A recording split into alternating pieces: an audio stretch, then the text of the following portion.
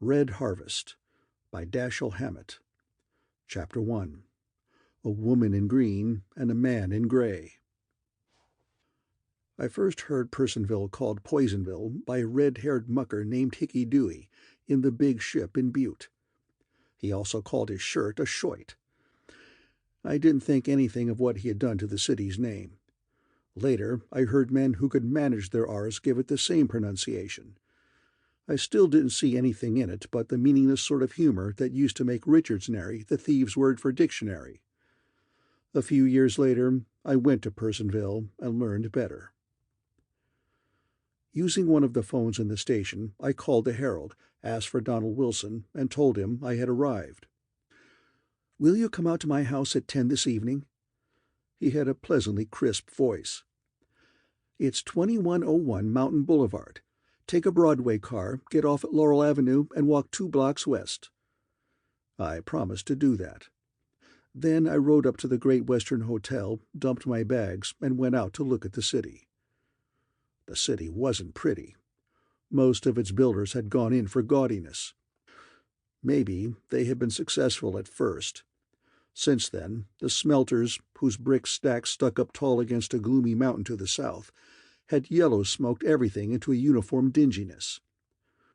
The result was an ugly city of 40,000 people, set in an ugly notch between 2 ugly mountains that had all been dirtied up by mining. Spread over this was a grimy sky that looked as if it had come out of the smelter's stacks. The first policeman I saw needed a shave.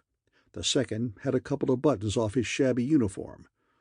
The third stood in the center of the city's main intersection, Broadway and Union Street, directing traffic, with a cigar in one corner of his mouth. After that, I stopped checking them up. At 9:30, I caught a Broadway car and followed the directions Donald Wilson had given me. They brought me to a house set in a hedged grass plot on a corner. The maid who opened the door told me Mr. Wilson was not at home. While I was explaining that I had an appointment with him, a slender blonde woman of something less than 30 in green crepe came to the door. When she smiled, her blue eyes didn't lose their stoniness. I repeated my explanation to her.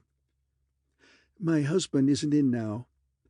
A barely noticeable accent slurred her S's.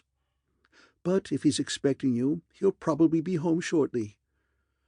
She took me upstairs to a room on the Laurel Avenue side of the house, a brown and red room with a lot of books in it.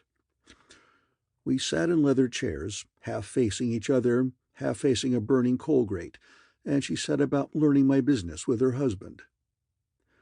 "Do you live in Personville?" she asked first. "No, San Francisco." "But this isn't your first visit?" "Yes." "Really?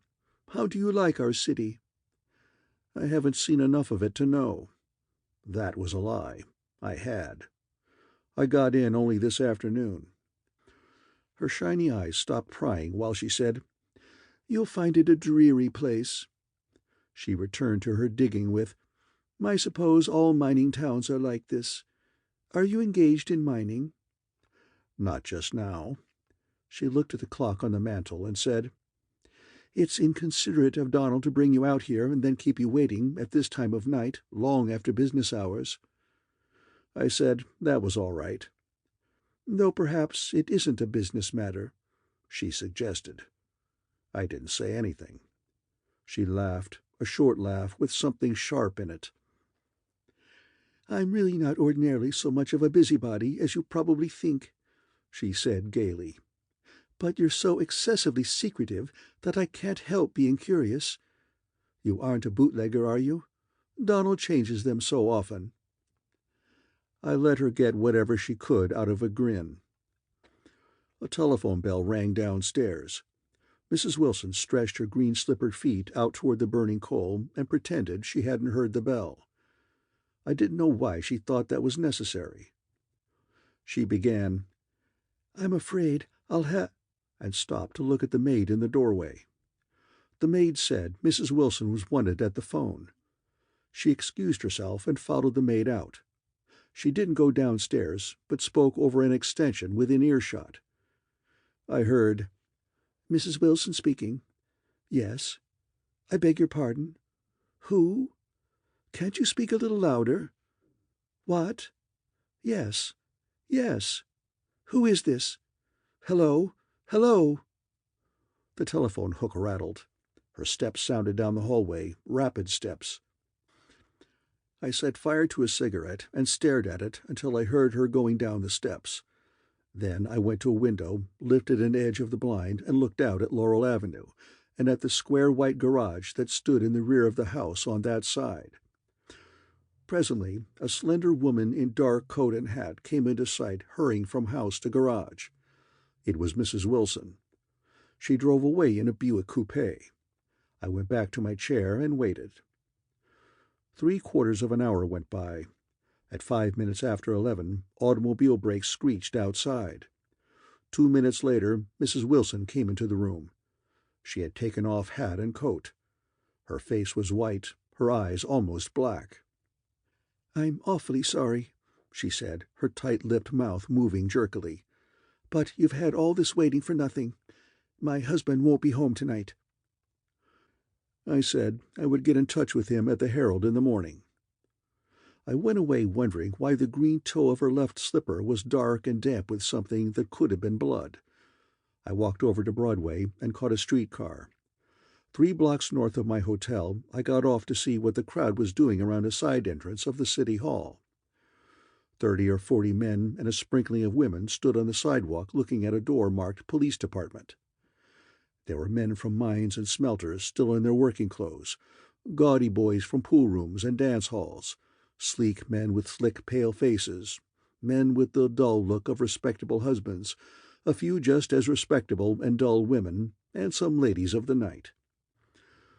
On the edge of this congregation, I stopped beside a square-set man in rumpled gray clothes. His face was grayish, too, even the thick lips, though he wasn't much older than 30. His face was broad, thick-featured, and intelligent. For color, he depended on a red Windsor tie that blossomed over his gray flannel shirt. "What's the rumpus?" I asked him. He looked at me carefully before he replied, as if he wanted to be sure that the information was going into safe hands. His eyes were gray as his clothes, but not so soft. "Don Wilson's gone to sit on the right hand of God, if God don't mind looking at bullet holes." "Who shot him?" I asked. The gray man scratched the back of his neck and said, "Somebody with a gun." I wanted information, not wit. I would have tried my luck with some other member of the crowd if the red tie hadn't interested me. I said, "I'm a stranger in town. Hang the Punch and Judy on me. That's what strangers are for." Donald Wilson, Esquire, publisher of the Morning and Evening Heralds, was found in Hurricane Street a little while ago, shot very dead by parties unknown. He recited in a rapid sing-song. "Does that keep your feelings from being hurt?" "Thanks." I put out a finger and touched a loose end of his tie. "Mean anything, or just wearing it?" "I'm Bill Quint." "The hell you are!" I exclaimed, trying to place the name. "By God, I'm glad to meet you." I dug out my card case and ran through the collection of credentials I'd picked up here and there by one means or another. The red card was the one I wanted. It identified me as Henry F. Neal, A.B. Seaman, member in good standing of the Industrial Workers of the World. There wasn't a word of truth in it. I passed this card to Bill Quint. He read it carefully, front and back, returned it to my hand, and looked me over from hat to shoes, not trustfully. "He's not going to die any more," he said. "Which way you going?" "Any." We walked down the street together, turned a corner, aimlessly as far as I knew. "What brought you in here, if you're a sailor?" he asked casually. "Where'd you get that idea?" "There's the card." "I got another that proves I'm a timber beast," I said. "If you want me to be a miner, I'll get one for that tomorrow." "You won't. I run 'em here." "Suppose you got a wire from Chai?" I asked. "Hell with Chai. I run 'em here." He nodded at a restaurant door and asked, "Drink?" "Only when I can get it." We went through the restaurant, up a flight of steps, and into a narrow second-story room with a long bar and a row of tables. Bill Quint nodded and said, "Hello," to some of the boys and girls at tables and bar, and steered me to one of the green curtain booths that lined the wall opposite the bar. We spent the next 2 hours drinking whiskey and talking. The gray man didn't think I had any right to the card I had showed him, nor to the other one I had mentioned. He didn't think I was a good wobbly. As chief muck-and-a-muck of the IWW in Personville, he considered it his duty to get the lowdown on me, and not to let himself be pumped about radical affairs while he was doing it. That was all right with me. I was interested in Personville affairs. He didn't mind discussing them between casual pokings into my business with the red cards. What I got out of him amounted to this. For 40 years, old Elihu Wilson, father of the man who had been killed this night, had owned Personville, heart, soul, skin, and guts. He was president and majority stockholder of the Personville Mining Corporation, ditto of the First National Bank, owner of the Morning Herald and Evening Herald, the city's only newspapers, and at least part owner of nearly every other enterprise of any importance. Along with these pieces of property, he owned a United States senator, a couple of representatives, the governor, the mayor, and most of the state legislature. Elihu Wilson was Personville, and he was almost the whole state. Back in the war days, the IWW, in full bloom then throughout the West, had lined up the Personville Mining Corporation's help. The help hadn't been exactly pampered. They used their new strength to demand the things they wanted. Old Elihu gave them what he had to give them, and bided his time. In 1921 it came. Business was rotten. Old Elihu didn't care whether he shut down for a while or not. He tore up the agreements he had made with his men and began kicking them back into their pre-war circumstances. Of course, the help yelled for help. Bill Quint was sent out from IWW headquarters in Chicago to give them some action. He was against a strike, an open walkout. He advised the old sabotage racket, staying on the job and gumming things up from the inside. But that wasn't active enough for the Personville crew. They wanted to put themselves on the map, make labor history. They struck. The strike lasted 8 months. Both sides bled plenty. The Wobblies had to do their own bleeding.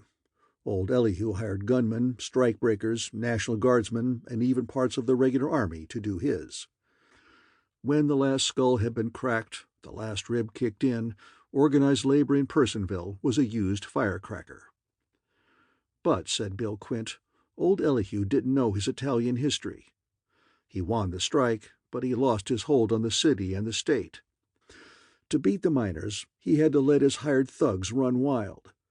When the fight was over, he couldn't get rid of them. He had given his city to them, and he wasn't strong enough to take it away from them. Personville looked good to them, and they took it over. They had won his strike for him, and they took the city for their spoils. He couldn't openly break with them. They had too much on him. He was responsible for all they had done during the strike. Bill Quint and I were both fairly mellow by the time we had got this far. He emptied his glass again, pushed his hair out of his eyes, and brought his history up to date. The strongest of 'em now is probably Pete the Finn. This stuff we're drinking's his. Then there's Lou Yard. He's got a loan shop down on Parker Street. Does a lot of bail bond business. Handles most of the burg's hot stuff, so they tell me, and is pretty thick with Noonan, the chief of police. This kid Max Thaler, Whisper, has got a lot of friends, too. A little slick dark guy with something wrong with his throat. Can't talk. Gambler. Those three, with Noonan, just about help Elihu run this city. Help him more than he wants. But he's got to play with 'em, or else. This fellow who was knocked off tonight, Elihu's son, where did he stand? I asked. Where Papa put him, and he's where Papa put him now. You mean the old man had him? Maybe, but that's not my guess. This Don just came home and began running the papers for the old man. It wasn't like the old devil, even if he was getting close to the grave, to let anybody cop anything from him without hitting back. but he had to be cagey with these guys. He brought the boy and his French wife home from Paris and used him for his monkey. A damn nice fatherly trick. Don starts a reform campaign in the papers. Clear the burg of vice and corruption, which means clear it of Pete and Lou and Whisper, if it goes far enough. Get it? The old man's using the boy to shake 'em loose. I guess they got tired of being shook. There seems to be a few things wrong with that guess, I said. There's more than a few things wrong with everything in this lousy burg. Had enough of this paint? I said I had. We went down to the street. Bill Quint told me he was living in the Miners' Hotel in Forest Street. His way home ran past my hotel, so we walked down together.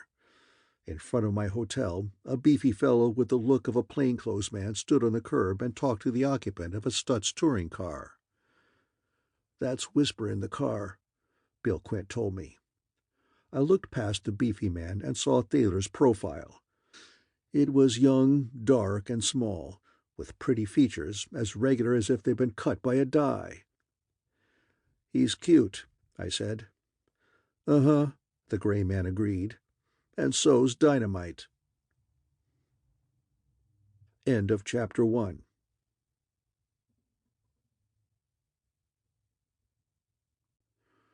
Chapter 2. The Czar of Poisonville. The Morning Herald gave 2 pages to Donald Wilson and his death. His picture showed a pleasant, intelligent face with curly hair, smiling eyes and mouth, a cleft chin, and a striped necktie. The story of his death was simple. At 10:40 the previous night, he had been shot 4 times in the stomach, chest, and back, dying immediately. The shooting had taken place in the 1100 block of Hurricane Street. Residents of that block who looked out after hearing the shots saw the dead man lying on the sidewalk. A man and a woman were bending over him. The street was too dark for anyone to see anybody or anything clearly. The man and woman had disappeared before anybody else reached the street. Nobody knew what they looked like. Nobody had seen them go away. 6 shots had been fired at Wilson from a .32 caliber pistol. 2 of them had missed him, going into the front wall of a house. Tracing the course of these 2 bullets, the police had learned that the shooting had been done from a narrow alley across the street. That was all anybody knew. Editorially, the Morning Herald gave a summary of the dead man's short career as a civic reformer, and expressed a belief that he had been killed by some of the people who didn't want Personville cleaned up. The Herald said the chief of police could best show his own lack of complicity by speedily catching and convicting the murderer or murderers. The editorial was blunt and bitter. I finished it with my second cup of coffee, jumped a Broadway car, dropped off at Laurel Avenue, and turned down toward the dead man's house. I was half a block from it when something changed my mind and my destination. A smallish young man in 3 shades of brown crossed the street ahead of me. His dark profile was pretty. He was Max Thaler, alias Whisper. I reached the corner of Mountain Boulevard in time to catch the flash of his brown-covered rear leg vanishing into the late Donald Wilson's doorway. I went back to Broadway, found a drugstore with a phone booth in it, searched the directory for Elihu Wilson's residence number, called it, told somebody who claimed to be the old man's secretary that I had been brought from San Francisco by Donald Wilson, that I knew something about his death, and that I wanted to see his father. When I made it emphatic enough, I got an invitation to call. The Czar of Poisonville was propped up in bed when his secretary, a noiseless, slim, sharp-eyed man of 40, brought me into the bedroom. The old man's head was small and almost perfectly round under its close-cut crop of white hair. His ears were too small and plastered too flat to the sides of his head to spoil the spherical effect. His nose also was small, carrying down the curve of his bony forehead. Mouth and chin were straight lines chopping the sphere off. Below them, a short, thick neck ran down into white pajamas between square, meaty shoulders. One of his arms was outside the covers, a short, compact arm that ended in a thick-fingered, blunt hand. His eyes were round, blue, small, and watery. They looked as if they were hiding behind the watery film under the bushy white brows only until the time came to jump out and grab something. He wasn't the sort of man whose pocket you try to pick unless you had a lot of confidence in your fingers. He ordered me into a bedside chair with a 2-inch jerk of his round head, chased the secretary away with another, and asked, "What's this about my son?" His voice was harsh. His chest had too much and his mouth too little to do with his words for them to be very clear. "I'm a Continental Detective Agency operative, San Francisco branch," I told him. "A couple of days ago, we got a check from your son and a letter asking that a man be sent here to do some work for him. I'm the man. He told me to come out to his house last night.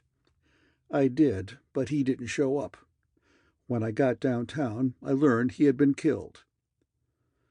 Elihu Wilson peered suspiciously at me and asked, "Well, what of it?" "While I was waiting, your daughter-in-law got a phone message, went out, came back with what looked like blood on her shoe, and told me her husband wouldn't be home. He was shot at 10:40. She went out at 10:20, came back at 11:05. The old man sat straight up in bed and called young Mrs. Wilson a flock of things. When he ran out of words of that sort, he still had some breath left. He used it to shout at me, "Is she in jail?" I said I didn't think so. He didn't like her not being in jail. He was nasty about it. He bawled a lot of things I didn't like, winding up with, "What the hell are you waiting for?" He was too old and too sick to be smacked. I laughed and said, "For evidence?" "Evidence? What do you need? You've—" "Don't be a chump," I interrupted his bawling. "Why should she kill him?" "Because she's a French hussy. Because she—" The secretary's frightened face appeared at the door. "Get out of here!" The old man roared at it, and the face went. "She jealous?" I asked before he could go on with his shouting. "And if you don't yell, maybe I'll be able to hear you anyway. My deafness is a lot better since I've been eating yeast." He put a fist on top of each hump his thighs made in the covers and pushed his square chin at me.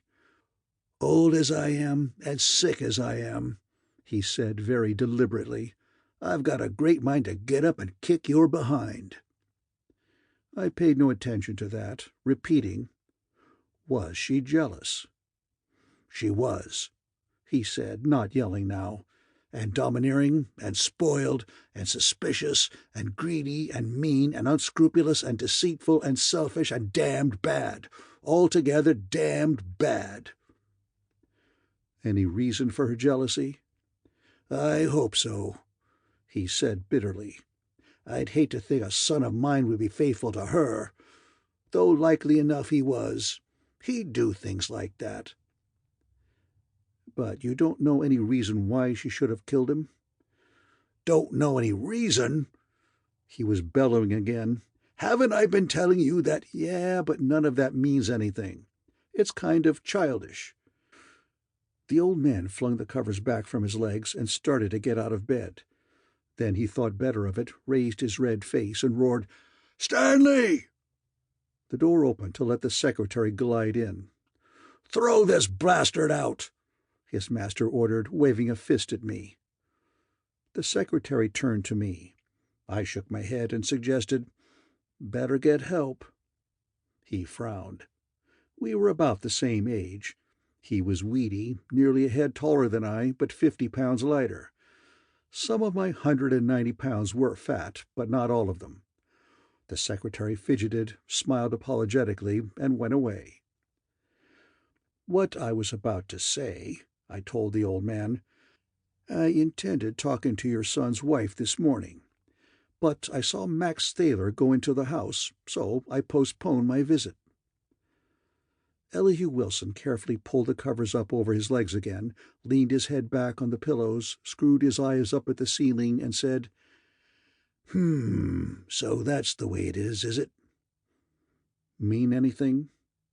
"She killed him," he said certainly. "That's what it means." Feet made noises in the hall, huskier feet than the secretary's. When they were just outside the door, I began a sentence. "You were using your son to run a—" "Get out of here!" the old man yelled at those in the doorway. "And keep that door closed!" He glowered at me and demanded, "What was I using my son for?" "To put the knife in Thaler, Yard, and the Finn." "You're a liar." "I didn't invent the story. It's all over Personville." "It's a lie. I gave him the papers. He did what he wanted with them." "You ought to explain that to your playmates. They'd believe you." "What they believe be damned. What I'm telling you is so." "What of it? Your son won't come back to life just because he was killed by mistake, if he was." "That woman killed him." "Maybe." "Damn you and your maybes. She did." "Maybe. But the other angle has got to be looked into, too. The political end. You can tell me." "I can tell you that that French hussy killed him, and I can tell you that any other damn numbskull notions you've got are way off the load." "But they've got to be looked into," I insisted. "And you know the inside of Personville politics better than anyone else I'm likely to find. He was your son. The least you can do is—" "The least I can do," he bellowed, "is tell you to get to hell back to Frisco, you and your numbskull." I got up and said unpleasantly, "I'm at the Great Western Hotel. Don't bother me unless you want to talk sense for a change." I went out of the bedroom and down the stairs. The secretary hovered around the bottom step, smiling apologetically. "A fine old rowdy," I growled. "A remarkably vital personality," he murmured. At the office of the Herald, I hunted up the murdered man's secretary. She was a small girl of 19 or 20, with wide chestnut eyes, light brown hair, and a pale, pretty face. Her name was Lewis. She said she hadn't known anything about my being called to Personville by her employer. "But then," she explained, "Mr. Wilson always liked to keep everything to himself as long as he could. I don't think he trusted anybody here completely." "Not you?" She flushed and said, "No, but of course he had been here such a short while and didn't know any of us very well." "There must have been more to it than that." "Well—" She bit her lip and made a row of forefinger prints down the polished edge of the dead man's desk. "His father wasn't in sympathy with what he was doing. Since his father really owned the papers, I suppose it was natural for Mr. Donald to think some of the employees might be more loyal to Mr. Elihu than to him." "The old man wasn't in favor of the reform campaign? Why did he stand for it if the papers were his?" She bent her head to study the fingerprints she had made. Her voice was low. "It's not easy to understand unless you know. The last time Mr. Elihu was taken sick, he sent for Donald, Mr. Donald. Mr. Donald had lived in Europe most of his life, you know.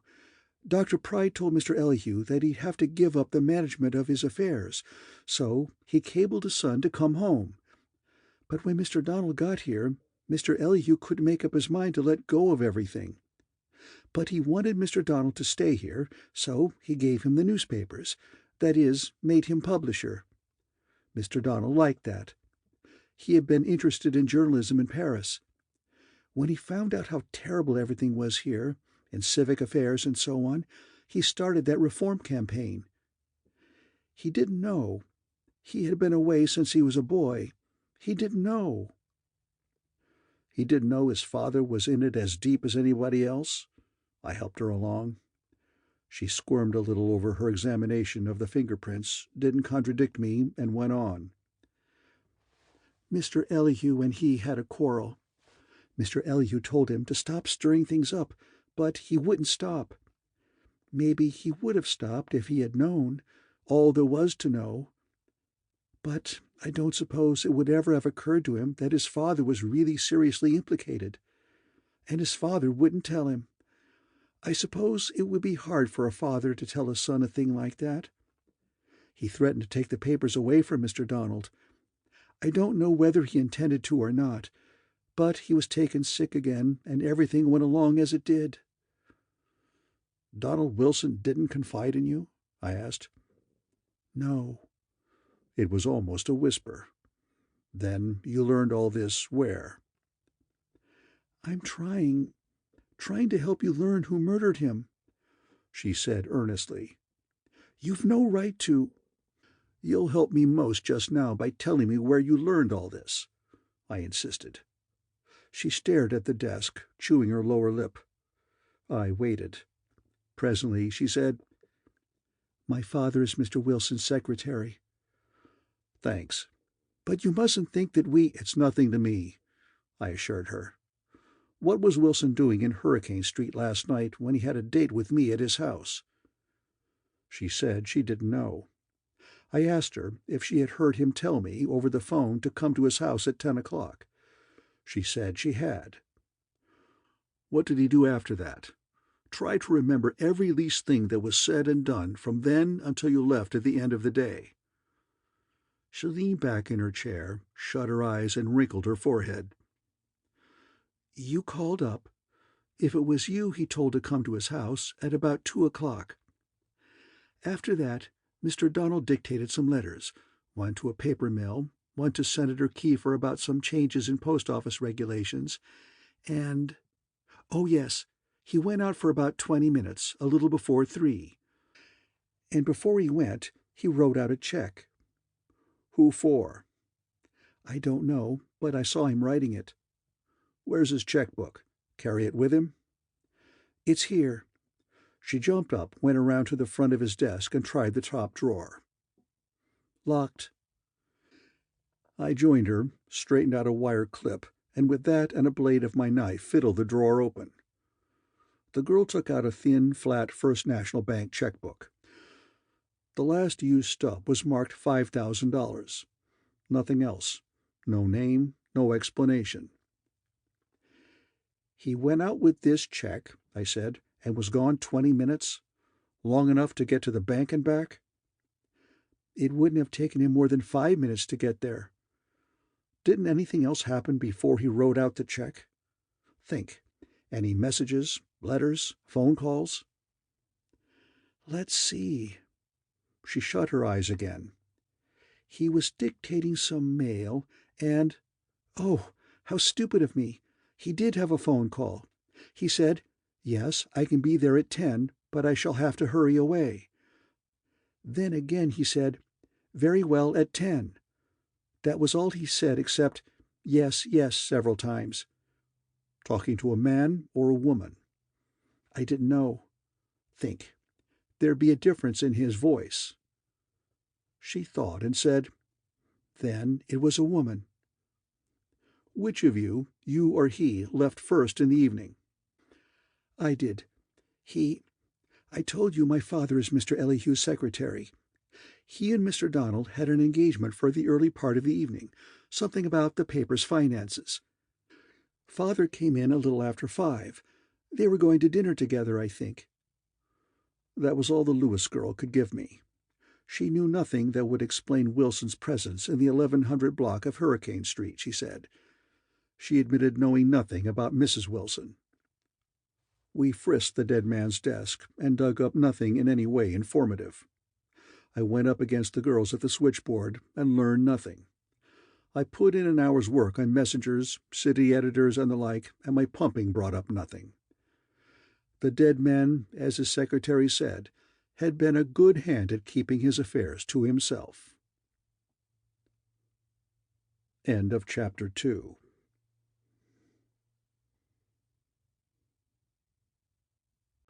Chapter 3.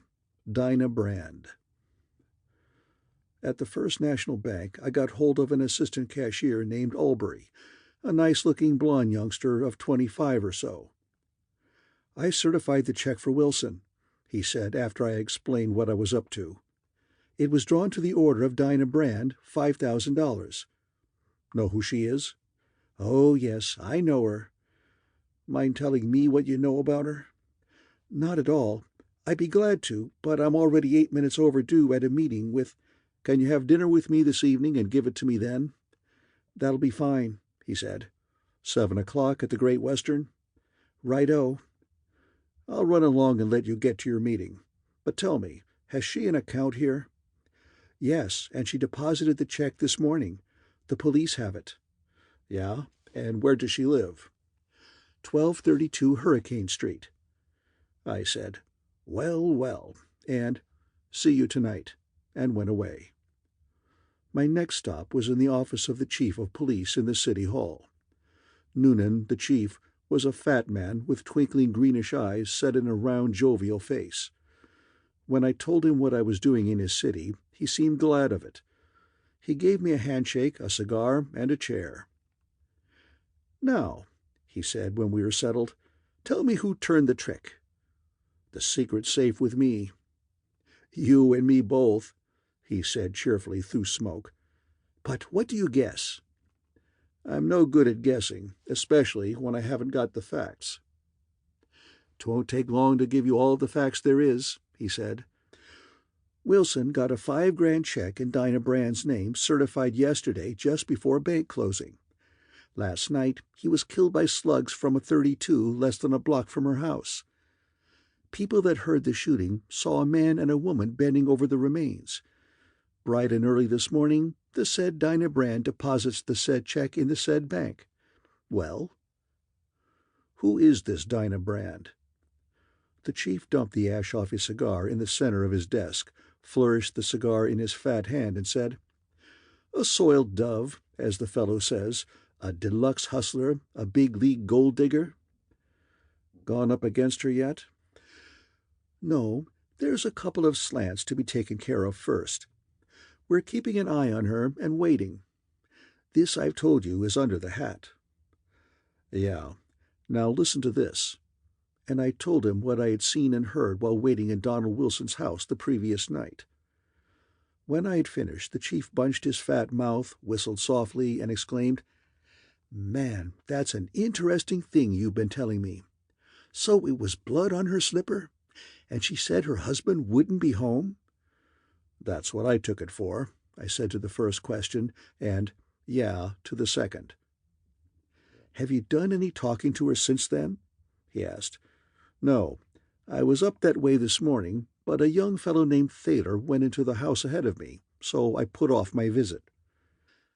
"Grease us twice." His greenish eyes glittered happily. "Are you telling me the Whisper was there?" "Yeah." He threw his cigar on the floor, stood up, planted his fat hands on the desktop, and leaned over them toward me, oozing delight from every pore. "Man, you've done something," he purred. "Dinah Brand is this Whisper's woman. Let's me and you just go out and kind of talk to the widow." We climbed out of the chief's car in front of Mrs. Wilson's residence. The chief stopped for a second with one foot on the bottom step to look at the black crepe hanging over the bell. Then he said, "Well, what's got to be done has got to be done," and we went up the steps.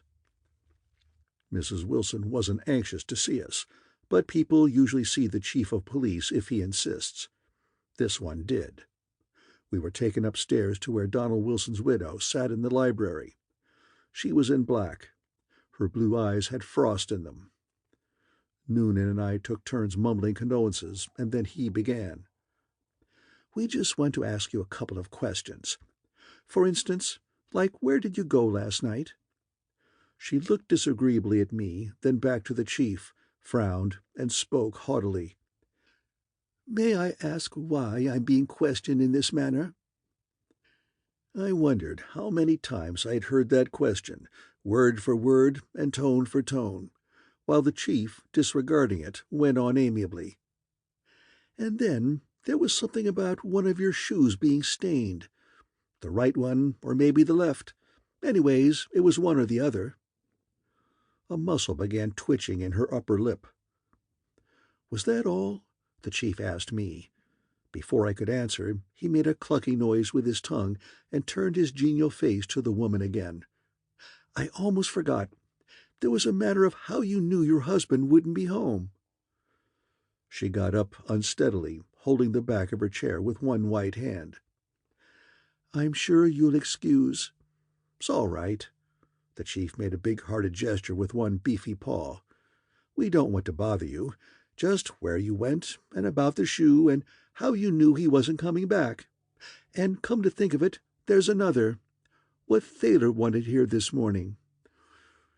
Mrs. Wilson sat down again, very rigidly. The chief looked at her. A smile that tried to be tender made funny lines and humps in his fat face. After a little while, her shoulders began to relax, her chin went lower, a curve came in her back. I put a chair facing her and sat on it. "You'll have to tell us, Mrs. Wilson," I said, making it as sympathetic as I could. "These things have got to be explained." "Do you think I have anything to hide?" she asked defiantly, sitting up straight and stiff again, turning each word out very precisely, except that the S's were a bit slurred. "I did go out. The stain was blood. I knew my husband was dead. Thaler came to see me about my husband's death. Are your questions answered now?" "We knew all that," I said. "We're asking you to explain them." She stood up again, said angrily, "I dislike your manner. I refuse to submit to—" Noonan said, "That's perfectly all right, Mrs. Wilson, only we'll have to ask you to go down to the hall with us." She turned her back to him, took a deep breath, and threw words at me. "While we were waiting here for Donald, I had a telephone call. It was a man who wouldn't give his name. He said Donald had gone to the home of a woman named Dinah Brand with a check for $5,000. He gave me her address. Then I drove out there and waited down the street in the car until Donald came out. While I was waiting there, I saw Max Thaler, whom I knew by sight. He went to the woman's house, but didn't go in. He went away. Then Donald came out and walked down the street. He didn't see me. I didn't want him to. I intended to drive home, get here before he came. I had just started the engine when I heard the shots, and I saw Donald fall. I got out of the car and ran over to him. He was dead. I was frantic. Then Thaler came. He said if I were found there, they would say I killed him. He made me run back to the car and drive home." Tears were in her eyes. Through the water, her eyes studied my face, apparently trying to learn how I took the story. I didn't say anything. She asked, "Is that what you wanted?" "Practically," Noonan said. He had walked around to one side. "What did Thaler say this afternoon?" "He urged me to keep quiet." Her voice had become small and flat. "He said either or both of us would be suspected if anyone learned we were there, because Donald had been killed coming from the woman's house after giving her money." "Where did the shots come from?" the chief asked. "I don't know. I didn't see anything, except, when I looked up, Donald falling." "Did Thaler fire them?"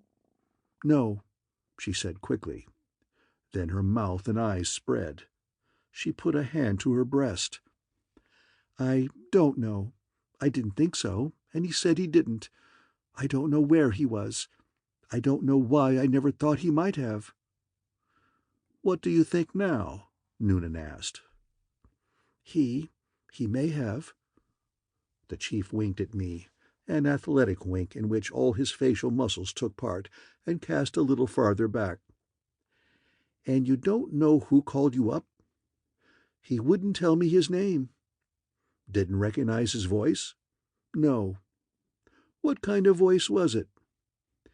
"He talked in an undertone, as if afraid of being overheard. I had difficulty understanding him." "He whispered?" The chief's mouth hung open as the last sound left it. His greenish eyes sparkled greedily between their pads of fat. "Yes, a hoarse whisper." The chief shut his mouth with a click, opened it again to say persuasively, "You've heard Thaler talk." The woman started and stared big-eyed from the chief to me. "It was he!" she cried. "It was he!" Robert Albury, the young assistant cashier of the First National Bank, was sitting in the lobby when I returned to the Great Western Hotel. We went up to my room, had some ice water brought, used its ice to put chill in scotch, lemon juice, and grenadine, and then went down to the dining room. "Now, tell me about the lady," I said when we were working on the soup. "Have you seen her yet?" he asked. "Not yet." "But you've heard something about her?" "Only that she's an expert in her line." "She is," he agreed. "I suppose you'll see her. You'll be disappointed at first. Then, without being able to say how or when it happened, you'll find you've forgotten your disappointment, and the first thing you know, you'll be telling your life story and all your troubles and hopes." He laughed with boyish shyness. "And then you're caught, absolutely caught." "Thanks for the warning. How'd you come by the information?" He grinned shamefacedly across the suspended soup spoon and confessed. "I bought it." "Then I suppose it cost you plenty. I hear she likes dinero." "She's money-mad, all right, but somehow you don't mind it. She's so thoroughly mercenary, so frankly greedy, that there's nothing disagreeable about it. You'll understand what I mean when you know her." "Maybe. Mind telling me how you happened to part with her?" "No, I don't mind. I spent it all, that's how." "Cold-blooded like that?" His face flushed a little. He nodded. "You seem to have taken it well," I said. "There was nothing else to do." The flush in his pleasant young face deepened, and he spoke hesitantly. "It happens I owe her something for it. I'm going to tell you this. I want you to see this side of her. I had a little money. After that was gone, you must remember I was young and head over heels. After my money was gone, there was the banks. You don't care whether I had actually done anything or was simply thinking about it. Anyway, she found it out. I never could hide anything from her, and that was the end." "She broke off with you?" "Yes, thank God. If it hadn't been for her, you might be looking for me now, for embezzlement. I owe her that." He wrinkled his forehead earnestly. "You won't say anything about this. You know what I mean. But I wanted you to know she has her good side, too. You'll hear enough about the other." "Maybe she has. Or maybe it was just that she didn't think she'd get enough to pay for the risk of being caught in a jam." He turned this over in his mind and then shook his head. "That may have had something to do with it, but not all." "I gathered she was strictly pay-as-you-enter." "How about Dan Rolfe?" he asked. "Who's he?" "He's supposed to be her brother or half-brother or something of the sort. He isn't. He's a down-and-outer, T.B. He lives with her. She keeps him. She's not in love with him or anything. She simply found him somewhere and took him in." "Any more?" "There was that radical chap she used to run around with. It's not likely she got much money out of him." "What radical chap?" "He came here back during the strike. Quint is his name." "So he was on her list?" "That's supposed to be the reason he stayed here after the strike was over." "So he's still on her list?" "No. She told me she was afraid of him. He had threatened to kill her." "She seems to have had everybody on her string at one time or another," I said. "Everybody she wanted," he said, and he said it seriously. "Donald Wilson was the latest?" I asked. "I don't know," he said. "I had never heard anything about them, had never seen anything. The chief of police had us try to find any checks he may have issued to her before yesterday, but we found nothing. Nobody could remember ever having seen any." "Who was her last customer, so far as you know?" "Lately, I've seen her around town quite often with a chap named Thaler. He runs a couple of gambling houses here. They call him Whisper. You've probably heard of him." At 8:30, I left young Albury and set out for the Miners' Hotel in Forest Street. Half a block from the hotel, I met Bill Quint. "Hello," I hailed him. "I was on my way down to see you." He stopped in front of me, looked me up and down, growled, "So, you're a gumshoe." "That's the bunk," I complained. "I come all the way down here to rope you, and you're smarted up." "What do you want to know now?" he asked. "About Donald Wilson. You knew him, didn't you?" "I knew him." "Very well." "No." "What did you think of him?" He pursed his gray lips, by forcing breath between them, made a noise like a rag tearing, and said, "A lousy liberal." "You know Dinah Brand?" I asked. "I know her." His neck was shorter and thicker than it had been. "Think she killed Wilson?" "Sure, it's a kick in the pants." "Then you didn't?" "Hell yes," he said. "The pair of us together. Got any more questions?" "Yeah, but I'll save my breath. You'd only lie to me." I walked back to Broadway, found a taxi, and told the driver to take me to 1232 Hurricane Street. End of Chapter 3.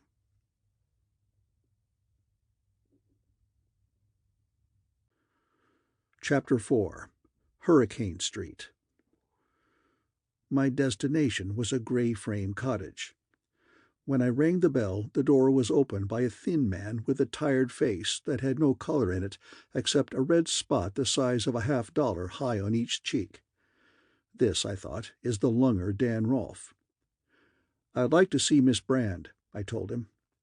"What name shall I tell her?" His voice was a sick man's and an educated man's. "It wouldn't mean anything to her.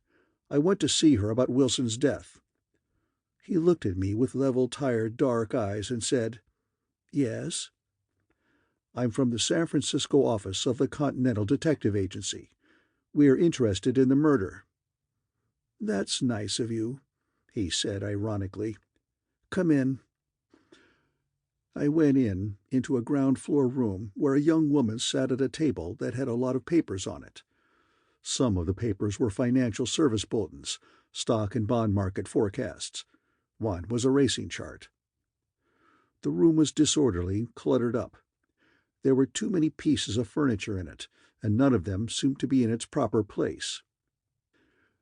"Dinah," the lunger introduced me. "This gentleman has come from San Francisco on behalf of the Continental Detective Agency to inquire into Mr. Donald Wilson's demise." The young woman got up, kicked a couple of newspapers out of her way, and came to me with one hand out. She was an inch or two taller than I, which made her about 5'8". She had a broad-shouldered, full-breasted, round-hipped body and big, muscular legs. The hand she gave me was soft, warm, and strong. Her face was the face of a girl of 25, already showing signs of wear. Little lines crossed the corners of her big, ripe mouth. Fainter lines were beginning to make nets around her thick-lashed eyes. They were large eyes, blue and a bit bloodshot. Her coarse hair, brown, needed trimming and was parted crookedly. One side of her upper lip had been rouged higher than the other. Her dress was of a particularly unbecoming wine color, and it gaped here and there down one side, where she had neglected to snap the fasteners or they had popped open. There was a run down the front of her left stocking. This was the Dinah Brand who took her pick of Poisonville's men, according to what I had been told. "His father sent for you, of course," she said, while she moved a pair of lizard-skin slippers and a cup and saucer off a chair to make room for me. Her voice was soft, lazy. I told her the truth. "Donald Wilson sent for me. I was waiting to see him while he was being killed." "Don't go away, Dan," she called to Rolfe. He came back into the room. She returned to her place at the table. He sat on the opposite side, leaning his thin face on a thin hand, looking at me without interest. She drew her brows together, making two creases between them, and asked, "You mean he knew someone meant to kill him?" "I don't know. He didn't say what he wanted. Maybe just help in the reform campaign." "But you?" I made a complaint. "It's no fun being a sleuth when somebody steals your stuff, does all the questioning." "I'd like to find out what's going on," she said, a little laugh gurgling down in her throat. "I'm that way, too. For instance, I'd like to know why you made him have that check certified." Very casually, Dan Rolfe shifted in his chair, leaning back, lowering his thin hands out of sight below the table's edge. "So, you found out about that?" Dinah Brand asked. She crossed left leg over right and looked down. Her eyes focused on the run in her stocking. "Honest to God, I'm going to stop wearing them," she complained. "I'm going barefooted. I paid $5 for these socks yesterday. Now look at the damn things. Every day, runs, runs, runs." "It's no secret," I said. "I mean the check, not the runs. Noonan's got it." She looked at Rolfe, who stopped watching me long enough to nod once. "If you talked my language," she drawled, looking narrow-eyed at me, "I might be able to give you some help." "Maybe, if I knew what it was." "Money," she explained. "The more the better. I like it." I became proverbial.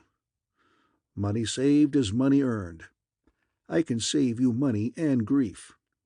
"That doesn't mean anything to me," she said, "though it sounds like it's meant to." "The police haven't asked you anything about the check?" She shook her head no. I said, "Noonan's figuring on hanging the rap on you as well as on Whisper." "Don't scare me," she lisped. "I'm only a child." "Noonan knows that Thaler knew about the check. He knows that Thaler came here while Wilson was here but didn't get in. He knows that Thaler was hanging around the neighborhood when Wilson was shot.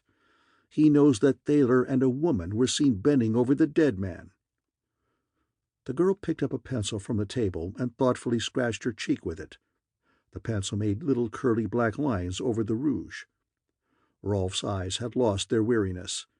They were bright, feverish, fixed on mine. He leaned forward, but kept his hands out of sight below the table. "Those things," he said, "concern Thaler, not Miss Brand." "Thaler and Miss Brand aren't strangers," I said. "Wilson brought a $5,000 check here and was killed leaving. That way, Miss Brand might have had trouble cashing it if Wilson hadn't been thoughtful enough to get it certified." "My God," the girl protested. "If I'd been going to kill him, I'd have done it in here where nobody could have seen it, or waited until he got out of sight of the house. What kind of a dumb onion do you take me for?" "I'm not sure you killed him," I said. "I'm just sure that the fat chief means to hang it on you." "What are you trying to do?" she asked. "Learn who killed him. Not who could have or might have, but who did." "I could give you some help," she said, "but there'd have to be something in it for me." "Safety," I reminded her, but she shook her head. "I mean, it would have to get me something in a financial way. It'd be worth something to you, and you ought to pay something, even if not a fortune." "Can't be done." I grinned at her. "Forget the bankroll and go in for charity. Pretend I'm Bill Quint." Dan Rolfe started up from his chair, lips white as the rest of his face. He sat down again when the girl laughed, a lazy, good-natured laugh. "He thinks I didn't make any profit out of Bill, Dan." She leaned over and put a hand on my knee. "Suppose you knew far enough ahead that a company's employees were going to strike and when, and then far enough ahead when they were going to call the strike off. Could you take that info and some capital to the stock market and do yourself some good playing with the company's stock? You bet you could," she wound up triumphantly. "So don't go around thinking that Bill didn't pay his way." "You've been spoiled," I said. "What in the name of God's the use of being so tight?" she demanded. "It's not like it had to come out of your pocket. You've got an expense account, haven't you?" I didn't say anything. She frowned at me, at the run in her stocking, and at Rolfe. Then she said to him, "Maybe he'd loosen up if he had a drink." The thin man got up and went out of the room. She pouted at me, prodded my shin with her toe, and said, "It's not so much the money, it's the principle of the thing. If a girl's got something that's worth something to somebody, she's a boob if she doesn't collect." I grinned. "Why don't you be a good guy?" she begged. Dan Rolfe came in with a siphon, a bottle of gin, some lemons, and a bowl of cracked ice. We had a drink apiece. The lunger went away. The girl and I wrangled over the money question while we had more drinks. I kept trying to keep the conversation on Thaler and Wilson. She kept switching it to the money she deserved. It went on that way until the gin bottle was empty. My watch said 1:15. She chewed a piece of lemon peel and said for the 30th or 40th time, "It won't come out of your pocket. What do you care?" "It's not the money," I said. "It's the principle of the thing." She made a face at me and put her glass where she thought the table was. She was 8 inches wrong. I don't remember if the glass broke when it hit the floor or what happened to it. I do remember that I was encouraged by her missing the table. "Another thing," I opened up a new argumentative line. "I'm not sure I really need whatever you can tell me. If I have to get along without it, I think I can." "It'll be nice if you can, but don't forget, I'm the last person who saw him alive, except whoever killed him." "Wrong," I said. "His wife saw him come out, walk away, and fall." "His wife?" "She was sitting in a coupe down the street." "How did she know he was here?" "She says Thaler phoned her that her husband had come here with the check." "You're trying to kid me," the girl said. "Max couldn't have known it." "I'm telling you what Mrs. Wilson told Noonan and me." The girl spit what was left of the lemon peel out on the floor, further disarranged her hair by running her fingers through it, wiped her mouth with the back of her hand, and slapped the table. "All right, Mr. Know-it-all," she said. "I'm going to play with you. You can think it's not going to cost you anything, but I'll get mine before we're through." "You think I won't?" she challenged me, peering at me as if I were a block away. This was no time to revive the money argument, so I said, "I hope you do." I think I said it 3 or 4 times, quite earnestly. "I will. Now listen to me. You're drunk, and I'm drunk, and I'm just exactly drunk enough to tell you anything you want to know. That's the kind of girl I am. If I like a person, I'll tell them anything they want to know. Just ask me. Go ahead, ask me." I did. "What did Wilson give you $5,000 for?" "For fun." She leaned back to laugh. Then, "Listen, he was hunting for scandal. I had some of it, some affidavits and things that I thought might be good for a piece of change some day. I'm a girl that likes to pick up a little jack when she can, so I had put these things away. When Donald began going after scalps, I let him know that I had these things, and that they were for sale. I gave him enough of a peep at them to let him know they were good. And they were good. Then we talked how much. He wasn't as tight as you, nobody ever was, but he was a little bit close. So the bargain hung fire till yesterday. Then I gave him the rush, phoned him and told him I had another customer for the stuff and that if he wanted it, he'd have to show up that night with either 5,000 smacks in cash or a certified check. That was hooey, but he hadn't been around much, so he fell for it." "Why 10 o'clock?" I asked. "Why not? That's as good a time as any other. The main thing on a deal like that is to give them a definite time. Now, you want to know why it had to be cash or a certified check? All right, I'll tell you. I'll tell you anything you want to know. That's the kind of girl I am. Always was." She went on that way for 5 minutes, telling me in detail just which and what sort of a girl she was and always had been, and why. I yes-yesed her until I got a chance to cut in with, "All right, now why did it have to be a certified check?" She shut one eye, waggled a forefinger at me, and said, "So he couldn't stop payment, because he couldn't have used the stuff I sold him. It was good, all right. It was too good. It would have put his old man in jail with the rest of them. It would have nailed Papa Elihu tighter than anyone else." I laughed with her while I tried to keep my head above the gin I had guzzled. "Who else would it nail?" I asked. "The whole damn lot of them." She waved a hand. "Max, Lou Yard, Pete, Noonan, and Elihu Wilson. The whole damn lot of them." "Did Max Thaler know what you were doing?" "Of course not. Nobody but Donald Wilson." "Sure of that?" "Sure, I'm sure. You don't think I was going around bragging about it ahead of time, do you?" "Who do you think knows about it now?" "I don't care," she said. "It was only a joke on him. He couldn't have used the stuff." "Do you think the birds whose secrets you sold will see anything funny in it? Noonan's trying to hang the killing on you and Thaler. That means he found the stuff in Donald Wilson's pocket. They all thought old Elihu was using his son to break them, didn't they?" "Yes, sir," she said, "and I'm one who thinks the same thing." "You're probably wrong, but that doesn't matter. If Noonan found the things you sold Donald Wilson in his pocket and learned you had sold them to him, why shouldn't he add that up to mean that you and your friend Thaler had gone over to old Elihu's side?" "He can see that old Elihu would be hurt as much as anybody else." "What was this junk you sold him?" "They built a new city hall 3 years ago," she said, "and none of them lost any money on it. If Noonan got the papers, he'll pretty soon find out that they tied as much on old Elihu or more than on anybody else." "That doesn't make any difference.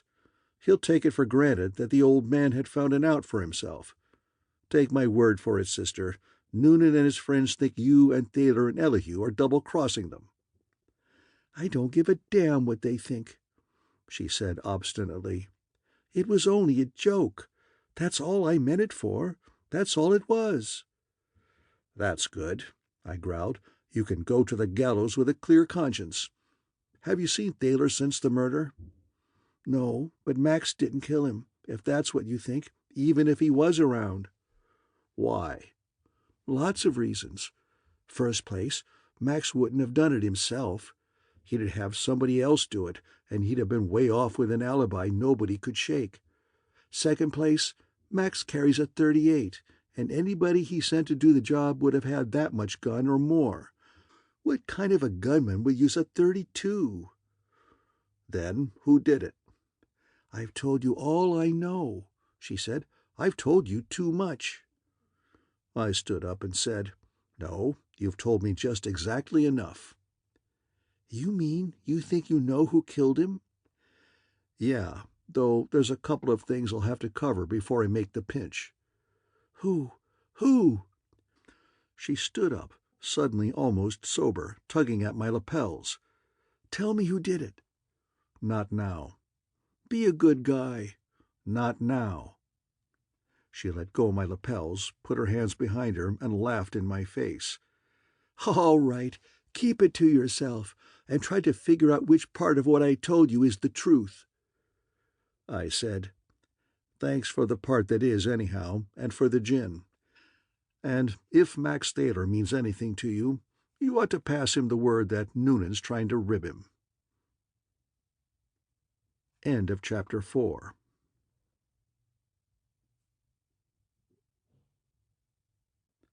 Chapter 5.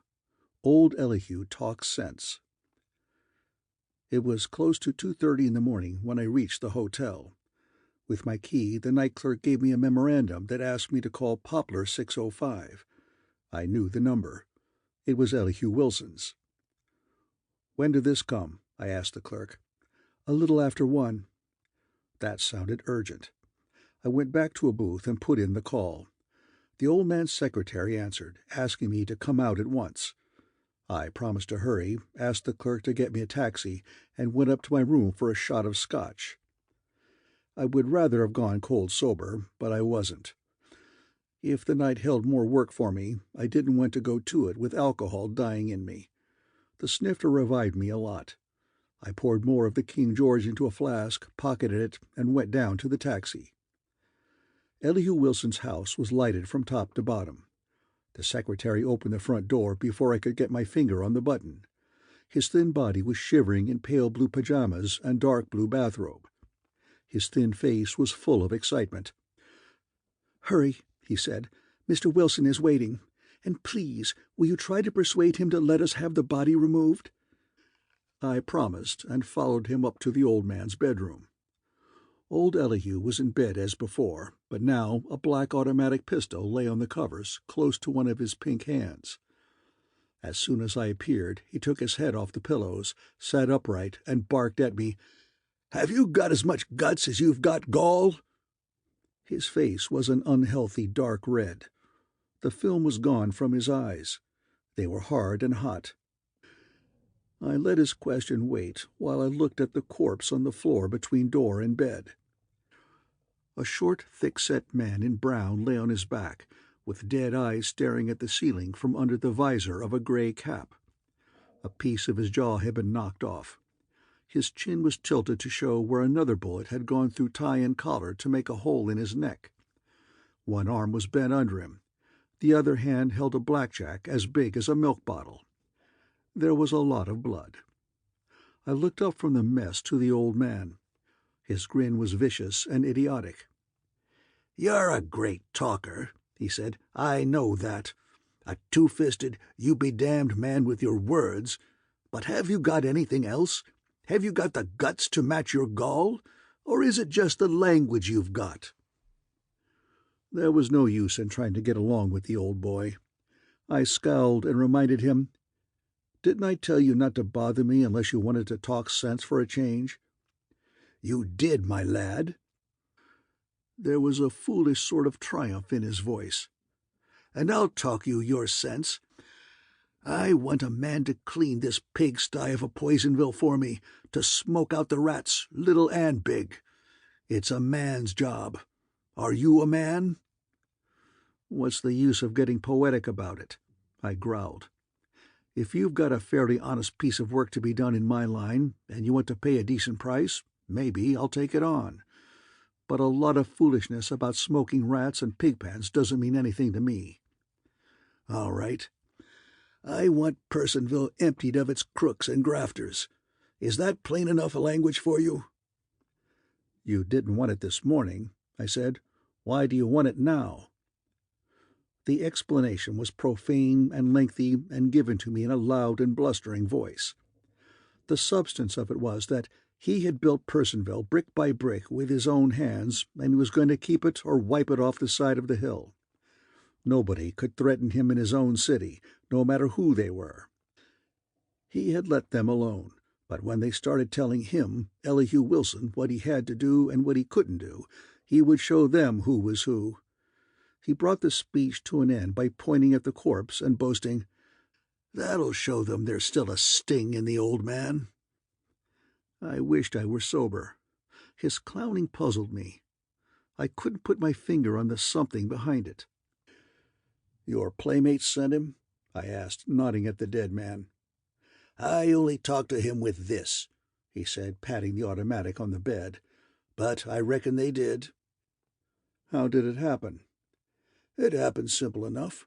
I heard the door opening, and I switched on the light, and there he was, and I shot him, and there he is." "What time?" "It was about 1 o'clock." "And you've let him lie there all this time?" "That I have."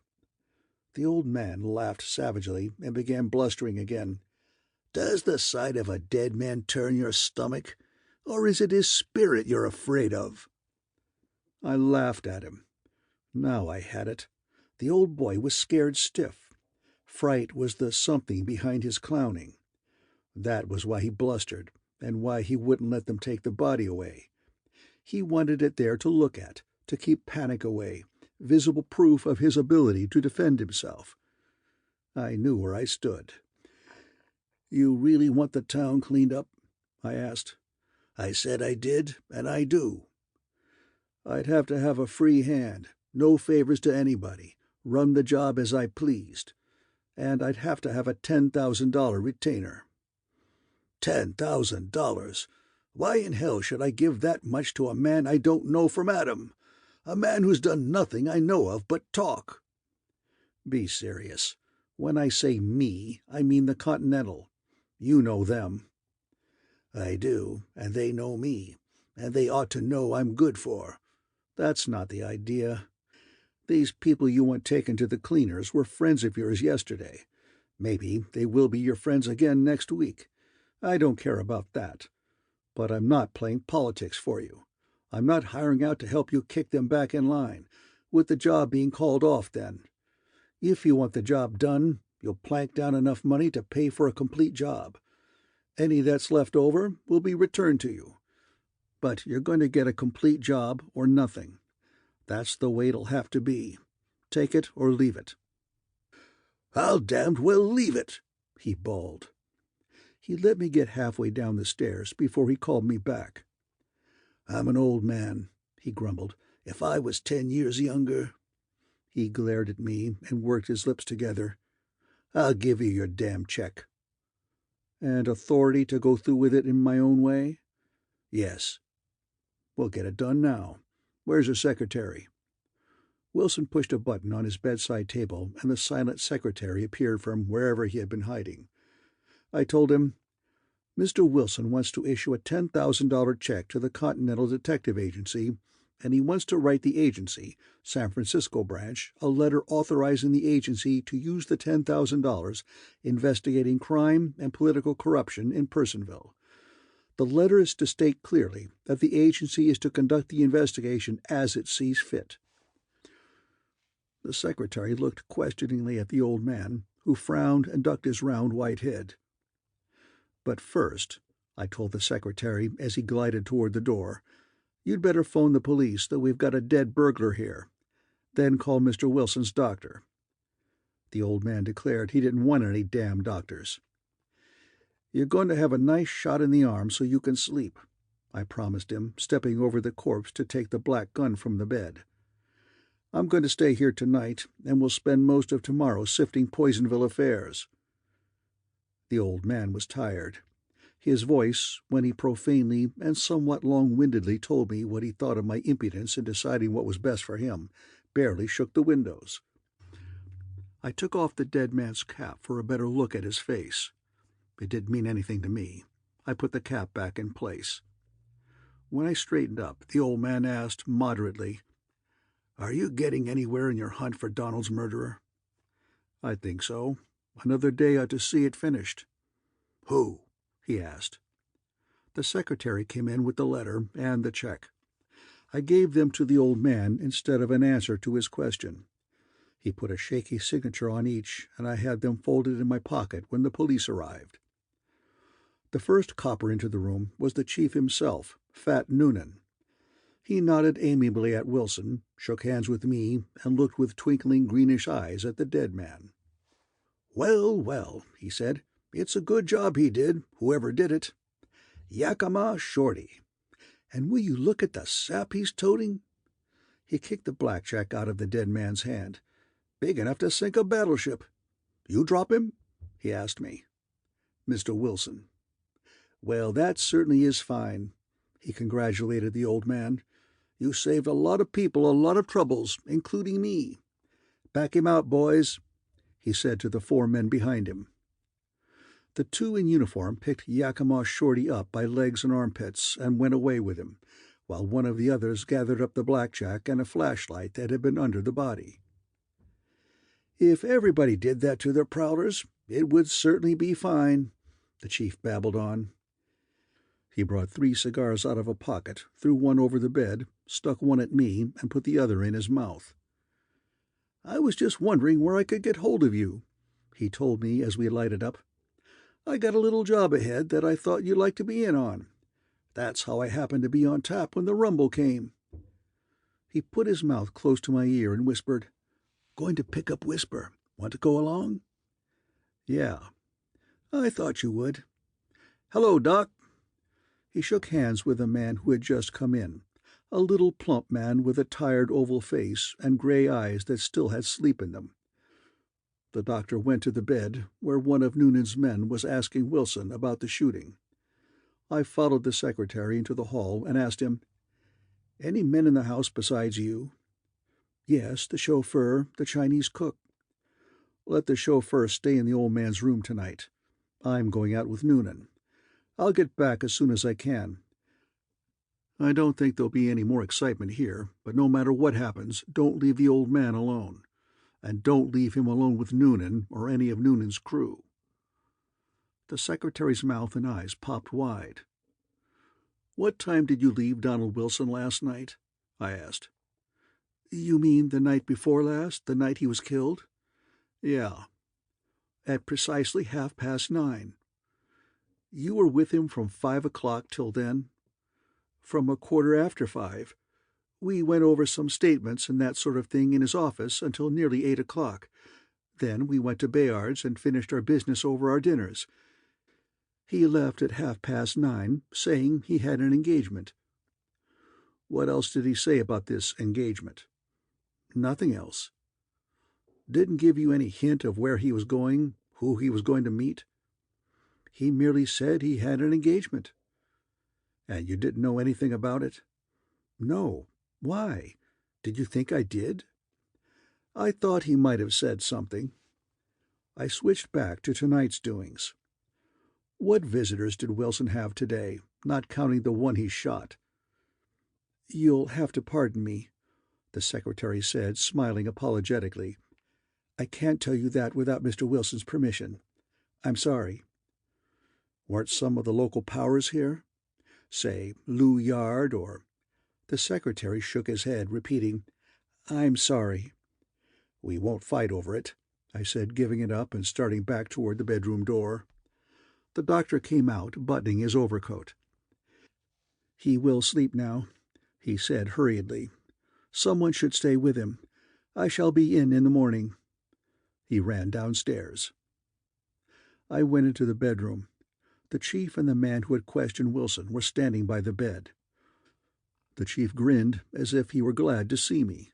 The other man scowled. Wilson was lying on his back, staring at the ceiling. "That's about all there is here," Noonan said. "What say we mosey along?"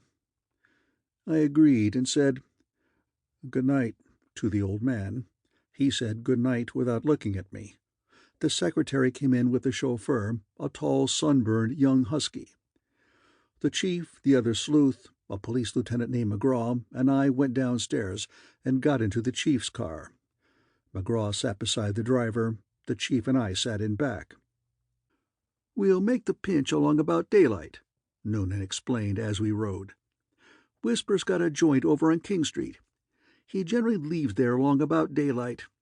We could crash the place, but that'd mean gunplay, and it's just as well to take it easy. We'll pick him up when he leaves." I wondered if he meant pick him up or pick him off. I asked, "Got enough on him to make the rap stick?" "Enough?" He laughed good-naturedly. "If what the Wilson dame gave us ain't enough to stretch him, I'm a pickpocket." I thought of a couple of wisecrack answers to that. I kept them to myself. End of Chapter 5.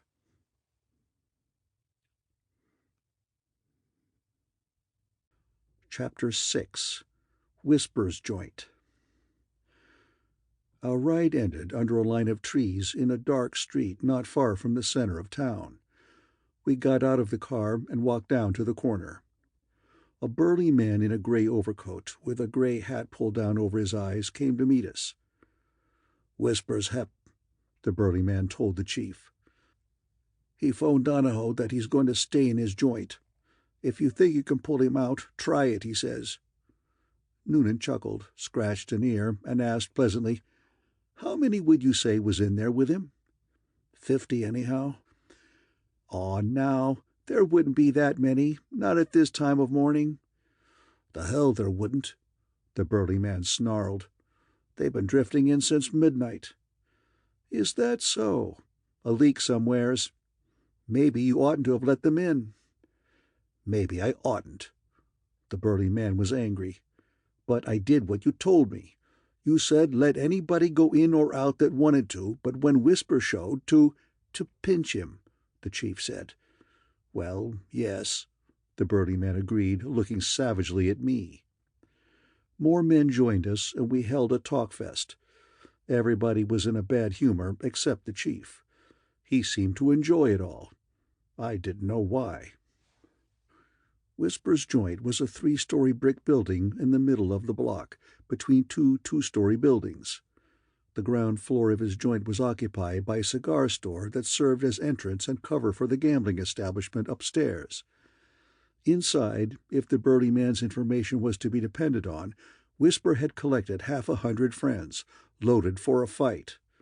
Outside, Noonan's force was spread around the building, in the street in front, in the alley in back, and on the adjoining roofs. "Well, boys," the chief said amiably after everybody had had his say, "I don't reckon Whisper wants trouble any more than we do, or he'd have tried to shoot his way out before this, if he's got that many with him, though I don't mind saying I don't think he has, not that many." The burly man said, "The hell he ain't." "So if he don't want trouble," Noonan went on, "maybe talking might do some good.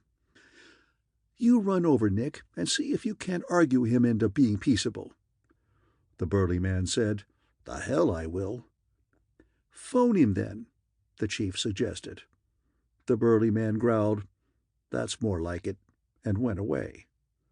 When he came back, he looked completely satisfied.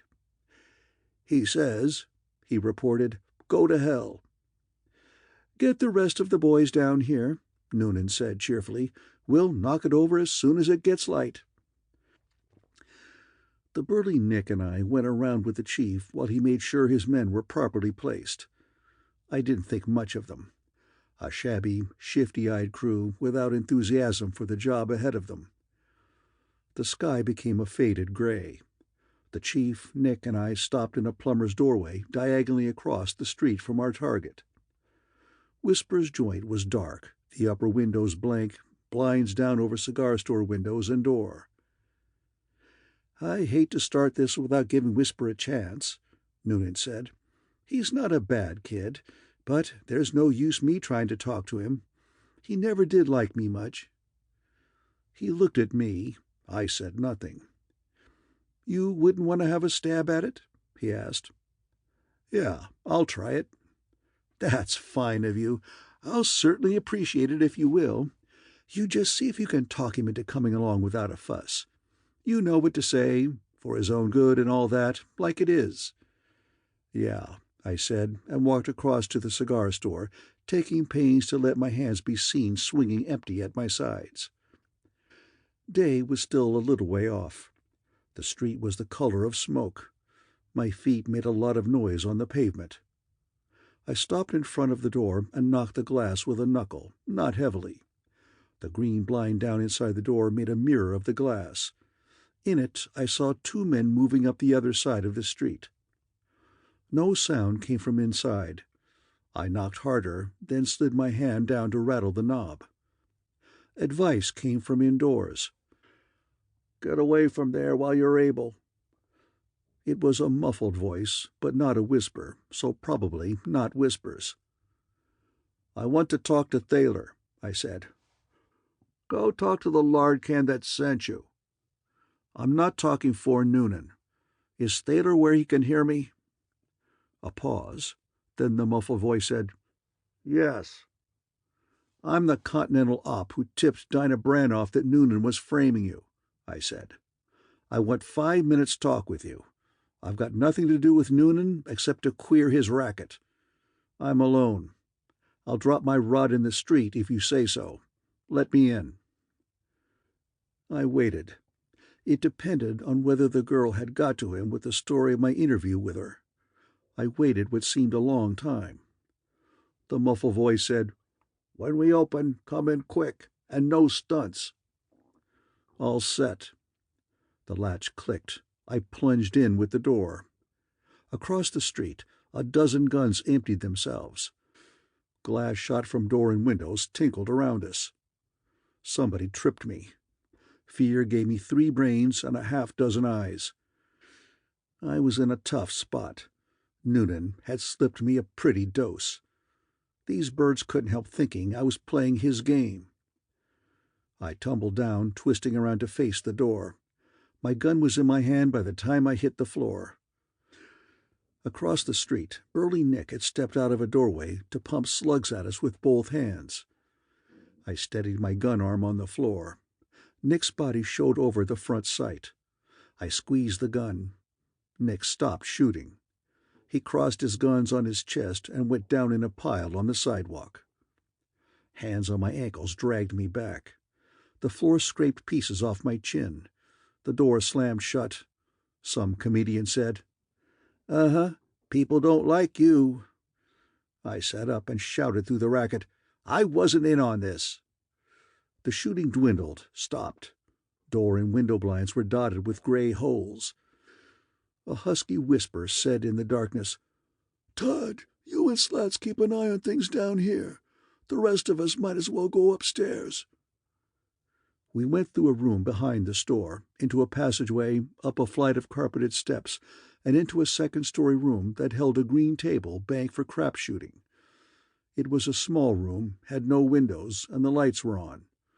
There were 5 of us. Thaler sat down and lit a cigarette.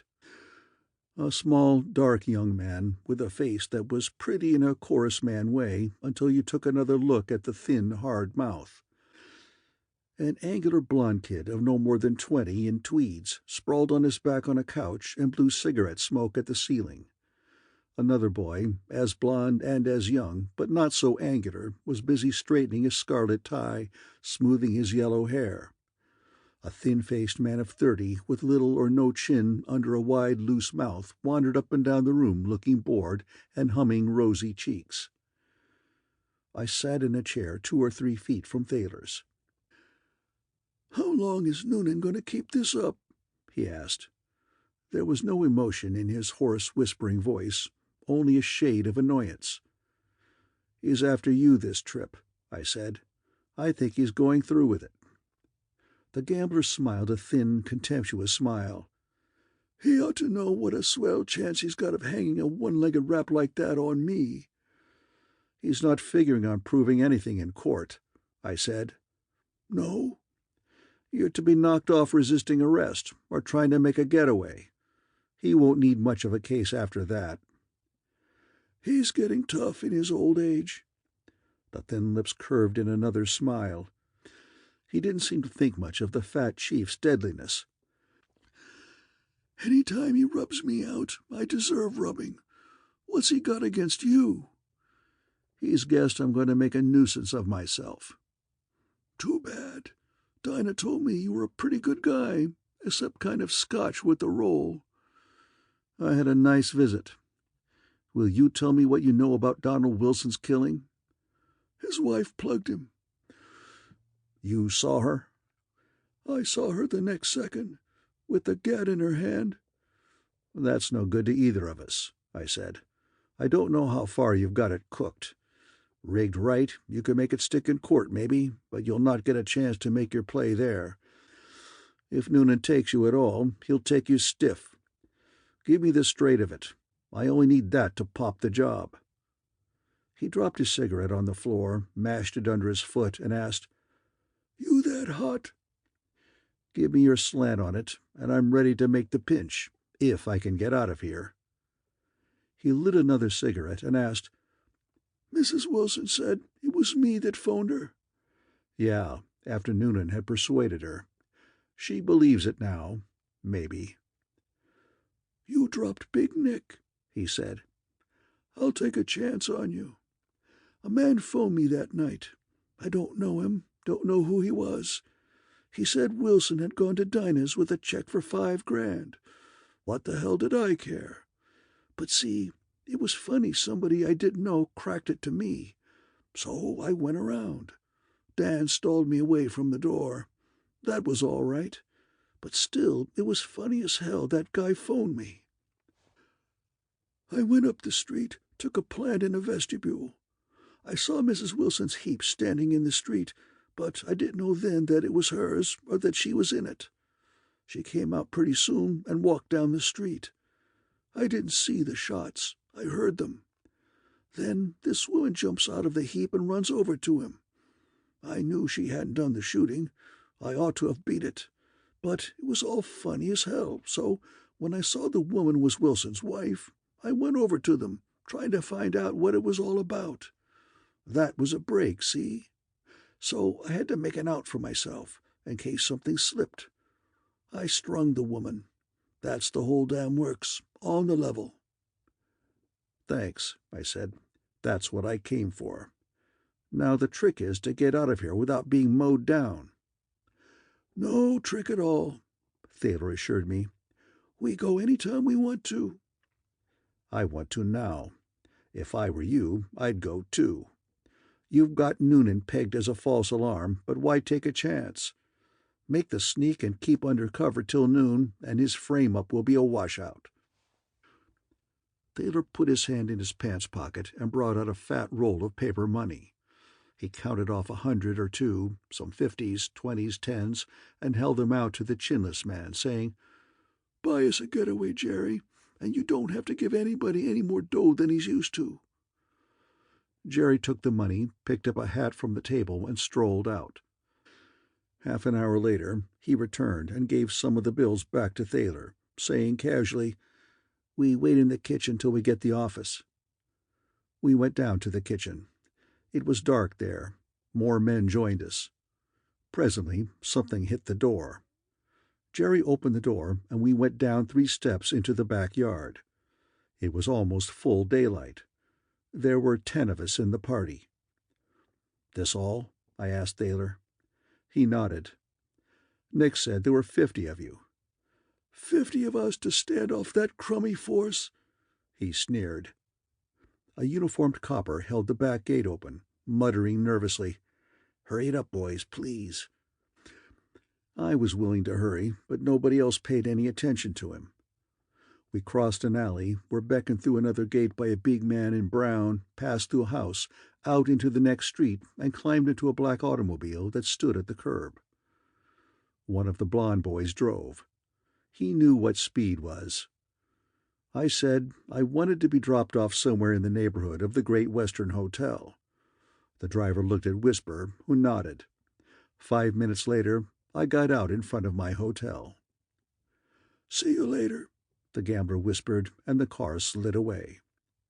The last I saw of it was its police department license plate vanishing around a corner. End of Chapter 6.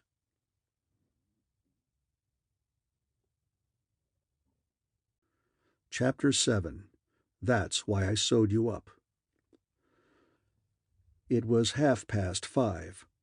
I walked around a few blocks until I came to an unlighted electric sign that said Hotel Crawford, climbed a flight of steps to the second-floor office, registered, left a call for 10 o'clock, was shown into a shabby room, moved some of the scotch from my flask to my stomach, and took old Elihu's $10,000 check and my gun to bed with me. At 10 I dressed, went up to the First National Bank, found young Albury, and asked him to certify Wilson's check for me. He kept me waiting a while. I suppose he phoned the old man's residence to find out if the check was on the up and up. Finally, he brought it back to me, properly scribbled on. I sponged an envelope, put the old man's letter and check in it, addressed it to the agency in San Francisco, stuck a stamp on it, and went out and dropped it in the mailbox on the corner. Then I returned to the bank and said to the boy, "Now, tell me why you killed him." He smiled and asked, "Cock Robin or President Lincoln?" "You're not going to admit offhand that you killed Donald Wilson?" "I don't want to be disagreeable," he said, still smiling, "but I'd rather not." "That's going to make it bad," I complained. "We can't stand here and argue very long without being interrupted. Who's the stout party with cheaters coming this way?" The boy's face pinkened.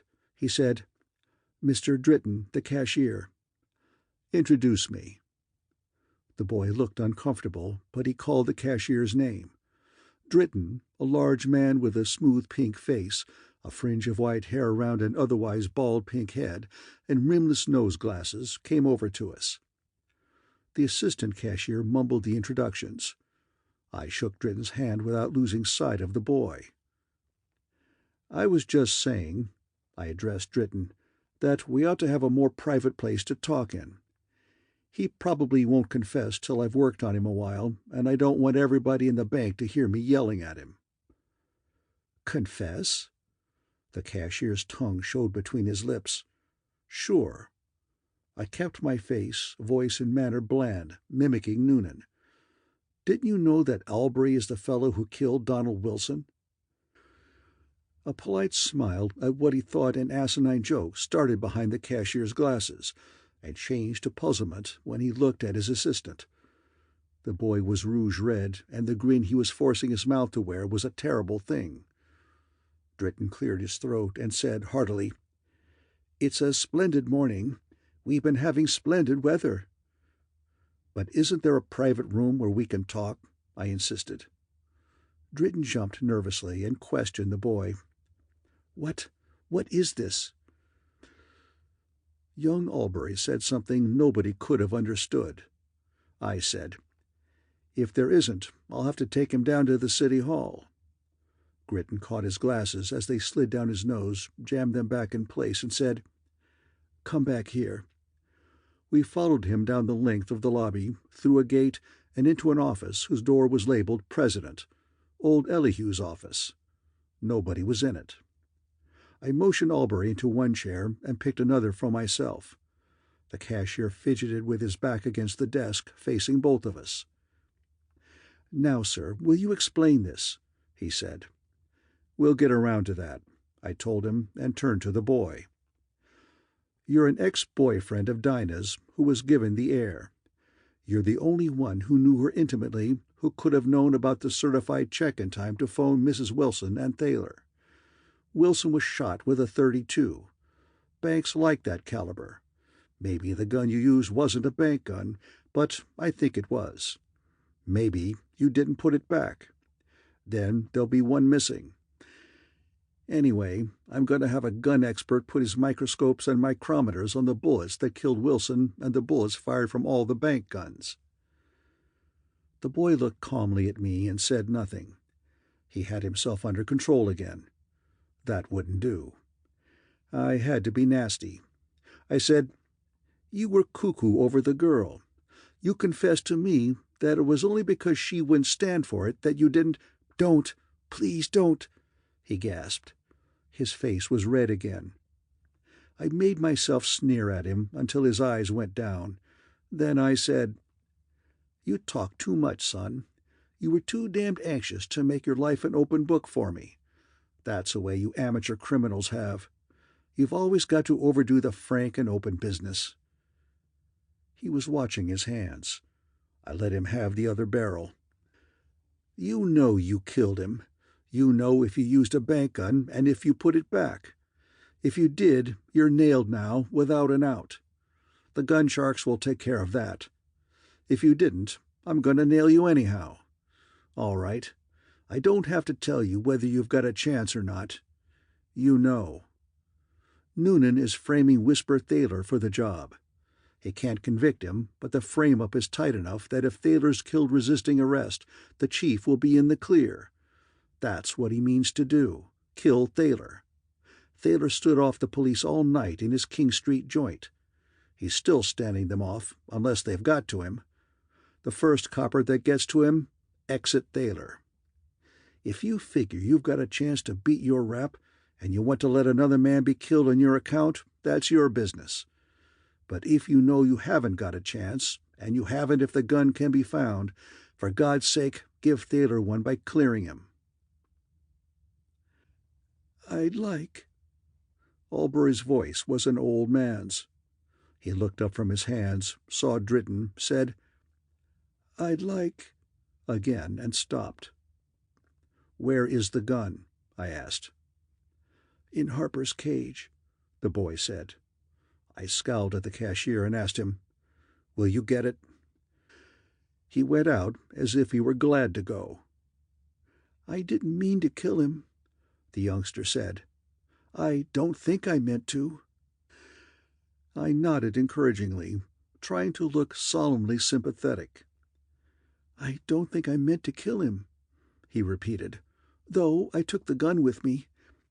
You were right about my being cuckoo over Dinah, then.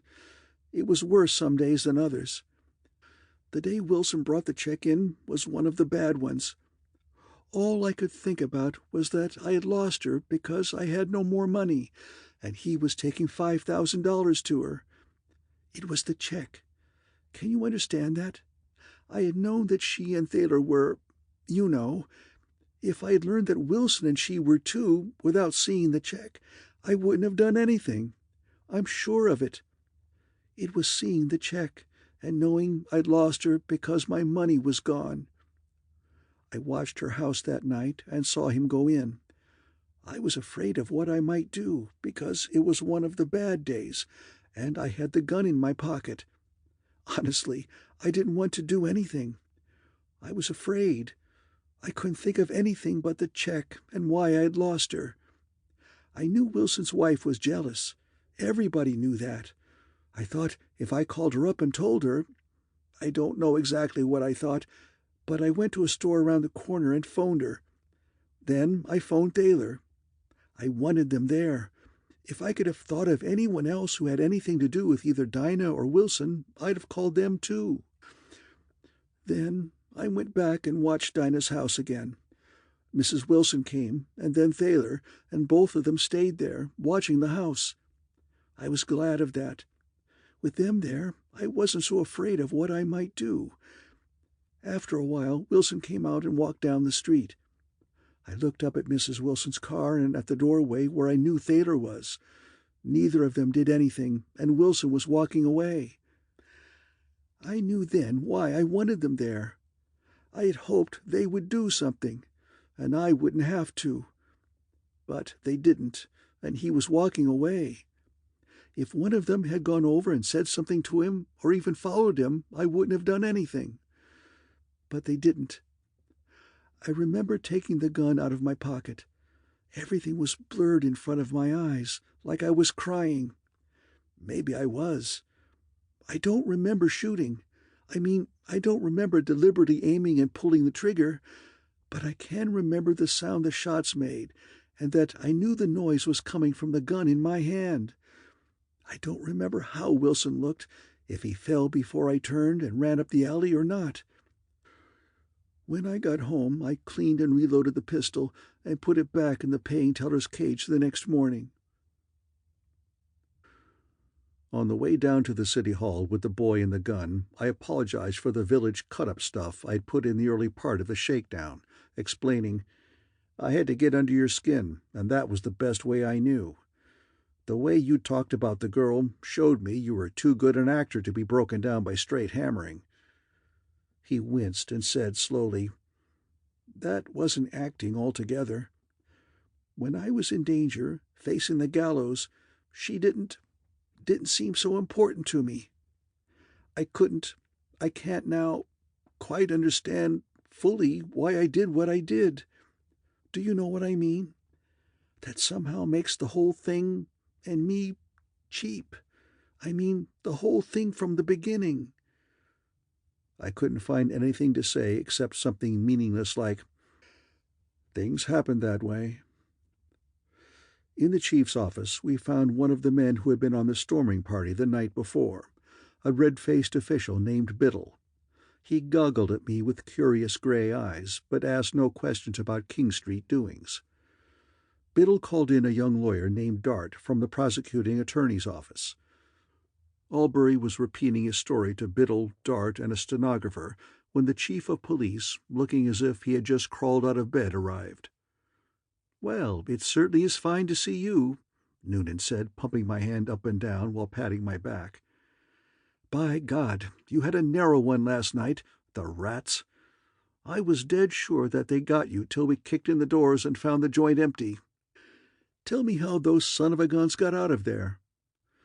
"Couple of your men let them out the back door, took them through the house and back, and sent them away in a department car. They took me along so I couldn't tip you off." "A couple of my men did that?" he asked, with no appearance of surprise. "Well, well, what kind of looking men were they?" I described them. "Shore and Reardon," he said. "I might have known it. Now, what's all this?" nodding his fat face at Elbury. I told him briefly while the boy went on dictating his statement. The chief chuckled and said, "Well, well, I did whisper an injustice. I'll have to hunt him up and square myself. So you landed the boy? That certainly is fine. Congratulations and thanks." He shook my hand again. "You'll not be leaving our city now, will you?" "Not just yet." "That's fine," he assured me. I went out for breakfast and lunch. Then I treated myself to a shave and haircut, sent a telegram to the agency asking to have Dick Foley and Mickey Linehan shipped to Personville, stopped in my room for a change of clothes, and set out for my client's house. Old Elihu was wrapped in blankets in an armchair at a sunny window. He gave me a stubby hand and thanked me for catching his son's murderer. I made some more or less appropriate reply. I didn't ask him how he got the news. "The check I gave you last night," he said, "is only fair pay for the work you have done."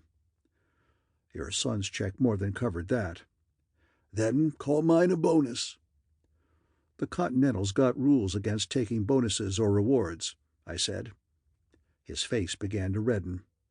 "Well, damn it." "You haven't forgotten that your check was to cover the cost of investigating crime and corruption in Personville, have you?" I asked. "That was nonsense," he snorted. "We were excited last night. That's called off." "Not with me." He threw a lot of profanity around. Then, "It's my money, and I won't have it wasted on a lot of damn foolery. If you won't take it for what you've done, give it back to me." "Stop yelling at me," I said. "I'll give you nothing except a good job of city cleaning. That's what you bargained for, and that's what you're going to get. You know now that your son was killed by young Albury and not by your playmates. They know now that Thaler wasn't helping you double-cross them. With your son dead, you've been able to promise them that the newspapers won't dig up any more dirt. All's lovely and peaceful again. I told you I expected something like that. That's why I sewed you up. And you are sewed up. The check has been certified, so you can't stop payment. The letter of authority may not be as good as a contract, but you'll have to go into court to prove that it isn't. If you want that much of that kind of publicity, go ahead. I'll see that you get plenty. Your fat chief of police tried to assassinate me last night. I don't like that. I'm just mean enough to want to ruin him for it. Now I'm going to have my fun. I've got $10,000 of your money to play with. I'm going to use it opening Poisonville up from Adam's apple to ankles. I'll see that you get my reports as regularly as possible. I hope you enjoy them." And I went out of the house with his curses sizzling around my head. End of Chapter 7.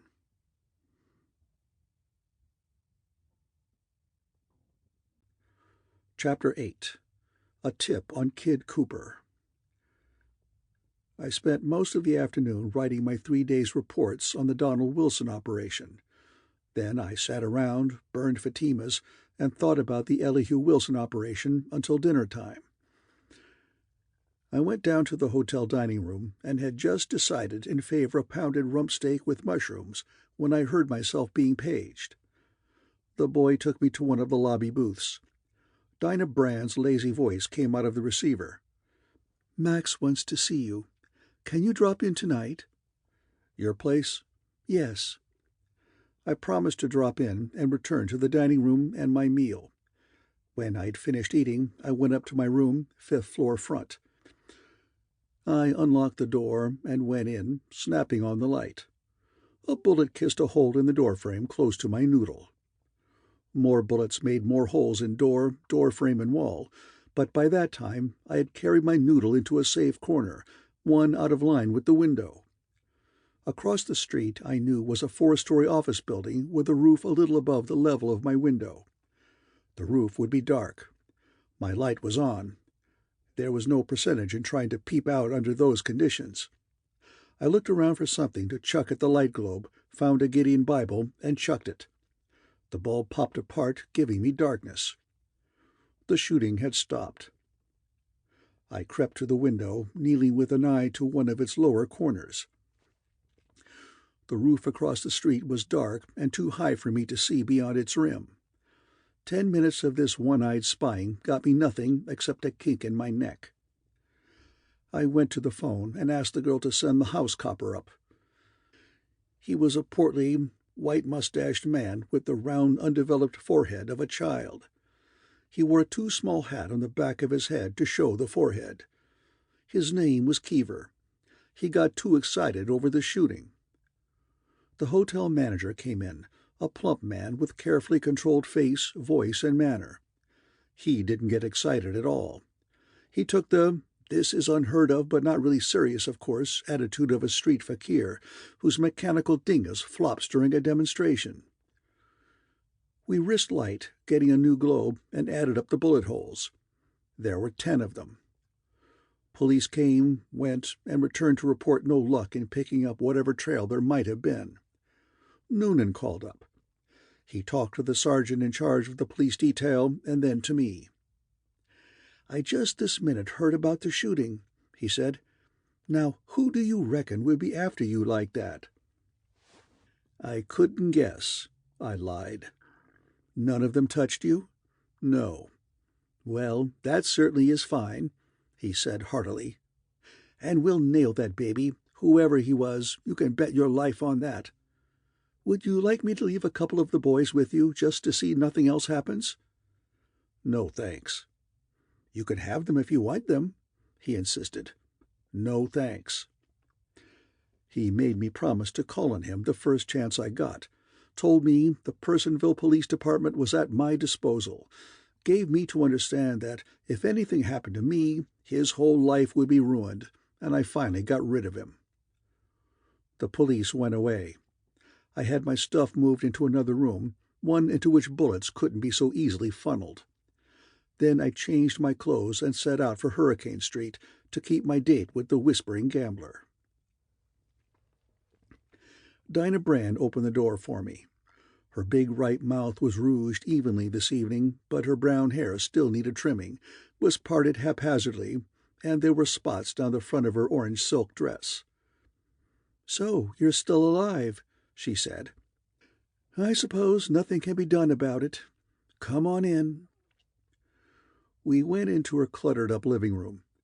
Dan Rolfe and Max Thaler were playing pinochle there. Rolfe nodded to me. Thaler got up to shake hands. His hoarse, whispering voice said, "I hear you declared war on Poisonville." "Don't blame me. I've got a client who wants the place ventilated." "Wanted, not once," he corrected me as we sat down. "Why don't you chuck it?" I made a speech. "No, I don't like the way Poisonville has treated me. I've got my chance now, and I'm going to even up. I take it you're back in the club again, all brothers together, let bygones be bygones.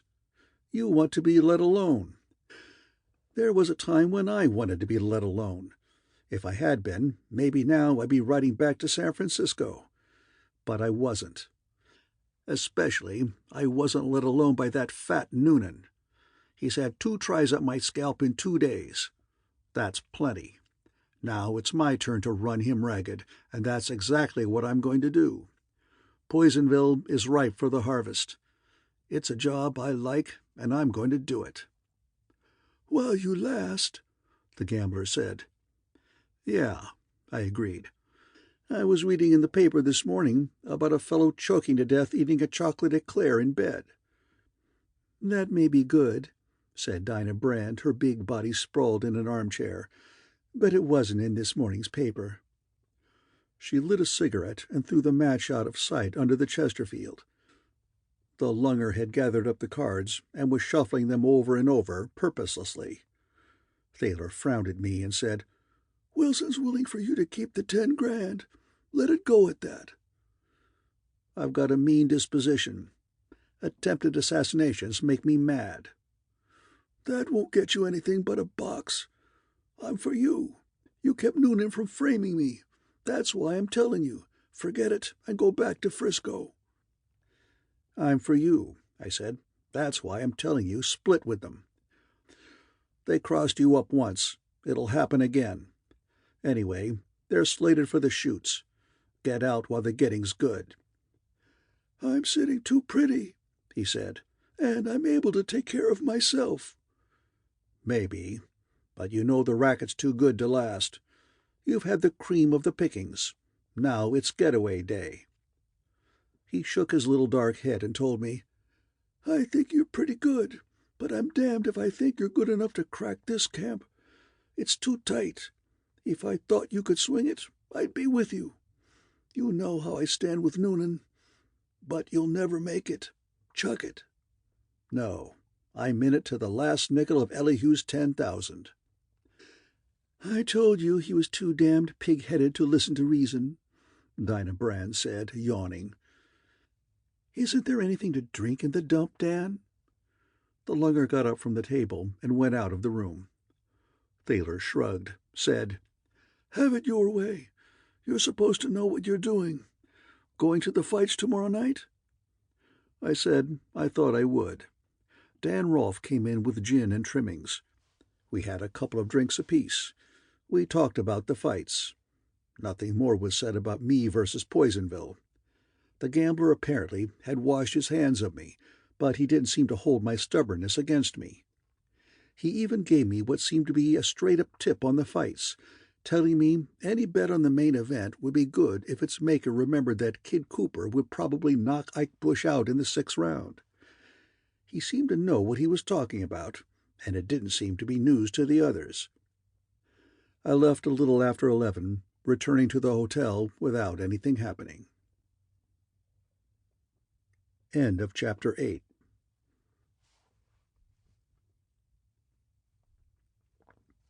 Chapter 9. A Black Knife. I woke next morning with an idea in my skull. Personville had only some 40,000 inhabitants. It shouldn't be hard to spread news. 10 o'clock found me out spreading it. I did my spreading in pool rooms, cigar stores, speakeasies, soft drink joints, and on street corners, wherever I found a man or two loafing. My spreading technique was something like this. Got a match? Thanks. Going to the fights tonight? I hear Ike Bush takes a dive in the 6th. It ought to be straight. I got it from Whisper. Yeah, they all are. People like inside stuff, and anything that had Thaler's name to it was very inside in Personville. The news spread nicely. Half the men I gave it to worked almost as hard as I did spreading it, just to show they knew what was what. When I started out, 7-4 was being offered that Ike Bush would win, and 2-3 that he would win by a knockout. By 2 o'clock, none of the joints taking bets were offering anything better than even money, and by 3:30, Kid Cooper was a 2-1 favorite. I made my last stop on a lunch corner, where I tossed the news out to a waiter and a couple of customers while eating a hot beef sandwich. When I went out, I found a man waiting by the door for me. He had bowed legs and a long, sharp jaw like a hog's. He nodded and walked down the street beside me, chewing a toothpick and squinting sidewise into my face. At the corner he said, I know for a fact that ain't so. What? I asked. About Ike Bush flopping. I know for a fact that ain't so. Then it oughtn't bother you any. But the wise money's going 2-1 on Cooper, and he's not that good unless Bush lets him be. The hog-jaw spit out the mangled toothpick and snapped yellow teeth at me. He told me his own self that Cooper was a setup for him last night, and he wouldn't do nothing like that, not to me. Friend of yours? Not exactly, but he knows I... Hey, listen, did Whisper give you that on the level? On the level. He cursed bitterly. And I put my last $35 in the world on that rat on his say-so. Me that could send him over for—" He broke off and looked down the street. "Could send him over for what?" I asked. "Plenty," he said. "Nothing." I had a suggestion. "If you've got something on him, maybe we ought to talk it over. I wouldn't mind seeing Bush win myself. If what you've got is any good, what's the matter with putting it up to him?" He looked at me, at the sidewalk, fumbled in his vest pocket for another toothpick, put it in his mouth, and mumbled, "Who are you?" I gave him a name, something like Hunter or Hunt or Huntington, and asked him his. He said his name was McSwain, Bob McSwain, and I could ask anybody in town if it wasn't right. I said I believed him, and asked, "What do you say? Will we put the squeeze to Bush?" Little hard lights came into his eyes and died. "No," he gulped. "I ain't that kind of fellow. I never—" "You never did anything but let people gyp you." "You don't have to go up against him, McSwain. Give me the dope, and I'll make the play, if it's any good." He thought that over, licking his lips, letting the toothpick fall down to stick on his coat front. "You wouldn't let on about me having any part in it?" he asked. "I belong here, and I wouldn't stand a chance if it got out. And you won't turn him up? You'll just use it to make him fight?" "Right." He took my hand excitedly and demanded, "Honest to God?" "Honest to God." "His real moniker is Al Kennedy. He was in on the Keystone Trust knockover in Philly 2 years ago when Scissors Haggerty's mob croaked 2 messengers. Al didn't do the killing, but he was in on the caper. He used to scrap around Philly. The rest of them got copped, but he made the sneak. That's why he's sticking out here in the bushes. That's why he won't never let them put his mug in the papers or on any cards. That's why he's a pork and beaner when he's as good as the best. See? This Ike Bush is Al Kennedy that the Philly bulls want for the Keystone trick. See? He was in on the—" I see. I stopped the merry-go-round. "The next thing is to get to see him. How do we do that?" "He flops at the Maxwell on Union Street. I guess maybe he'd be there now, resting up for the mill." "Resting up for what? He doesn't know he's going to fight." "We'll give him a try, though." We? Where do you get that we at? You swore you'd keep me covered." "Yeah," I said. "I remember that now. What does he look like?" "A black-headed kid, kinda slim, with one tin ear and eyebrows that run straight across. I don't know if you can make him like it." "Leave that to me. Where'll I find you afterwards?" "I'll be hanging around Murray's. Mind you, don't tip my mitt. You promised." The Maxwell was one of a dozen hotels along Union Street with narrow front doors between stores and shabby stairs leading up to second-story offices. The Maxwell's office was simply a wide place in the hall, with a key and mail rack behind a wooden counter that needed paint just as badly. A brass bell and a dirty daybook register were on the counter. Nobody was there. I had to run back 8 pages before I found Ike Bush, Salt Lake City, 214, written in the book. A pigeonhole that had that number was empty. I climbed more steps and knocked on a door that had it. Nothing came of that. I tried it 2 or 3 times more and then turned back to the stairs. Somebody was coming up. I stood at the top, waiting for a look at him. There was just light enough to see by. He was a slim, muscular lad in army shirt, blue suit, gray cap. Black eyebrows made a straight line above his eyes. I said, "Hello." He nodded without stopping or saying anything. "Win tonight?" I asked. "Hope so," he said shortly, passing me. I let him take 4 steps toward his room before I told him, "So do I. I'd hate to have to ship you back to Philly, Al." He took another step, turned around very slowly, rested a shoulder against the wall, let his eyes get sleepy, and grunted, "Huh?" "If you were smacked down in the 6th or any other round by a palooka like Kid Cooper, it'd make me peevish," I said. "Don't do it, Al. You don't want to go back to Philly." The youngster put his chin down in his neck and came back to me. When he was within arm's reach, he stopped, letting his left side turn a bit to the front. His hands were hanging loose. Mine were in my overcoat pockets. He said, "Huh?" again. I said, "Try to remember that, if Ike Bush doesn't turn in a win tonight, Al Kennedy will be riding east in the morning." He lifted his left shoulder an inch. I moved the gun around in my pocket enough. He grumbled, "Where do you get that stuff about me not winning?" "Just something I heard." I didn't think there was anything in it, except maybe a ducat back to Philly. "I ought to bust your jaw, you fat crook." "Now's the time to do it," I advised him. "If you win tonight, you're not likely to see me again. If you lose, you'll see me, but your hands won't be loose." I found McSwain in Murray's, a Broadway pool room. "Did you get to him?" he asked. "Yeah, it's all fixed. If he doesn't blow town, or say something to his backers, or just pay no attention to me, or—" McSwain developed a lot of nervousness. "You better damn sight be careful," he warned me. "They might try to put you out the way. I got to see a fellow down the street." And he deserted me. Poisonville's prize fighting was done in a big wooden ex-casino in what had once been an amusement park on the edge of town. When I got there at 8:30, most of the population seemed to be on hand, packed tight in close rows of folding chairs on the main floor, packed tighter on benches in two dinky balconies. Smoke, stink, heat, noise. My seat was in the third row, ringside. Moving down to it, I discovered Dan Rolfe in an aisle seat not far away, with Dinah Brand beside him. She had had her hair trimmed at last, and marcelled, and looked like a lot of money in a big gray fur coat. "Get down on Cooper?" she asked after we had swapped hellos.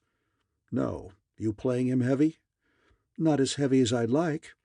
We held off, thinking the odds would get better, but they went to hell." "Everybody in town seems to know Bush is going to dive," I said. "I saw 100 put on Cooper at 4-1 a few minutes ago." I leaned past Rolfe and put my mouth close to where the gray fur collar hid the girl's ear, whispering, "The dive is off. Better copper your bets while there's time." Her big bloodshot eyes went wide and dark with anxiety, greed, curiosity, suspicion. "You mean it?" she asked huskily. "Yeah." She chewed her reddened lips, frowned, asked, "Where'd you get it?" I wouldn't say. She chewed her mouth some more and asked, "Is Max on?" "I haven't seen him. Is he here?" "I suppose so," she said absent-mindedly, a distant look in her eyes. Her lips moved as if she were counting to herself. I said, "Take it or leave it, but it's a gut." She leaned forward to look sharply into my eyes, clicked her teeth together, opened her bag, and dragged out a roll of bills the size of a coffee can. Part of the roll she pushed at Rolfe. "Here, Dan, get it down on Bush.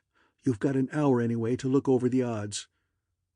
Rolfe took the money and went off on his errand. I took his seat. She put a hand on my forearm and said, "Christ help you if you made me drop that dough." I pretended the idea was ridiculous. The preliminary bouts got going, 4-round affairs between assorted hams.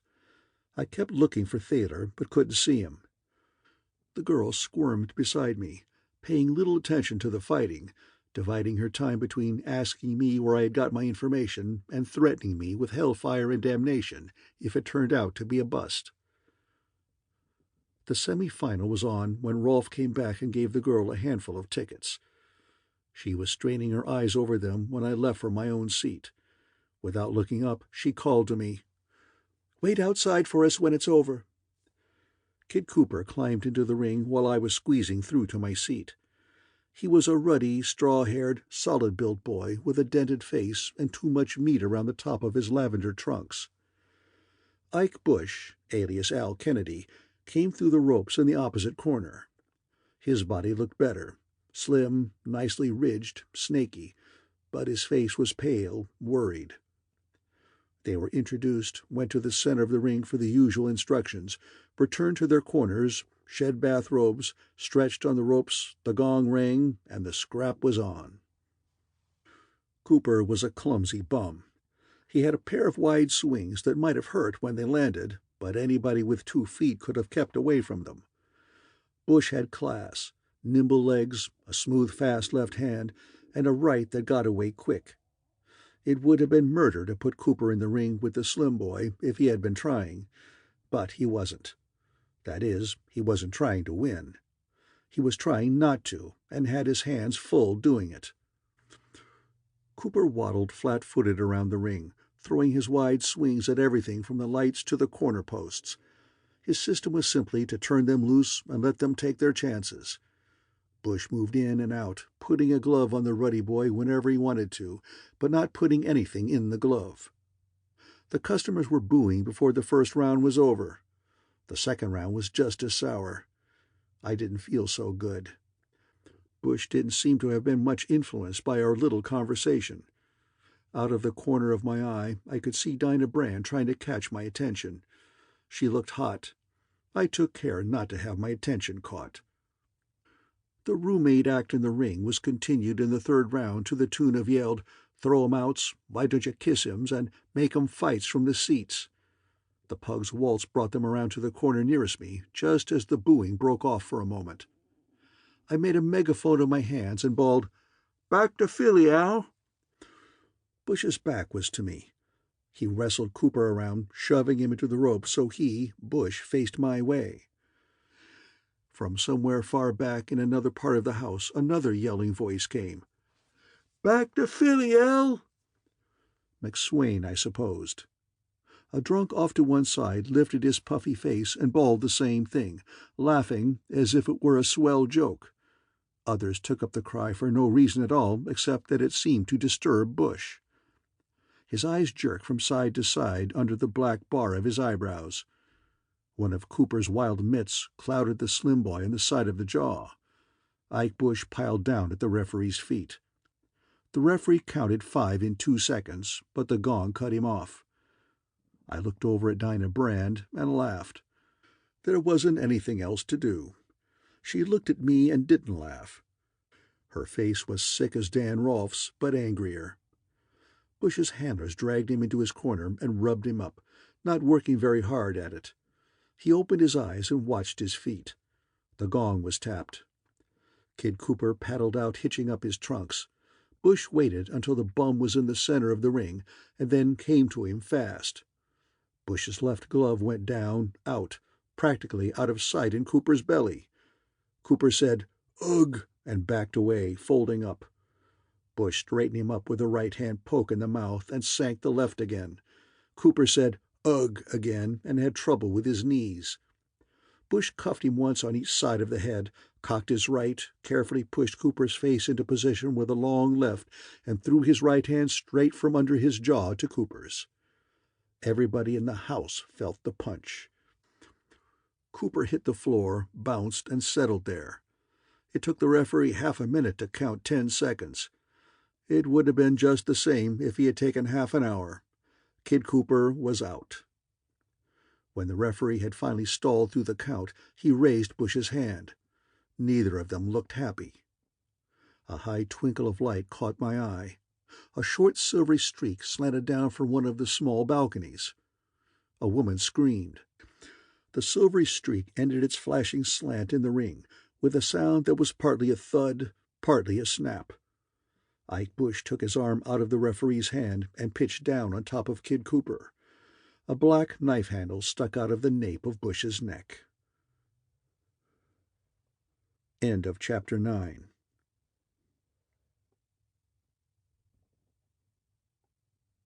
Chapter 10. Crime Wanted, Male or Female. Half an hour later, when I left the building, Dinah Brand was sitting at the wheel of a pale blue little Marmon talking to Max Thaler, who stood in the road. The girl's square chin was tilted up. Her big red mouth was brutal around the words it shaped, and the lines crossing its ends were deep, hard. The gambler looked as unpleasant as she. His pretty face was yellow and tough as oak. When he talked, his lips were paper-thin. It seemed to be a nice family party. I wouldn't have joined it if the girl hadn't seen me and called, "My God, I thought you were never coming." I went over to the car. Thaler looked across the hood at me with no friendliness at all. "Last night I advised you to go back to Frisco." His whisper was harsher than anybody's shout could have been. "Now I'm telling you." "Thanks just the same," I said as I got in beside the girl. While she was stirring the engine up, he said to her, "This isn't the first time you've sold me out. It's the last." She put the car in motion, turned her head back over her shoulder, and sang to him, "To hell, my love, with you." We rode into town rapidly. "Is Bush dead?" she asked as she twisted the car into Broadway. "Decidedly. When they turned him over, the point of the knife was sticking out in front." "He ought to have known better than to double-cross them. Let's get something to eat. I'm almost 1,100 ahead on the night's doings, so if the boyfriend doesn't like it, it's just too bad. How'd you come out?" "Didn't bet. So, your Max doesn't like it?" "Didn't bet?" she cried. "What kind of an ass are you? Whoever heard of anybody not betting when they had a thing like that sewed up?" I wasn't sure it was sewed up. So Max didn't like the way things turned out? You guessed it. He dropped plenty. And then he gets sore with me because I had sense enough to switch over and get in on the win. She stopped the car violently in front of a Chinese restaurant. The hell with him, the little tin horn runt. Her eyes were shiny because they were wet. She jabbed a handkerchief into them as we got out of the car. "My God, I'm hungry," she said, dragging me across the sidewalk. "Will you buy me a ton of chow mein?" She didn't eat a ton of it, but she did pretty well, putting away a piled-up dish of her own and half of mine. Then we got back into the Marmon and rode out to her house. Dan Rolfe was in the dining room. A water glass and a brown bottle with no label stood on the table in front of him. He sat straight up in his chair, staring at the bottle. The room smelled of laudanum. Dinah Brand slid her fur coat off, letting it fall half on a chair and half on the floor, and snapped her fingers at the lunger, saying impatiently, "Did you collect?" Without looking up from the bottle, he took a pad of paper money out of his inside coat pocket and dropped it on the table. The girl grabbed it, counted the bills twice, smacked her lips, and stuffed the money in her bag. She went out to the kitchen and began chopping ice. I sat down and lit a cigarette. Rolfe stared at his bottle. He and I never seemed to have much to say to one another. Presently the girl brought in some gin, lemon juice, seltzer, and ice. We drank, and she told Rolfe, "Max is sore as hell. He heard you've been running around putting last-minute money on Bush, and the little monkey thinks I double-crossed him. What did I have to do with it? All I did was what any sensible person would have done, get in on the win." "I didn't have any more to do with it than a baby, did I?" she asked me. "No." "Of course not. What's the matter with Max is he's afraid the others will think he's in on it too, that Dan was putting his dough down as well as mine. Well, that's his hard luck. He can go climb trees for all I care, the lousy little runt." "Another drink would go good." She poured another for herself and for me. Rolfe hadn't touched his first one. He said, still staring at the brown bottle, "You can hardly expect him to be hilarious about it." The girl scowled and said disagreeably, "I can expect anything I want, and he's got no right to talk to me that way. He doesn't own me. Maybe he thinks he does, but I'll show him different." She emptied her glass, banged it on the table, and twisted around in her chair to face me. "Is that on the level about your having $10,000 of Elihu Wilson's money to use cleaning up the city?" "Yeah." Her bloodshot eyes glistened hungrily. "And if I help you, will I get some of the 10? "You can't do that, Dinah." Rolf's voice was thick but gently firm, as if he were talking to a child. "That would be utterly filthy." The girl turned her face slowly toward him. Her mouth took on the look it had worn while talking to Thaler. "I am going to do it," she said. "That makes me utterly filthy, doesn't it?" He didn't say anything, didn't look up from the bottle. Her face got red, hard, cruel. Her voice was soft, cooing. "It's just too bad that a gentleman of your purity, even if he is a bit consumptive, has to associate with a filthy bum like me." "That can be remedied," he said, slowly getting up. He was laudanum to the scalp. Dinah Brand jumped out of her chair and ran around the table to him. He looked at her with blank, dopey eyes. She put her face close to his and demanded, "So, I'm utterly filthy for you now, am I?" He said evenly, "I said to betray your friends to this chap would be utterly filthy, and it would." She caught one of his thin wrists and twisted it until he was on his knees. Her other hand, open, beat his hollow-cheeked face, half a dozen times on each side, rocking his head from side to side. He could have put his free arm up to protect his face, but didn't. She let go his wrist, turned her back on him, and reached for gin and seltzer. She was smiling.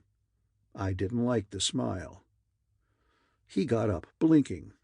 His wrist was red where she had held it, his face bruised. He steadied himself upright and looked at me with dull eyes. With no change in the blankness of his face and eyes, he put a hand under his coat, brought out a black automatic pistol, and fired at me. But he was too shaky for either speed or accuracy. I had time to toss a glass at him. The glass hit his shoulder. His bullet went somewhere overhead. I jumped before he got the next one out, jumped at him, was close enough to knock the gun down. The second slug went into the floor. I socked his jaw. He fell away from me and lay where he fell. I turned around. Dinah Brand was getting ready to bat me over the head with the seltzer bottle, a heavy glass siphon that would have made pulp of my skull. "Don't!" I yelped. "You didn't have to bust him like that," she snarled. "Well, it's done. You'd better get him straightened out." She put down the siphon, and I helped her carry him up to his bedroom. When he began moving his eyes, I left her to finish the work and went down to the dining room again. She joined me there 15 minutes later. "He's all right," she said, "but you could have handled him without that." "Yeah, but I did that for him. Know why he took the shot at me?" "So I'd have nobody to sell Max out to?" "No, because I'd seen you maul him around." "That doesn't make sense to me," she said. "I was the one who did it." "He's in love with you, and this isn't the first time you've done it." He acted like he had learned there was no use matching muscle with you, but you can't expect him to enjoy having another man see you slap his face. "I used to think I knew men," she complained, "but by God I don't. They're lunatics, all of them." So I poked him to give him back some of his self-respect. You know, treated him as I would a man instead of a down-and-outer who could be slapped around by girls. "Anything you say," she sighed. "I give up. We ought to have a drink." We had the drink. I said, "You were saying you'd work with me if there was a cut of the Wilson money in it for you? There is." "How much?" "Whatever you earn. Whatever what you do is worth." "That's uncertain." "So is your help, so far as I know." "Is it?" "I can give you the stuff, brother, loads of it, and don't think I can't. I'm a girl who knows her Poisonville." She looked down at her gray-stocking knees, waved one leg at me, and exclaimed indignantly, "Look at that! Another run! Did you ever see anything to beat it? Honest to God, I'm going barefoot." "Your legs are too big," I told her. "They put too much strain on the material." "That'll do out of you. What's your idea of how to go about purifying our village?" "If I haven't been lied to, Thaler, Pete the Finn, Lou Yard, and Noonan are the men who've made Poisonville the sweet-smelling mess it is. Old Elihu comes in for his share of the blame, too, but it's not all his fault, maybe. Besides, he's my client, even if he doesn't want to be, so I'd like to go easy on him. The closest I've got to an idea is to dig up any and all the dirty work I can that might implicate the others and run it out. Maybe I'll advertise, crime wanted, male or female. If they're as crooked as I think they are, I shouldn't have a lot of trouble finding a job or two that I can hang on them. Is that what you were up to when you uncooked the fight? That was only an experiment, just to see what would happen. So that's the way you scientific detectives work? My God, for a fat, middle-aged, hard-boiled, pig-headed guy, you've got the vaguest way of doing things I ever heard of. Plans are all right sometimes, I said, and sometimes just stirring things up is all right, if you're tough enough to survive and keep your eyes open so you'll see what you want when it comes to the top. That ought to be good for another drink, she said. End of Chapter 10.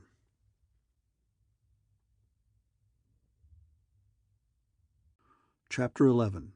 The Swell Spoon. We had another drink. She put her glass down, licked her lips, and said, "If stirring things up is your system, I've got a swell spoon for you. Did you ever hear of Noonan's brother Tim, the one who committed suicide out at Mock Lake a couple of years ago?" "No." "You wouldn't have heard much good. Anyway, he didn't commit suicide. Max killed him." "Yeah?" "For God's sake, wake up. This I'm giving you is real. Noonan was like a father to Tim. Take the proof to him, and he'll be after Max like nobody's business. That's what you want, isn't it?" "We've got proof." "Two people got to Tim before he died, and he told them that Max had done it. They're both still in town, though one won't live a lot longer. How's that?" She looked as if she were telling the truth, though with women, especially blue-eyed women, that doesn't always mean anything. "Let's listen to the rest of it," I said. "I'd like details and things." "You'll get them. You ever been out to Mock Lake? Well, it's our summer resort, 30 miles up the canyon road. It's a dump, but it's cool in summer, so it gets a good play. This was summer a year ago, the last weekend in August. I was out there with a fellow named Holly. He's back in England now, but you don't care anything about that because he's got nothing to do with it. He was a funny sort of old woman. Used to wear white silk socks turned inside out, so the loose threads wouldn't hurt his feet. I got a letter from him last week. It's around here somewhere, but that doesn't make any difference. We were up there, and Max was up there with a girl he used to play around with, Myrtle Jennison. She's in the hospital now, city, dying of Bryce disease or something. She was a classy-looking kid then, a slender blonde. I always liked her, except that a few drinks made her too noisy. Tom Noonan was crazy about her, but she couldn't see anybody but Max that summer. Tim wouldn't let her alone. He was a big, good-looking Irishman, but a sap and a cheap crook who only got by because his brother was chief of police. Wherever Myrtle went, he'd pop up sooner or later. She didn't like to say anything to Max about it, not wanting Max to do anything to put him in wrong with Tim's brother, the chief. So, of course, Tim showed up at Mock Lake this Saturday. Myrtle and Max were just by themselves. Holly and I were with a bunch, but I saw Myrtle to talk to, and she told me she had got a note from Tim, asking her to meet him for a few minutes that night in one of the little arbor things on the hotel grounds. He said if she didn't, he would kill himself. That was a laugh for us, a big false alarm. I tried to talk Myrtle out of going, but she had just enough booze in her to feel gay, and she said she was going to give him an earful. We were all dancing in the hotel that night. Max was there for a while, and then I didn't see him any more. Myrtle was dancing with a fellow named Rutgers, a lawyer here in town. After a while she left him and went out one of the side doors. She winked at me when she passed, so I knew she was going down to see Tim. She had just got out when I heard the shot. Nobody else paid any attention to it. I suppose I wouldn't have noticed it either if I hadn't known about Myrtle and Tim. I told Holly I wanted to see Myrtle and went out after her by myself. I must have been about 5 minutes behind her in getting out. When I got outside, I saw lights down by one of the summer houses and people. I went down there, and this talking is thirsty work. I poured out a couple of hookers of gin. She went into the kitchen for another siphon and more ice. We mixed them up, drank, and she settled down to her tale again. There was Tim Noonan dead, with a hole in his temple and his gun lying beside him. Perhaps a dozen people were standing around. Hotel people, visitors, one of Noonan's men, a dick named McSwain. As soon as Myrtle saw me, she took me away from the crowd back in the shade of some trees. "Max killed him," she said. "What'll I do?" I asked her about it. She told me she had seen the flash of the gun, and at first she thought Tim had killed himself after all. She was too far away, and it was too dark for her to see anything else. When she ran down to him, he was rolling around, moaning, "He didn't have to kill me over her. I'd have—" She couldn't make out the rest of it. He was rolling around, bleeding from the hole in his temple. Myrtle was afraid Max had done it, but she had to be sure, so she knelt down and tried to pick up Tim's head, asking, "Who did it, Tim?" He was almost gone, but before he passed out, he got enough strength to tell her, "Max." She kept asking me, "What'll I do?" I asked her if anybody else had heard Tim, and she said that Dick had. He came running up while she was trying to lift Tim's head. She didn't think anybody else had been near enough to hear, but the Dick had. I didn't want Max to get in a jam over killing a mutt like Tim Noonan. Max didn't mean anything to me then, except that I liked him and I didn't like any of the Noonans. I knew the Dick, McSwain. I used to know his wife. He had been a pretty good guy, straight as ace deuce tray 4-5 till he got on the force. Then he went the way of the rest of them. His wife stood as much of it as she could and then left him. Knowing this Dick, I told Myrtle I thought we could fix things. A little Jack would ruin McSwain's memory, or if he didn't like that, Max could have him knocked off. She had Tim's note threatening suicide. If the Dick would play along, the hole in Tim's head from his own gun and the note would smooth everything over pretty. I left Myrtle under the trees and went out to hunt for Max. He wasn't around. There weren't many people there, and I could hear the hotel orchestra still playing dance music. I couldn't find Max, so I went back to Myrtle. She was all worked up over another idea. She didn't want Max to know that she had found out that he had killed Tim. She was afraid of him. See what I mean? She was afraid that if she and Max ever broke off, he'd put her out of the way if he knew she had enough on him to swing him. I know how she felt. I got the same notion later and kept just as quiet as she did. So we figured that if it could be fixed up without his knowing about it, so much the better. I didn't want to show in it either. Myrtle went back alone to the group around Tim and got hold of McSwain. She took him off a little way and made the deal with him. She had some dough on her. She gave him 200 and a diamond ring that had cost a fellow named Boyle 1,000. I thought he'd be back for more later, but he didn't. He shot square with her. With the help of the letter, he put over the suicide story. Noonan knew there was something fishy about the layout, but he could never peg it. I think he suspected Max of having something to do with it, but Max had an airtight alibi. Trust him for that, and I think even Noonan finally counted him out. But Noonan never believed it happened the way it was made to look. He broke McSwain, kicked him off the force. Max and Myrtle slid apart a little while after that. No row or anything, they just slid apart. I don't think she ever felt easy around him again, though, so far as I know, he never suspected her of knowing anything. She's sick now, as I told you, and hasn't got long to live. I think she'd not so much mind telling the truth if she were asked. McSwain's still hanging around town. He'd talk if there was something in it for him. Those two have got the stuff on Max, and wouldn't Noonan eat it up? Is that good enough to give your stirring up a start? Couldn't it have been suicide? I asked, with Tim Noonan getting a last-minute bright idea to stick it on Max. That four-flusher shoot himself? Not a chance. Could Myrtle have shot him? Noonan didn't overlook that one, but she couldn't have been a third of the distance down the slope when the shot was fired. Tim had powder marks on his head and hadn't been shot and rolled down the slope. Myrtle's out. But Max had an alibi. Yes, indeed, he always has. He was in the hotel bar on the other side of the building all the time. 4 men said so. As I remember it, they said it openly and often, long before anybody asked them. There were other men in the bar who didn't remember whether Max had been there or not, but those 4 remembered. They'd remember anything Max wanted remembered. Her eyes got large and then narrowed to black-fringed slits. She leaned toward me, upsetting her glass with an elbow. Peake Murray was one of the 4.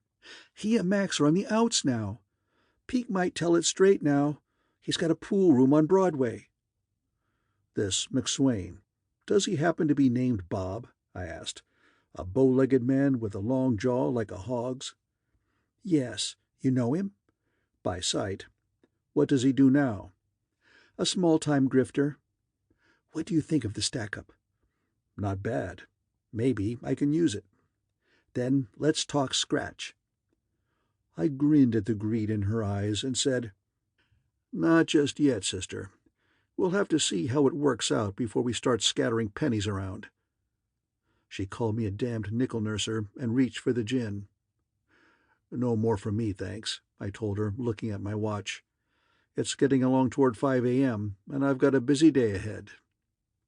She decided she was hungry again. That reminded me that I was. It took half an hour or more to get waffles, ham, and coffee off the stove. It took some more time to get them into our stomachs and to smoke some cigarettes over extra cups of coffee. It was quite a bit after 6 when I got ready to leave. I went back to my hotel and got into a tub of cold water. It braced me a lot, and I needed bracing. At 40, I could get along on gin as a substitute for sleep, but not comfortably. When I dressed, I sat down and composed a document. Just before he died, Tim Noonan told me he had been shot by Max Thaler. Detective Bob McSwain heard him tell me. I gave Detective McSwain $200 and a diamond ring worth $1,000 to keep quiet and make it look like suicide. With this document in my pocket, I went downstairs, had another breakfast that was mostly coffee, and went up to the city hospital. Visiting hours were in the afternoon, but by flourishing my Continental Detective Agency credentials and giving everybody to understand that an hour's delay might cause thousands of deaths, or words to that effect, I got to see Myrtle Jennison. She was in a ward on the 3rd floor, alone. The other 4 beds were empty. She could have been a girl of 25 or a woman of 55. Her face was a bloated, spotty mask. Lifeless yellow hair in 2 stringy braids lay on the pillow beside her. I waited until the nurse who had brought me up left. Then I held my document out to the invalid and said, "Will you sign this, please, Miss Jennison?"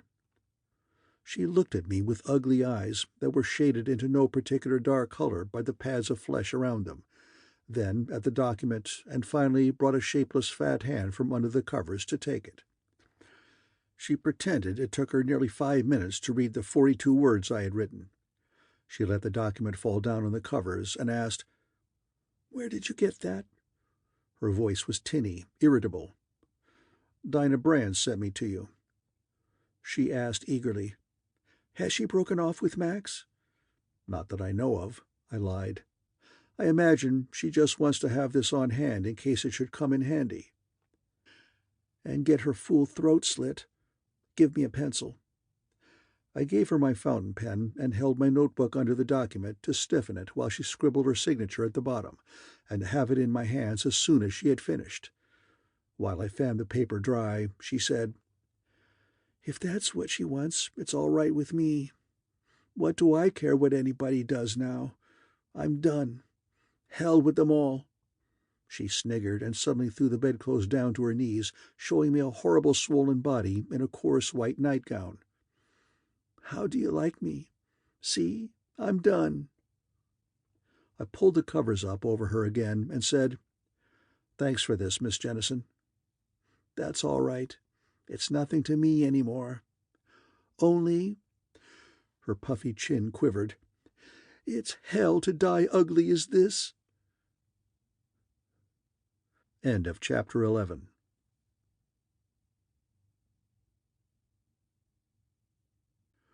Chapter 12.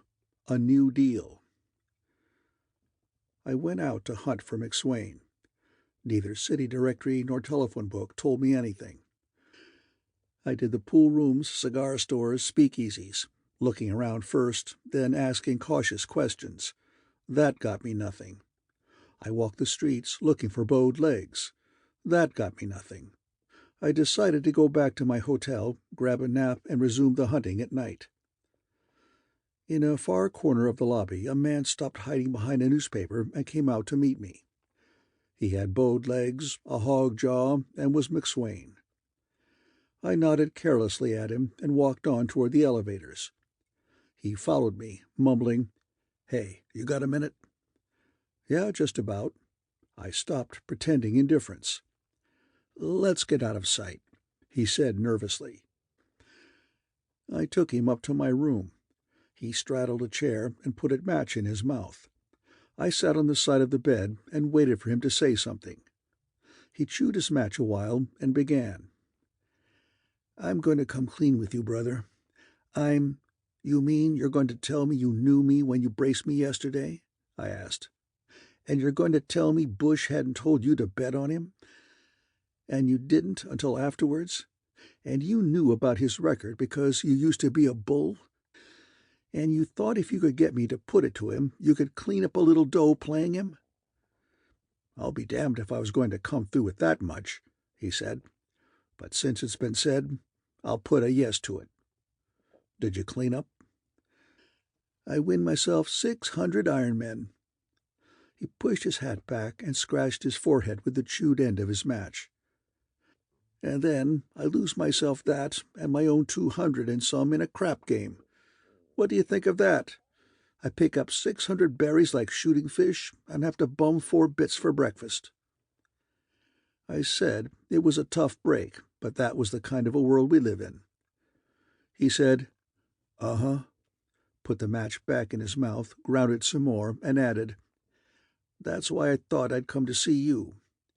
I used to be in the racket myself, and what did Noonan put the skids under you for?" "Skids? What skids? I quit." "I come into a piece of change when the wife got killed in an automobile accident. Insurance, and I quit."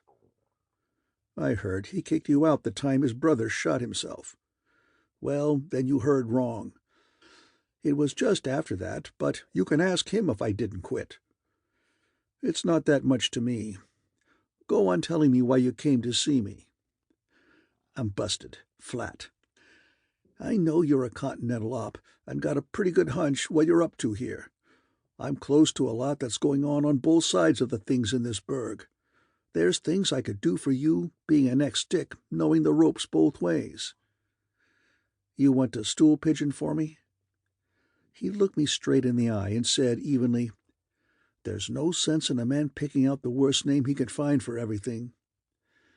"I'll give you something to do, McSwain." I took Myrtle Jennison's document and passed it to him. "Tell me about that." He read it through carefully, his lips framing the words, the match wavering up and down in his mouth. He got up, put the paper on the bed beside me, and scowled down at it. "There's something I'll have to find out about first," he said, very solemnly. "I'll be back in a little while and give you the whole story." I laughed and told him, "Don't be silly. You know I'm not going to let you walk out on me." "I don't know that." He shook his head, still solemn. "Neither do you. All you know is whether you're going to try to stop me." "The answer's yeah," I said, while I considered that he was fairly hard and strong, 6 or 7 years younger than I, and 20 or 30 pounds lighter. He stood at the foot of the bed and looked at me with solemn eyes.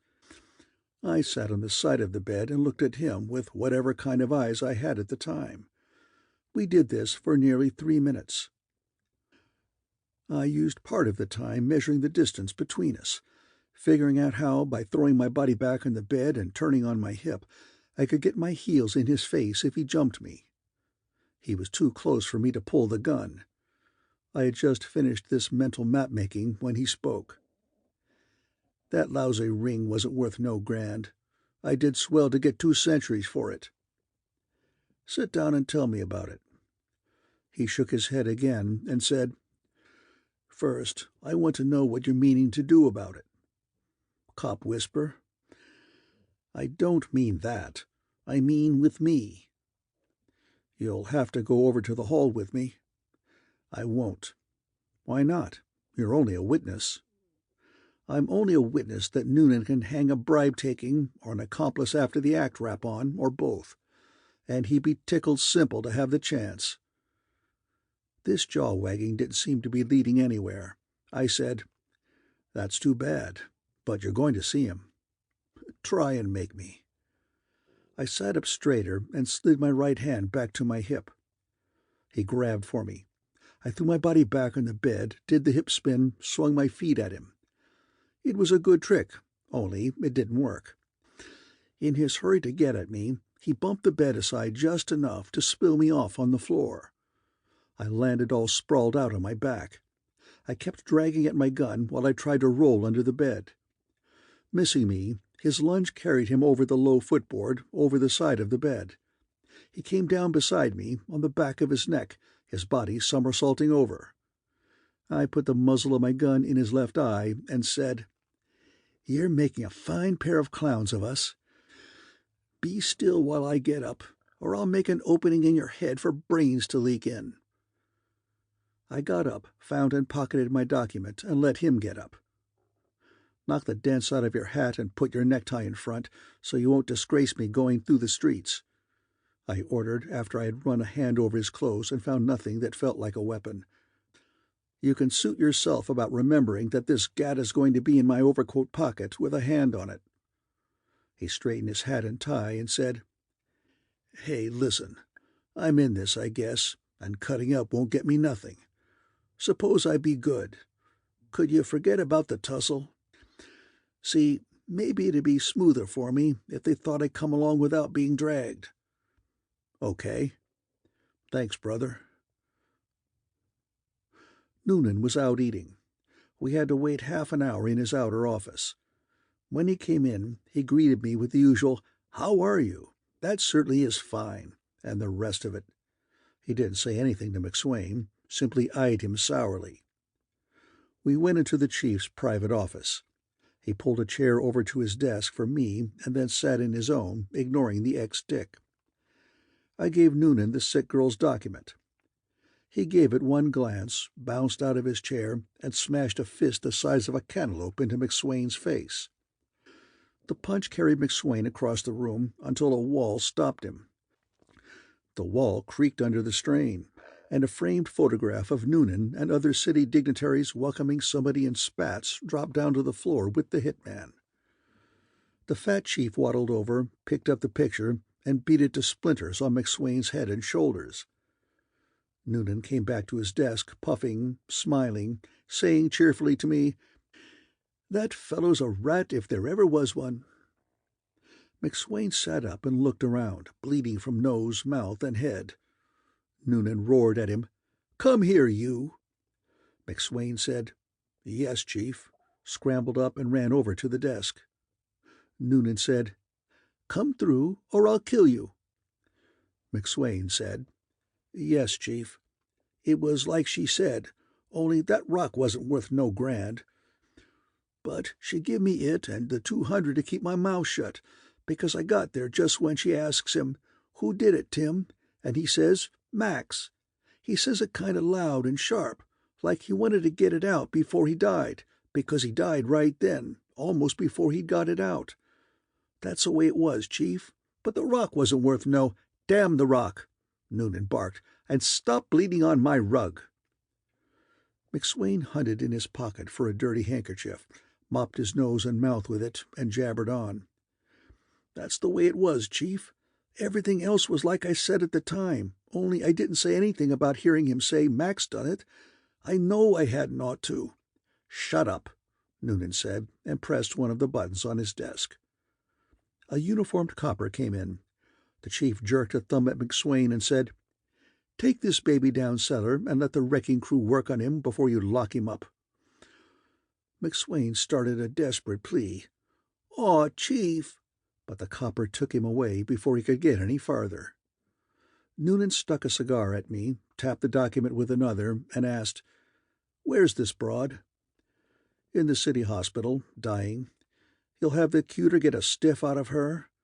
That one's not so good legally. I framed it for effect. Another thing, I hear that Peak Murray and Whisper aren't playmates anymore. Wasn't Murray one of his alibis?" The chief said, "He was." Picked up one of his phones, said, "McGraw," and then, "Get hold of Peak Murray and ask him to drop in. And have Tony Agosti picked up for that knife-throwing." He put the phone down, stood up, made a lot of cigar smoke, and said through it, "I haven't always been on the up and up with you." I thought that was putting it mildly, but I didn't say anything while he went on. "You know your way around. You know what these jobs are. There's this one and that one that's got to be listened to. Just because a man's chief of police doesn't mean he's chief. Maybe you're a lot of trouble to somebody that can be a lot of trouble to me. Don't make any difference if I think you're a right guy. I've got to play with them that play with me. See what I mean?" I wagged my head to show I did. "That's the way it was," he said, "but no more. This is something else, a new deal. When the old woman kicked off, Tim was just a lad. She said to me, 'Take care of him, John,' and I promised I would. And then Whisper murders him on account of that tramp." He reached down and took my hand. "See what I'm getting at? That's 1.5 years ago, and you give me my first chance to hang it on him. I'm telling you, there's no man in Personville that's got a voice big enough to talk you down. Not after today." That pleased me, and I said so. We purred at each other until a lanky man with an extremely upturned nose in the middle of a round and freckled face was ushered in. It was Peak Murray. "We were just wondering about the time when Tim died," the chief said when Murray had been given a chair and a cigar, "where Whisper was. You were out to the lake that night, weren't you?" "Yep," Murray said, and the end of his nose got sharper. "With Whisper?" "I wasn't with him all the time." "Were you with him at the time of the shooting?" "Nope." The chief's greenish eyes got smaller and brighter. He asked softly, "You know where he was?" "Nope." The chief sighed in a thoroughly satisfied way and leaned back in his chair. "Damn it, Peak," he said. "You told us before that you were with him at the bar." "Yep, I did," the lanky man admitted. "But that don't mean nothing except that he asked me to, and I didn't mind helping out a friend." "Meaning you don't mind standing a perjury rap?" "Don't kid me." Murray spit vigorously at the cuspidor. "I didn't say nothing in no courtrooms." "How about Jerry and George Kelly and O'Brien?" the chief asked. "Did they say they were with him just because he asked them to?" "O'Brien did. I don't know nothing about the others. I was going out of the bar when I run into Whisper, Jerry, and Kelly, and went back to have a shot with them. Kelly told me Tim had been knocked off. Then Whisper says, 'It never hurts anybody to have an alibi.' We were all here all the time, weren't we?" And he looks at O'Brien, who's behind the bar. O'Brien says, "Sure you was." And then Whisper looks at me and I say the same thing. But I don't know reasons why I've got to cover him up nowadays. "And Kelly said Tim had been knocked off? Didn't say he had been found dead?" "Knocked off" was the words he used. The chief said, "Thanks, Peak. You oughtn't to have done like you did, but what's done is done. How are the kids?" Murray said they were doing fine, only the baby wasn't as fat as he'd like to have him. Noonan phoned the prosecuting attorney's office and had Dart and a stenographer take Peak's story before he left. Noonan, Dart, and the stenographer set out for the city hospital to get a complete statement from Myrtle Jennison. I didn't go along. I decided I needed sleep, told the chief I would see him later, and returned to the hotel. End of Chapter 12.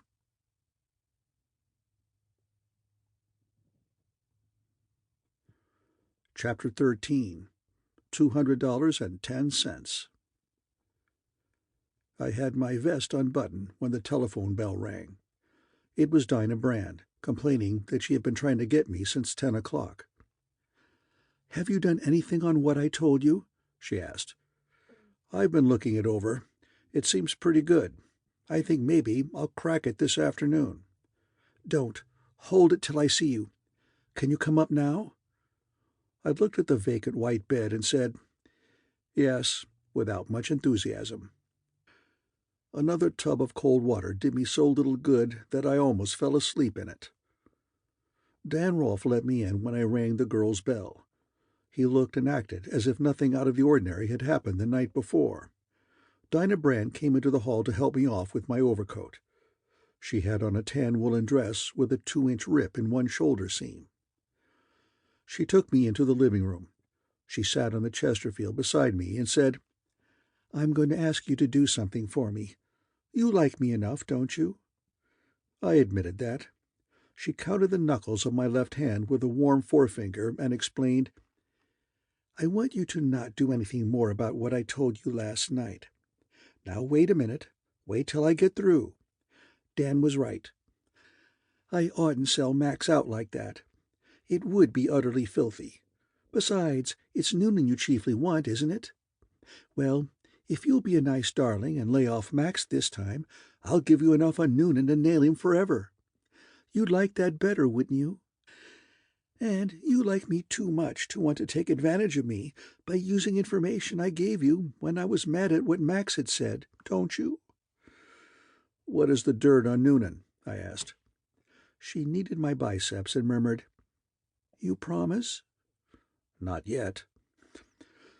She pouted at me and said, "I'm off Max for life, on the level. You've got no right to make me turn rat." "What about Noonan?" "Promise first." "No." She dug fingers into my arm and asked sharply, "You've already gone to Noonan?" "Yeah." She let go my arm, frowned, shrugged, and said gloomily, "Well, how can I help it?" She stood up and a voice said, "Sit down." It was a hoarse, whispering voice, Thaler's. I turned to see him standing in the dining room doorway, a big gun in one of his little hands. A red-faced man with a scarred cheek stood behind him. The other doorway, opening to the hall, filled as I sat down. The loose-mouthed, chinless man I'd heard Whisper call Jerry came a step through it. He had a couple of guns. The more angular one of the blond kids who had been in the King Street joint looked over his shoulder.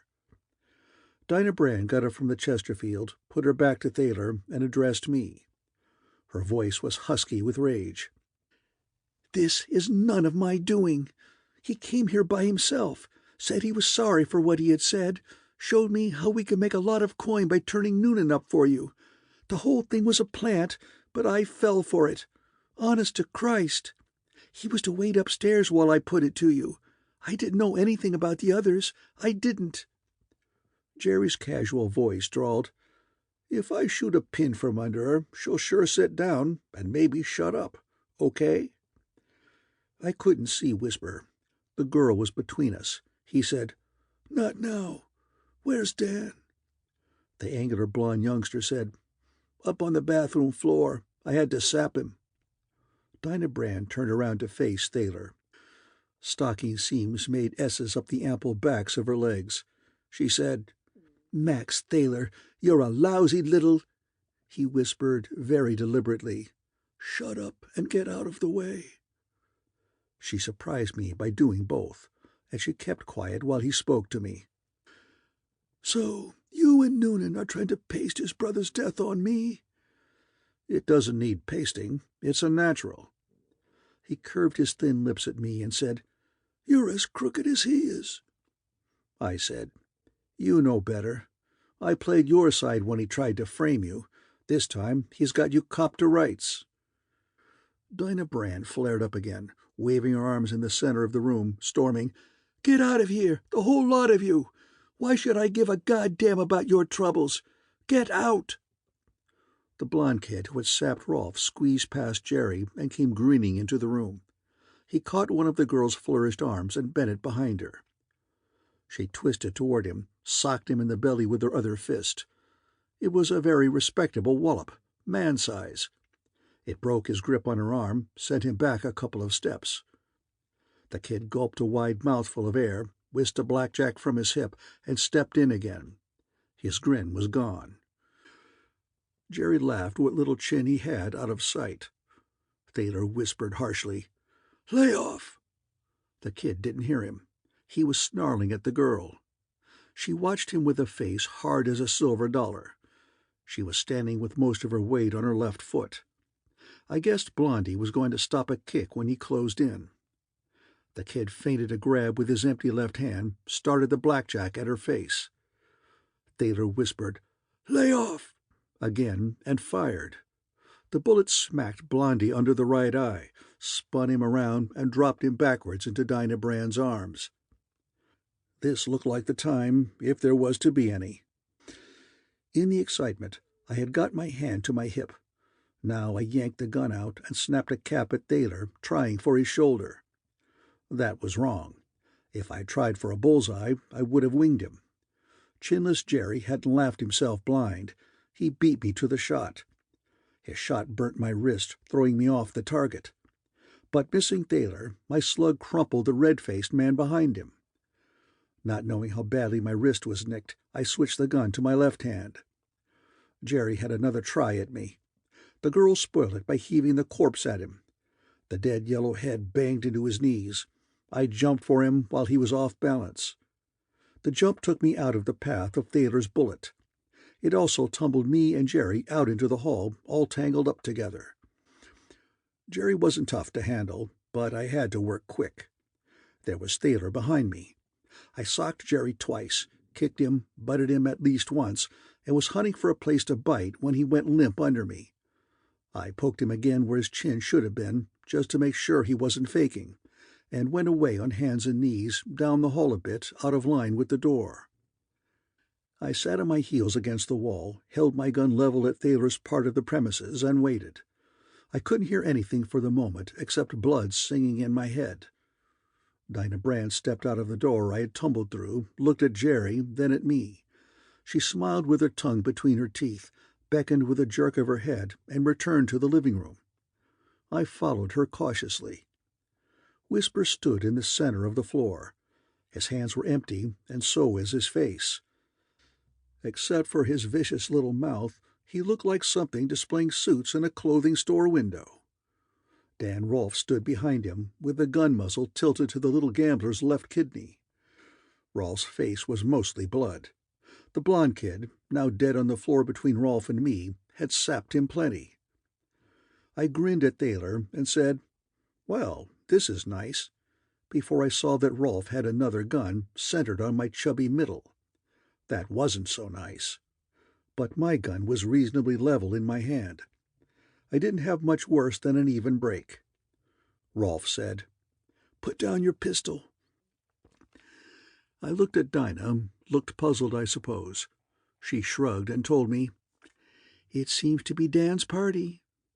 "Yeah, somebody ought to tell him I don't like to play this way." Rolfe repeated, "Put down your pistol." I said disagreeably, "I'm damned if I will. I've shed 20 pounds trying to nab this bird, and I can spare 20 more for the same purpose." Rolfe said, "I'm not interested in what is between you two, and I have no intention of giving either of you—" Dinah Brand had wandered across the room.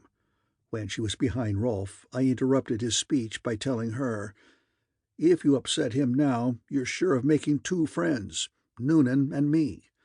You can't trust Thaler any more, so there's no use helping him." She laughed and said, "Talk money, darling." "Dinah," Rolfe protested. He was caught. She was behind him, and she was strong enough to handle him. It wasn't likely that he would shoot her, and it wasn't likely that anything else would keep her from doing whatever she decided to do. $100, I bid. "My God!" she exclaimed. "I've actually got a cash offer out of you, but not enough." 200. "You're getting reckless, but I still can't hear you." "Try," I said. "It's worth that to me not to have to shoot Rolf's gun out of his hand, but no more than that." "You've got a good start. Don't weaken. One more bid anyway." $200.10, and that's all. "You big bum," she said. "I won't do it." "Suit yourself." I made a face at Thaler and cautioned him. "When what happens happens, be damn sure you keep still." Dinah cried, "Wait, are you really going to start something?" "I'm going to take Thaler out with me regardless." 200 and a dime? "Yeah." "Dinah," Rolf called without turning his face from me, "you won't." But she laughed, came close to his back, and wound her strong arms around him, pulling his arms down, pinning them to his sides. I shoved Thaler out of the way with my right arm and kept my gun on him while I yanked Rolf's weapons out of his hands. Dinah turned the lunger loose. He took 2 steps toward the dining-room door, said wearily, "There is no," and collapsed on the floor. Dinah ran to him. I pushed Thaler through the hall door, past the still-sleeping Jerry, and to the alcove beneath the front stairs, where I had seen a phone. I called Noonan, told him I had Thaler and where. "Mother of God," he said, "don't kill him till I get there." End of chapter 13.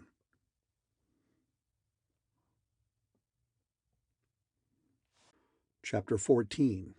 Max. The news of Whisper's capture spread quickly. When Noonan, the coppers he had brought along, and I took the gambler and the now-conscious Jerry into the city hall, there were at least 100 people standing around watching us. All of them didn't look pleased. Noonan's coppers, a shabby lot at best, moved around with whitish, strained faces. But Noonan was the most triumphant guy west of the Mississippi. Even the bad luck he had trying to third-degree Whisper couldn't spoil his happiness. Whisper stood up under all they could give him. He would talk to his lawyer, he said, and to nobody else, and he stuck to it. And as much as Noonan hated the gambler, here was a prisoner he didn't give the works, didn't turn over to the wrecking crew. Whisper had killed the chief's brother, and the chief hated his guts, but Whisper was still too much somebody in Poisonville to be roughed around. Noonan finally got tired of playing with his prisoner and sent him up. The prison was on the city hall's top floor, to be stowed away. I lit another of the chief's cigars and read the detailed statement he had got from the woman in the hospital. There was nothing in it that I hadn't learned from Dinah and McSwain. The chief wanted me to come out to his house for dinner, but I lied out of it, pretending that my wrist, now in a bandage, was bothering me. It was really little more than a burn. While we were talking about it, a pair of plainclothesmen brought in the red-faced bird who had stopped the slug I had missed Whisper with. It had broken a rib for him, and he had taken a backdoor sneak while the rest of us were busy. Noonan's men had picked him up in a doctor's office. The chief failed to get any information out of him and sent him off to the hospital. I got up and prepared to leave, saying, "The Brand girl gave me the tip-off on this. That's why I asked you to keep her and Rolf out of it." The chief took hold of my left hand for the 5th or 6th time in the past couple of hours. "If you want her taken care of, that's enough for me," he assured me. "But if she had a hand in turning that bastard up, you can tell her for me that any time she wants anything, all she's got to do is name it." I said I'd tell her that, and went over to my hotel, thinking about that neat white bed. But it was nearly 8 o'clock, and my stomach needed attention. I went into the hotel dining room and had that fixed up. Then a leather chair tempted me into stopping in the lobby while I burnt a cigar. That led to conversation with a traveling railroad auditor from Denver who knew a man I knew in St. Louis. Then there was a lot of shooting in the street.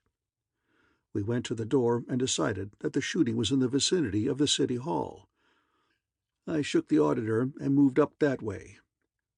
I had done 2/3 of the distance when an automobile came down the street toward me, moving fast, leaking gunfire from the rear. I backed into an alley entrance and slid my gun loose. The car came abreast. An arc light brightened 2 faces in the front of the car. The driver's meant nothing to me. The upper part of the other's was hidden by a pulled-down hat. The lower part was Whisper's.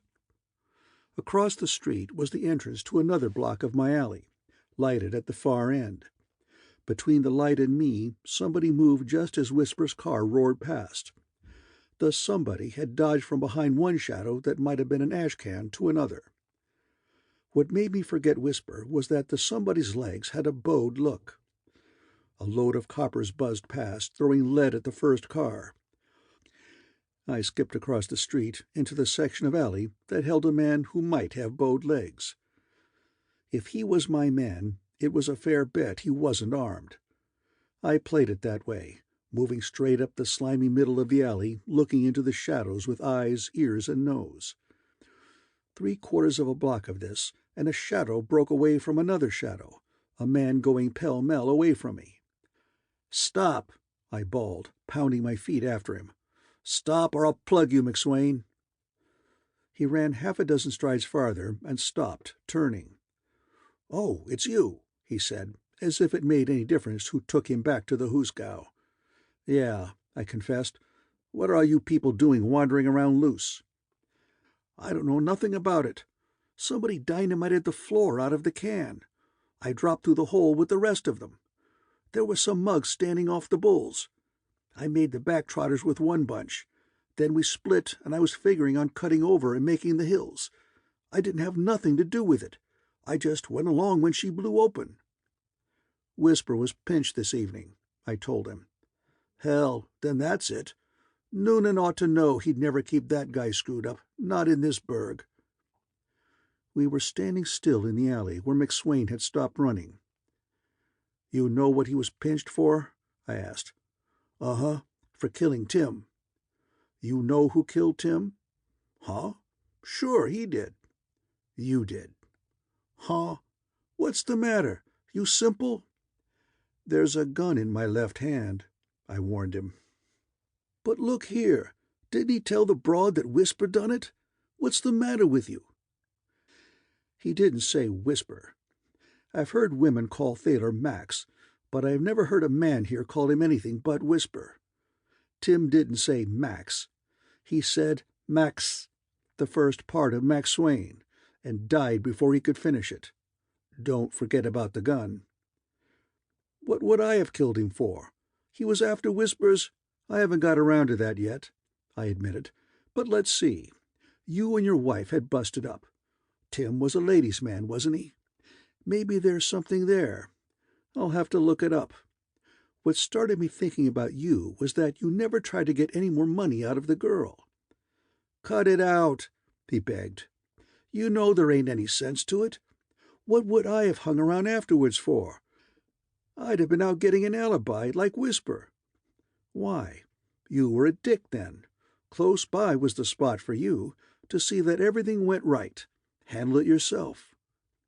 "You know damned well it don't hang together, don't make sense. Cut it out, for God's sake." "I don't mind how goofy it is," I said. "It's something to put to Noonan when we get back. He's likely all broken up over Whisper's crush-out. This will take his mind off it."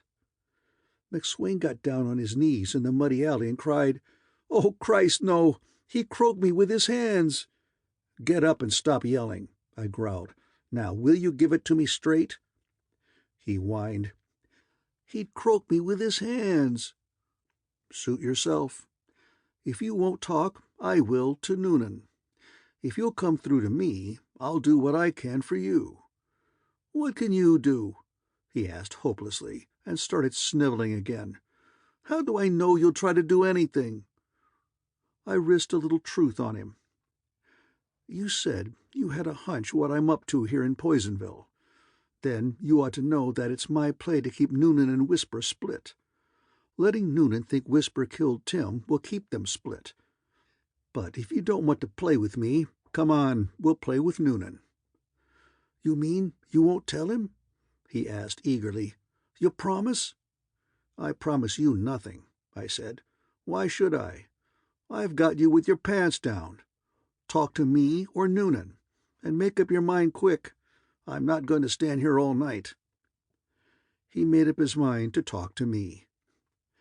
"I don't know how much you know, but it was like you said. My wife fell for Tim. That's what put me on the tramp. You can ask anybody if I wasn't a good guy before that. I was this way. What she wanted, I wanted her to have. Mostly what she wanted was tough on me. But I couldn't be any other way. We'd have been a damn sight better off if I could. So I let her move out and put in divorce papers so she could marry him thinking he meant to. Pretty soon I begin to hear he's chasing this Myrtle Jennison. I couldn't go that. I'd given him his chance with Helen fair and square. Now he was giving her the air for this Myrtle. I wasn't going to stand for that. Helen wasn't no hanky-panky. It was accidental, though, running into him at the lake that night. When I saw him go down to them summer houses, I went after him. That looked like a good, quiet place to have it out. I guess we both had a little something to drink. Anyway, we had it hot and heavy. When it got too hot for him, he pulled the gun. He was yellow. I grabbed it, and in the tussle it went off. I swear to God I didn't shoot him except like that. It went off while the both of us had our hands on it. I beat it back in some bushes.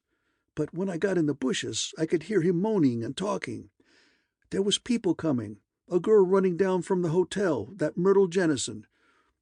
I wanted to go back and hear what Tim was saying so I'd know where I stood, but I was leery of being the first one there. So I had to wait till the girl got to him, listening all the time to his squawking, but too far away to make it out. When she got to him, I ran over and got there just as he died trying to say my name. I didn't think about that being Whisper's name till she propositioned me with the suicide letter, the 200 and the rock.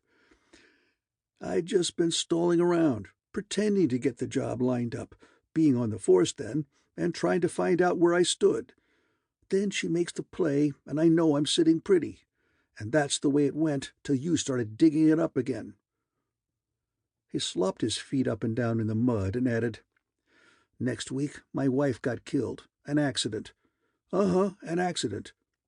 She drove the Ford square in front of number 6 where it comes down the long grade from Tanner and stopped it there." "Is Muck Lake in this county?" I asked. "No, Boulder County." "That's out of Noonan's territory. Suppose I take you over there and hand you to the sheriff." "No, he's Senator Kiefer's son-in-law, Tom Cook. I might as well be here. Noonan could get to me through Kiefer."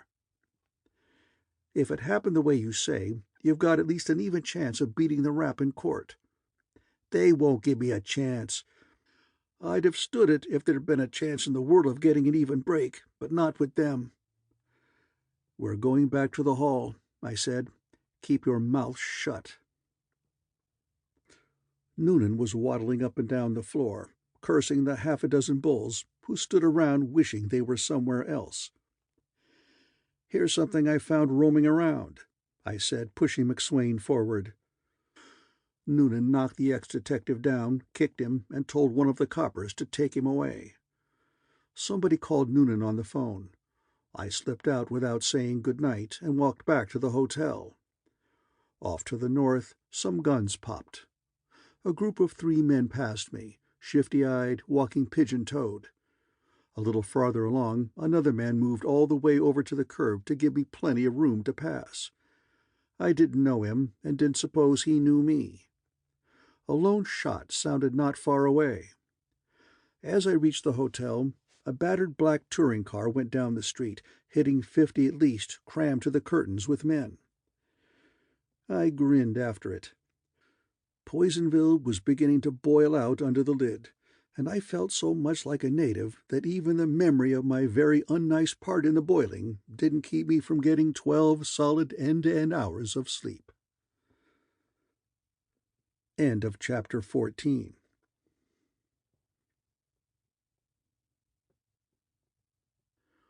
Chapter 15. Cedar Hill Inn. Mickey Linehan used the telephone to wake me a little after noon. "We're here," he told me. "Where's the reception committee?" "Probably stopped to get a rope. Check your bags and come up to the hotel. Room 537. Don't advertise your visit." I was dressed when they arrived. Mickey Linehan was a big slob with sagging shoulders and a shapeless body that seemed to be coming apart at all its joints. His ears stood out like red wings, and his round red face usually wore the meaningless smirk of a half-wit. He looked like a comedian, and was. Dick Foley was a boy-sized Canadian with a sharp, irritable face. He wore high heels to increase his height, perfumed his handkerchiefs, and saved all the words he could. They were both good operatives. "What did the old man tell you about the job?" I asked when we had settled into seats. The old man was the manager of the Continental San Francisco branch.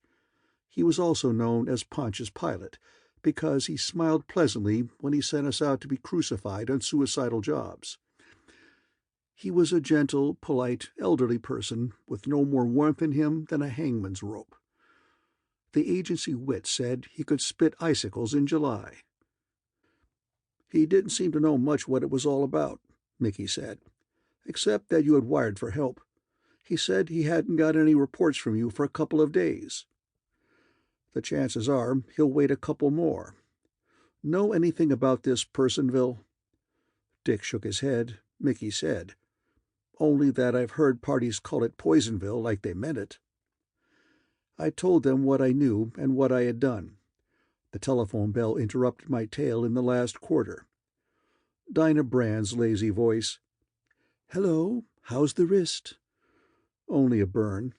What do you think of the crush-out?" "It's not my fault," she said. "I did my part. If Noonan couldn't hold him, that's just too bad. I'm coming downtown to buy a hat this afternoon. I thought I'd drop in and see you for a couple of minutes if you're going to be there." "What time?"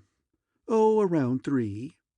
"Right. I'll expect you, and I'll have that 200 and a dime I owe you." "Do," she said. "That's what I'm coming in for. Ta-ta."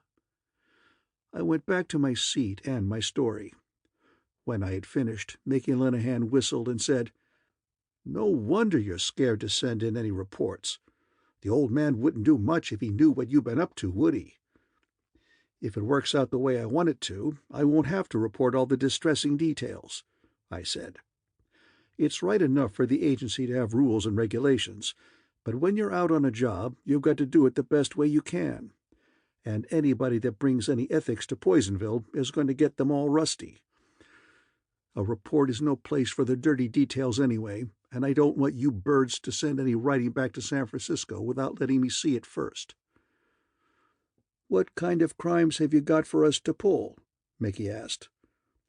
"I want you to take Pete the Finn. Dick will take Lou Yard. You'll have to play it the way I've been playing. Do what you can when you can. I've an idea that the pair of them will try to make Noonan let Whisper alone. I don't know what he'll do. He's shifty as hell, and he does want to even up his brother's killing." "After I take this Finnish gent," Mickey said, "what do I do with him? I don't want to brag about how dumb I am, but this job is plain as astronomy to me. I understand everything about it, except what you have done and why, and what you're trying to do and how." "You can start off by shadowing him. I've got to have a wedge that can be put between Pete and Yard, Yard and Noonan, Pete and Noonan, Pete and Thaler, or Yard and Thaler. If we can smash things up enough, break the combination, they'll have their knives in each other's backs, doing our work for us. The break between Thaler and Noonan is a starter, but it'll sag on us if we don't help it along. I could buy more dope on the whole lot from Dinah Brand, but there's no use taking anybody into court, no matter what you've got on them. They own the courts, and besides, the courts are too slow for us now. I've got myself tangled up in something, and as soon as the old man smells it, and San Francisco isn't far enough away to fool his nose, he's going to be sitting on the wire asking for explanations. I've got to have results to hide the details under. so evidence won't do. What we've got to have is dynamite." "What about our respected client, Mr. Elihu Wilson?" Mickey asked. "What are you planning to do with or to him?" "Maybe ruin him, maybe club him into backing us up. I don't care which. You'd better stay at the Hotel Person, Mickey, and Dick can go to the National. Keep apart, and if you want to keep me from being fired, burn the job up before the old man tumbles. Better write these down." I gave them names, descriptions, and addresses when I had them, of Elihu Wilson, Stanley Lewis, his secretary, Dinah Brand, Dan Rolfe, Noonan, Max Thaler, alias Whisper, his right-hand man, the chinless Jerry, Mrs. Donald Wilson, Lewis' daughter, who had been Donald Wilson's secretary, and Bill Quint, Dinah's radical ex-boyfriend. "Now, hop to it," I said, "and don't kid yourselves that there is any law in Poisonville except what you make for yourself." Mickey said I'd be surprised how many laws he could get along without. Dick said, "So long," and they departed. After breakfast, I went over to the city hall. Noonan's greenish eyes were bleary, as if they hadn't been sleeping, and his face had lost some of its color. He pumped my hand up and down as enthusiastically as ever, and the customary amount of cordiality was in his voice and manner. "Any line on Whisper?" I asked when we had finished the glad handing. "I think I've got something." He looked at the clock on the wall and then at his phone. "I'm expecting word any minute. Sit down." "Who else got away?" "Jerry Hooper and Tony Agosti are the only other ones still out. We picked up the rest. Jerry is Whisper's man Friday, and the Wop's one of his mob. He's the bozo that put the knife in Ike Bush the night of the fight." "Any more of Whisper's mob in?" "No, we just had the three of them, except Buck Wallace, the fellow you potted. He's in the hospital." The chief looked at the wall clock again and at his watch. It was exactly 2 o'clock. He turned to the phone. It rang. He grabbed it, said, "Noonan talking. Yes. Yes. Yes. Right." He pushed the phone aside and played a tune on the row of pearl buttons on his desk. The office filled up with coppers. "Cedar Hill Inn," he said. "You follow me out with your detail, Bates. Terry, shoot out Broadway and hit the dump from behind. Pick up the boys on traffic duty as you go along. It's likely we'll need everybody we can get. Duffy, take yours out Union Street and around by the old mine road. McGraw will hold headquarters down. Get hold of everybody you can and send them after us. Jump." He grabbed his hat and went after them, calling over his thick shoulder to me, "Come on, man, this is the kill." I followed him down to the department garage, where the engines of half a dozen cars were roaring. The chief sat beside his driver.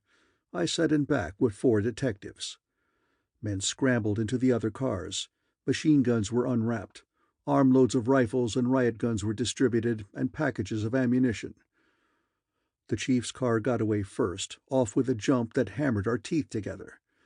We missed the garage door by half an inch, chased a couple of pedestrians diagonally across the sidewalk, bounced off the curb into the roadway, missed a truck as narrowly as we had missed the door, and dashed out King Street with our siren wide open.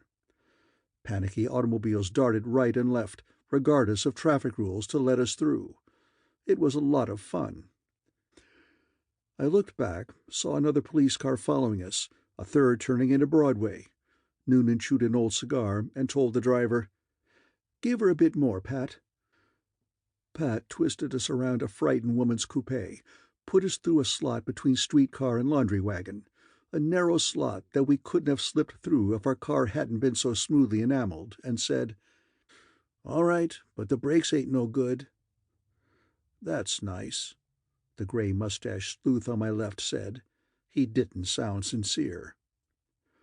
Out of the center of the city there wasn't much traffic to bother us, but the paving was rougher. It was a nice half-hour's ride, with everybody getting a chance to sit in everybody else's lap.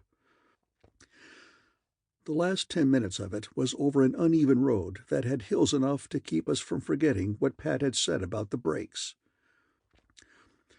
We wound up at a gate topped by a shabby electric sign that had said Cedar Hill Inn before it lost its globes.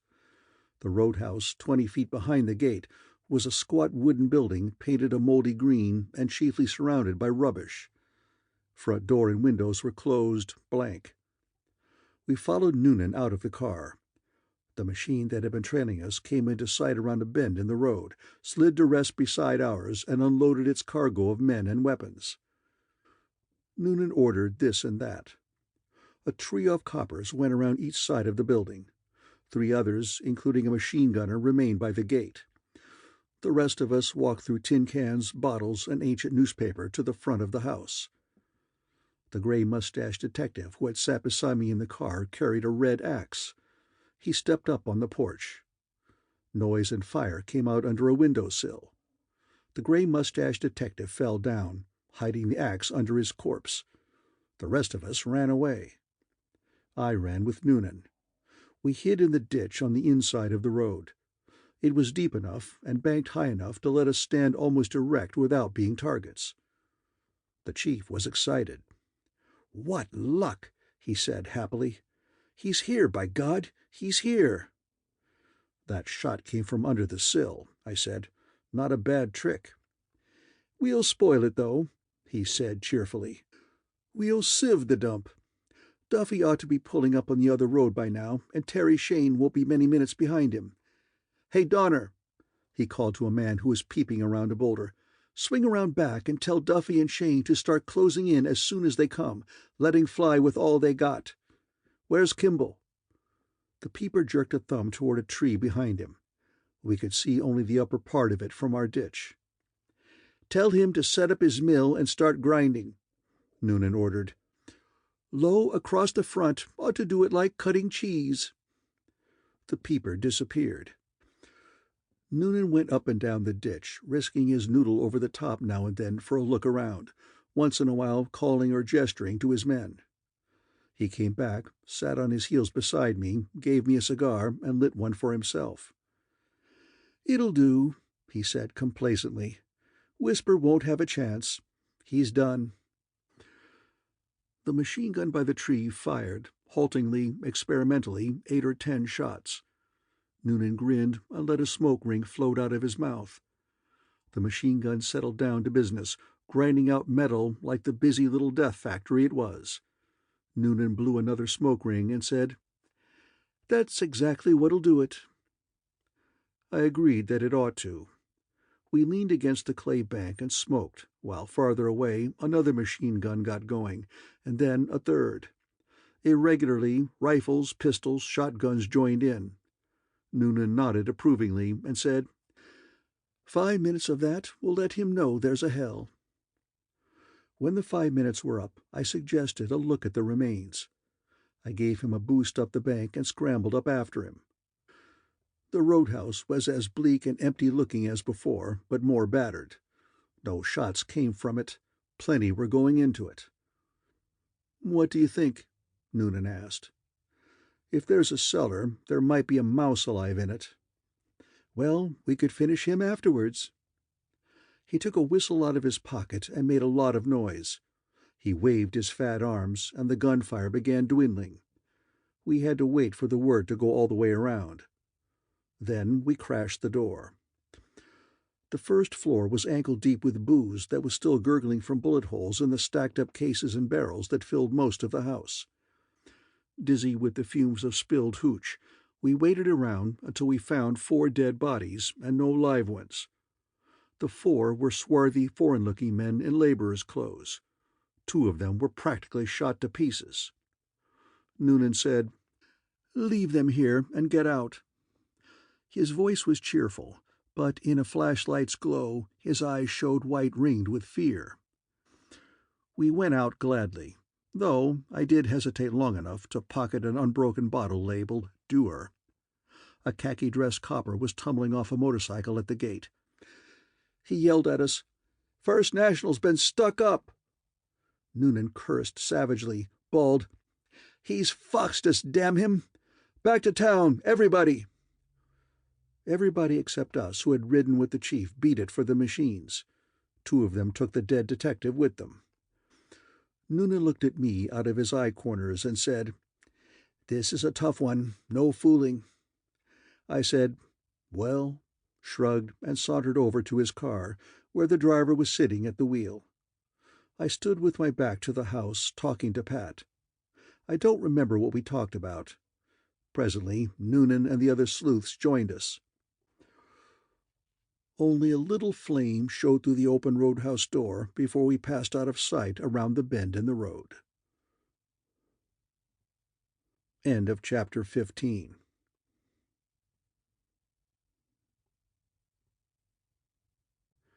Chapter 16. Exit Jerry. There was a mob around the First National Bank. We pushed through it to the door, where we found sour-faced McGraw. "Was 6 of them, masked," he reported to the chief as we went inside.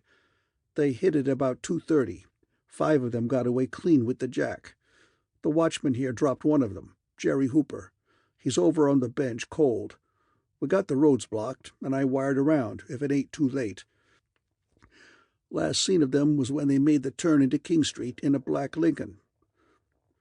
We went over to look at the dead Jerry, lying on one of the lobby benches with a brown robe over him. The bullet had gone in under his left shoulder blade. The bank watchman, a harmless-looking old duffer, pushed up his chest and told us about it. "There wasn't no chance to do nothing at first. They were in before anybody knew anything. And maybe they didn't work fast. Right down the line, scooping it up. No chance to do anything then. But I says to myself, 'All righty, young fellows, you've got it all your own way now, but wait till you try to leave.' And I was good as my word, you bet you. I runs right to the door after them and cut loose with the old firearm. I got that fellow just as he was stepping into the car. I bet you I'd have got more of them if I'd have had more cartridges, because it's kind of hard shooting down like that, standing in the—" Noonan stopped the monologue by patting the old duffer's back till his lungs were empty, telling him, "That certainly is fine. That certainly is fine."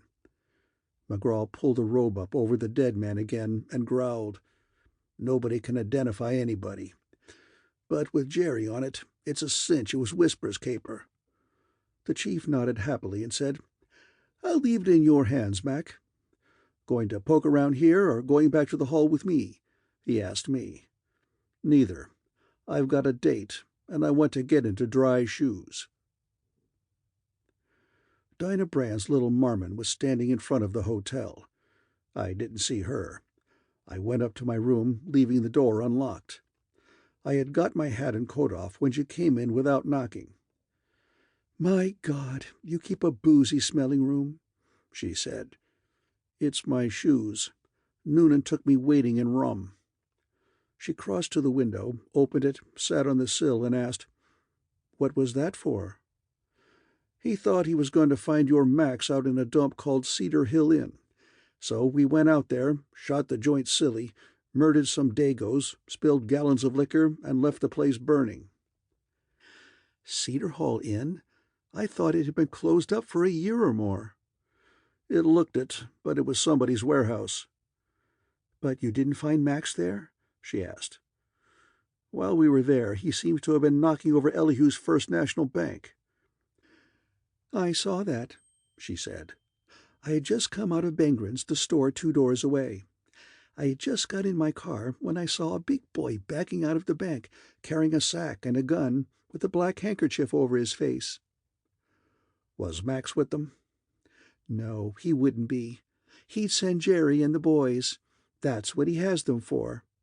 Jerry was there. I knew him as soon as he got out of the car, in spite of the black handkerchief. They all had black ones. 4 of them came out of the bank, running down to the car at the curb. Jerry and another fellow were in the car. When the 4 came across the sidewalk, Jerry jumped out and went to meet them. That's when the shooting started, and Jerry dropped. The others jumped in the bus and lit out." "How about that dough you owe me?" I counted out 10 $20 bills and a dime. She left the window to come for them. "That's for pulling Dan off, so you could cop Max," she said when she had stowed the money away in her bag. "Now, How about what I was to get for showing you where you could turn up the dope on his killing Tim Noonan?" "You'll have to wait till he's indicted. How do you know the dope's any good?"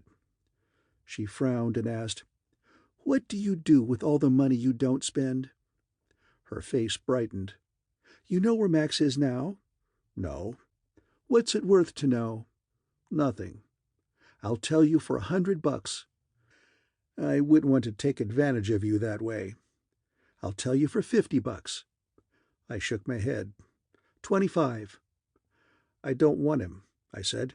"I don't care where he is. Why don't you peddle the news to Noonan?" "Yes, and try to collect." "Do you only perfume yourself with booze, or is there any for drinking purposes?" "Here's a bottle of so-called Doer that I picked up at Cedar Hill this afternoon. There's a bottle of King George in my bag. What's your choice?" She voted for King George. We had a drink apiece straight, and I said, "Sit down and play with it while I change clothes." When I came out of the bathroom 25 minutes later, she was sitting at the secretary, smoking a cigarette and studying a memoranda book that had been in a side pocket of my Gladstone bag. "I guess these are the expenses you've charged up on other cases," she said without looking up. "I'm damned if I can see why you can't be more liberal with me. Look, here's a $600 item marked Inf. That's information you bought from somebody, isn't it? And here's 150 below it.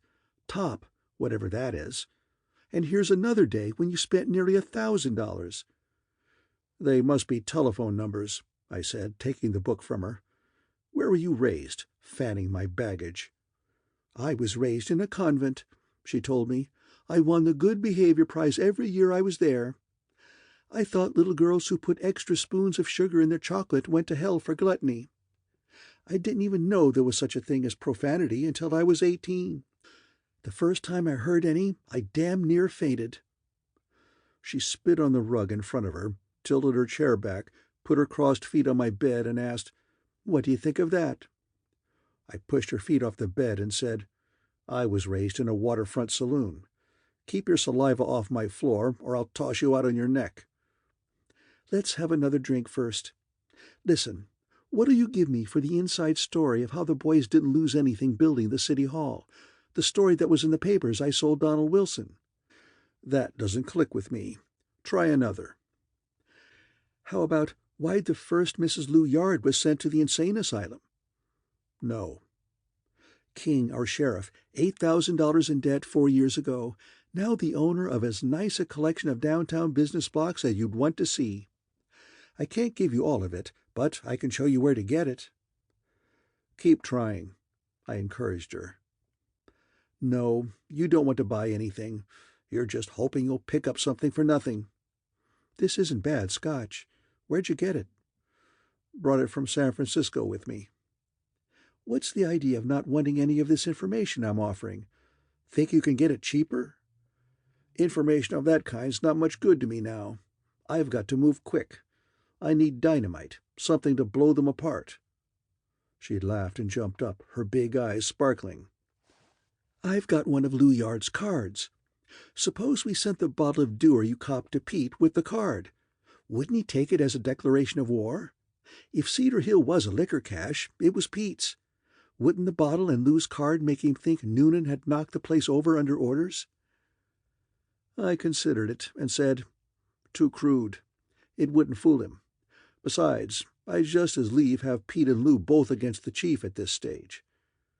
She pouted and said, "You think you know everything. You're just hard to get along with. Take me out tonight? I've got a new outfit that'll knock them cockeyed." "Yeah." "Come up for me around 8. She patted my cheek with a warm hand, said, "Ta-ta," and went out as the telephone bell began jingling. "My Chinch and Dix are together at your client's joint," Mickey Linehan reported over the wire. "Mine's been generally busier than a hustler with 2 bunks, though I don't know what the score is yet. Anything new?" I said there wasn't, and went into conference with myself across the bed, trying to guess what would come of Noonan's attack on Cedar Hill Inn and whispers on the First National Bank. I would have given something for ability to hear what was being said up at old Elihu's house by him, Pete the Finn, and Lou Yard.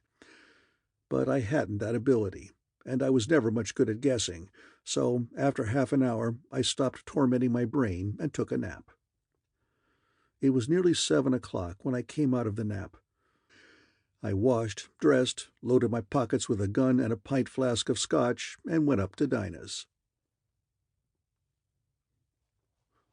End of chapter 16.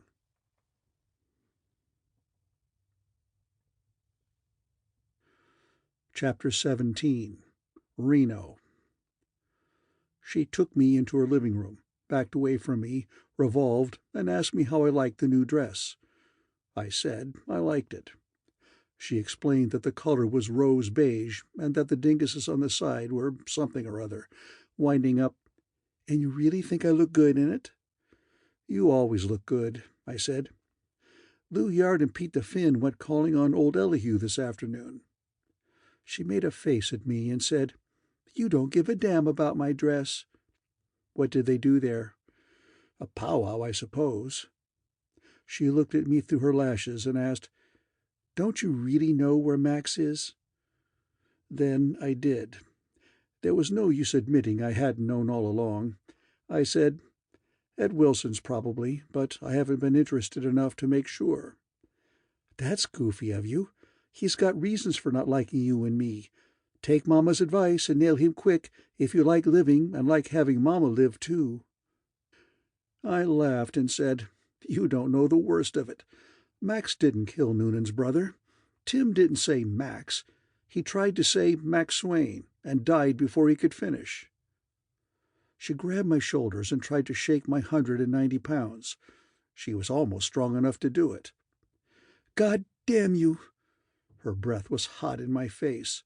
Her face was white as her teeth. Rouge stood out sharply like red labels pasted on her mouth and cheeks. "If you framed him and made me frame him, you've got to kill him, now." I don't like being manhandled, even by young women who look like something out of mythology when they're steamed up. I took her hands off my shoulders and said, "Stop belly aching. You're still alive." "Yes, still. But I know Max better than you do. I know how much chance anybody that frames him has got of staying alive long. It would be bad enough if we got him right, but don't make such a fuss over it. I've framed my millions and nothing's happened to me. Get your hat and coat and we'll feed. You'll feel better then." "You're crazy if you think I'm going out. Not with that—" "Stop it, sister. If he's that dangerous, he's just as likely to get you here as anywhere. So what difference does it make?" "It makes a— You know what you're going to do? You're going to stay here until Max is put out of the way. It's your fault, and you've got to look out for me. I haven't even got Dan. He's in the hospital." "I can't," I said. "I've got work to do. You're all burnt up over nothing. Max has probably forgotten all about you by now. Get your hat and coat. I'm starving." She put her face close to mine again, and her eyes looked as if they had found something horrible in mine. "Oh, you're rotten," she said. "You don't give a damn what happens to me. You're using me as you used the others. That dynamite you wanted. I trusted you." "You're dynamite, all right, but the rest of it's kind of foolish. You look a lot better when you're happy. Your features are heavy. Anger makes them downright brutal. I'm starving, sister." "You'll eat here," she said. "You're not going to get me out after dark." She meant it. She swapped the rose beige dress for an apron and took inventory of the icebox. There were potatoes, lettuce, canned soup, and half a fruitcake. I went out and got a couple of steaks, rolls, asparagus, and tomatoes. When I came back, she was mixing gin, vermouth, and orange bitters in a quart shaker, not leaving a lot of space for them to move around in. "Did you see anything?" she asked. I sneered at her in a friendly way. We carried the cocktails into the dining room and played bottoms up while the meal cooked. The drinks cheered her a lot. By the time we sat down to the food, she had almost forgotten her fright. She wasn't a very good cook, but we ate as if she were. We put a couple of ginger ales in on top the dinner. She decided she wanted to go places and do things. No lousy little runt could keep her cooped up, because she had been as square with him as anybody could be, until he got nasty over nothing, and if he didn't like what she did, he could go climb trees or jump in lakes, and we'd go out to the Silver Arrow where she had meant to take me, because she had promised Reno she'd show up at his party, and by God she would, and anybody who thought she wouldn't was crazy as a pet cuckoo, and what did I think of that? "Who's Reno?" I asked, while she tied herself tighter in the apron by pulling the strings the wrong way. "Reno Starkey. You'll like him. He's a right guy. I promised him I'd show at his celebration, and that's just what I'll do." "What's he celebrating?" "What the hell's the matter with this lousy apron?" "He was sprung this afternoon." "Turn around and I'll unwind you." "What was he in for?" "Stand still." "Blowing a safe 6 or 7 months ago. Turlock's the jeweler. Reno, Put Collings, Blackie Whalen, Hank O'Mara, and a little lame guy called Step and a Half. They had plenty of cover, Lou Yard, but the Jewelers Association dicks tied the job to them last week. So Noonan had to go through the motions. It doesn't mean anything. They got out on bail at 5 o'clock this afternoon, and that's the last anybody will ever hear about it. Reno's used to it. He was already out on bail for 3 other capers. Suppose you mix another little drink while I'm inserting myself in the dress?" The Silver Arrow was halfway between Personville and Mock Lake. "It's not a bad dump," Dinah told me as her little Marmon carried us toward it. "Polly Devoto is a good scout, and anything she sells you is good, except maybe the bourbon. That always tastes a little bit like it had been drained off a corpse. You'll like her. You can get away with anything out here, so long as you don't get noisy. She won't stand for noise. There it is. See the red and blue lights through the trees?" We rode out of the woods into full view of the roadhouse, a very electric-lighted imitation castle set close to the road. "What do you mean she won't stand for noise?" I asked, listening to the chorus of pistols singing bang, bang, bang.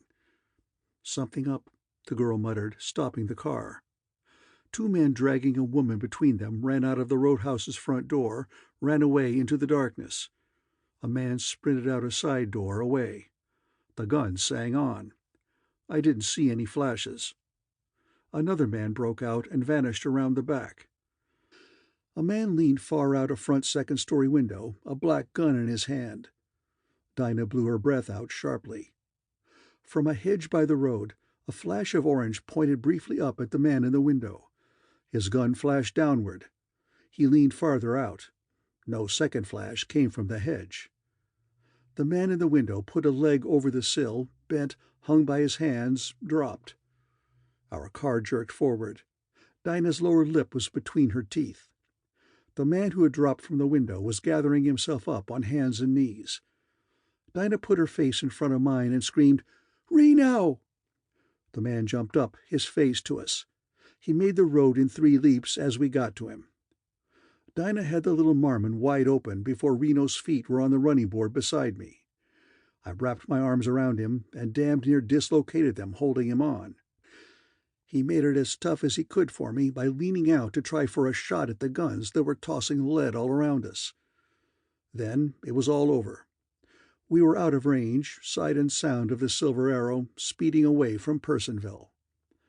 Reno turned around and did his own holding on.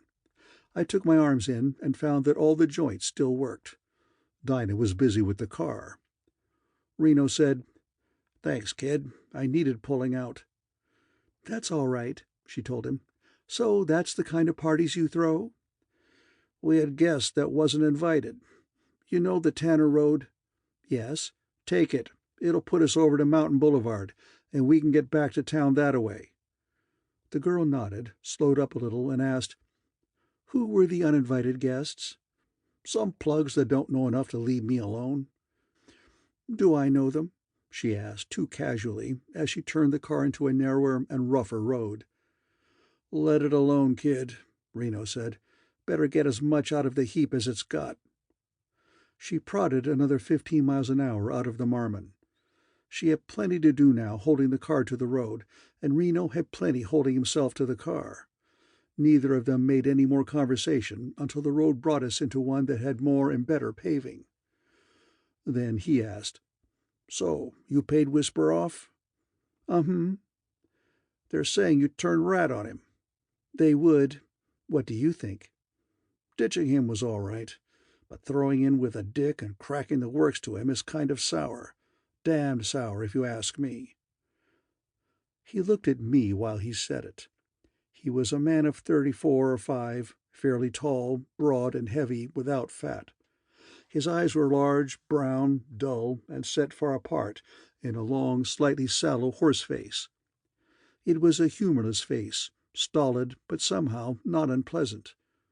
I looked at him and said nothing. The girl said, "If that's the way you feel about it, you can—" "Look out," Reno grunted. We had swung around a curve. A long black car was straight across the road ahead of us, a barricade. Bullets flew around us. Reno and I threw bullets around while the girl made a polo pony of the little Marmon. She shoved it over to the left of the road, let the left wheels ride the bank high, crossed the road again with Reno's and my weight on the inside, got the right bank under the left wheels just as our side of the car began to lift in spite of our weight, slid us down in the road with our backs to the enemy, and took us out of the neighborhood by the time we had emptied our guns. A lot of people had done a lot of shooting, but so far as we could tell, nobody's bullets had hurt anybody. Reno, holding to the door with his elbows while he pushed another clip into his automatic, said, "Nice work, kid. You handled the bus like you meant it." Dinah asked, "Where now?" "Far away first. Just follow the road. We'll have to figure it out. Looks like they got the burg closed up on us. Keep your dog on it." We put 10 or 12 more miles between Personville and us. We passed a few cars, saw nothing to show we were being chased. A short bridge rumbled under us. Reno said, "Take the right turn at the top of the hill." We took it, into a dirt road that wound between trees down the side of a rock-ridged hill. 10 miles an hour was fast going here. After 5 minutes of creeping along, Reno ordered a halt. We heard nothing, saw nothing, during the half-hour we sat in darkness. Then Reno said, "There's an empty shack a mile down the way. We'll camp there, huh? There's no sense trying to crash the city line again tonight." Dinah said she would prefer anything to being shot at again. I said it was all right with me, though I would rather have tried to find some path back to the city. We followed the dirt track cautiously until our headlights settled on a small clapboard building that badly needed the paint it had never got. "Is this it?" Dinah asked Reno. "Uh-huh. Stay here till I look it over." He left us, appearing soon in the beam of our lights at the shack door. He fumbled with keys at the padlock, got it off, opened the door, and went in. Presently he came to the door and called, "All right, come in and make yourselves to home." Dinah cut off the engine and got out of the car. "Is there a flashlight in the car?" I asked. She said, "Yes," gave it to me, yawned. "My God, I'm tired. I hope there's something to drink in the hole." I told her I had a flask of scotch. The news cheered her up. The shack was a one-room affair that held an army cot covered with brown blankets, a deal table with a deck of cards and some gummy poker chips on it, a brown iron stove, 4 chairs, an oil lamp, dishes, pots, pans, and buckets, 3 shelves with canned food on them, a pile of firewood, and a wheelbarrow. Reno was lighting the lamp when we came in. He said, "Not so tough. I'll hide the heap and then we'll be all set till daylight." Dinah went over to the cot, turned back the covers, and reported, "Maybe there's things in it, but anyway, it's not alive with them. Now, let's have that drink." I unscrewed the flask and passed it to her while Reno went out to hide the car. When she had finished, I took a shot. The purr of the Marmon's engine got fainter. I opened the door and looked out. Downhill, through trees and bushes, I could see broken chunks of white light going away. When I lost them for good, I returned indoors and asked the girl, "Have you ever had to walk home before?" "What?" "Reno's gone with the car." "The lousy tramp! Thank God he left us where there's a bed, anyway." "That'll get you nothing." "No." "No. Reno had a key to this dump. 10 to 1, the birds after him know about it. That's why he ditched us here. We're supposed to argue with them, hold them off his trail a while." She got up wearily from the cot, cursed Reno, me, all men from Adam on, and said disagreeably, "You know everything. What do we do next?" "We find a comfortable spot in the great open spaces, not too far away, and wait to see what happens." "I'm going to take the blankets." "Maybe one won't be missed, but you'll tip our mitts if you take more than that." "Damn your mitts," she grumbled, but she took only one blanket. I blew out the lamp, padlocked the door behind us, and with the help of the flashlight picked a way through the undergrowth. On the hillside above we found a little hollow from which road and shack could be not too dimly seen through foliage thick enough to hide us unless we showed a light. I spread the blanket there, and we settled down. The girl leaned against me and complained that the ground was damp, that she was cold in spite of her fur coat, that she had a cramp in her leg, and that she wanted a cigarette. I gave her another drink from the flask. That bought me 10 minutes of peace. Then she said, "I'm catching cold. By the time anybody comes, if they ever do, I'll be sneezing and coughing loud enough to be heard in the city." "Just once," I told her. "Then you'll be all strangled." "There's a mouse or something crawling under the blanket." "Probably only a snake." "Are you married?" "Don't start that." "Then you are?" "No." "I'll bet your wife's glad of it." I was trying to find a suitable comeback to that wisecrack when a distant light gleamed up the road. It disappeared as I shushed the girl. "What is it?" she asked. "A light. It's gone now. Our visitors have left their car and are finishing the trip afoot." A lot of time went by. The girl shivered with her cheek warm against mine. We heard footsteps, saw dark figures moving on the road and around the shack, without being sure whether we did or didn't. A flashlight ended our doubt by putting a bright circle on the shack's door. A heavy voice said, "We'll let the broad come out." There was a half-minute of silence while they waited for a reply from indoors. Then the same heavy voice said, "Coming?" Then more silence. Gunfire, a familiar sound tonight, broke the silence. Something hammered boards. "Come on," I whispered to the girl. "We'll have a try at their car while they're making a racket." "Let them alone," she said, pulling my arm down as I started up. "I've had enough of it for one night. We're all right here." "Come on," I insisted. She said, "I won't," and she wouldn't, and presently, while we argued, it was too late. The boys below had kicked in the door, found the hut empty, and were bellowing for their car. It came, took 8 men aboard, and followed Reno's track downhill. "We might as well move in again," I said. "It's not likely they'll be back this way tonight." "I hope to God there's some scotch left in that flask," she said, as I helped her stand up. End of chapter 17.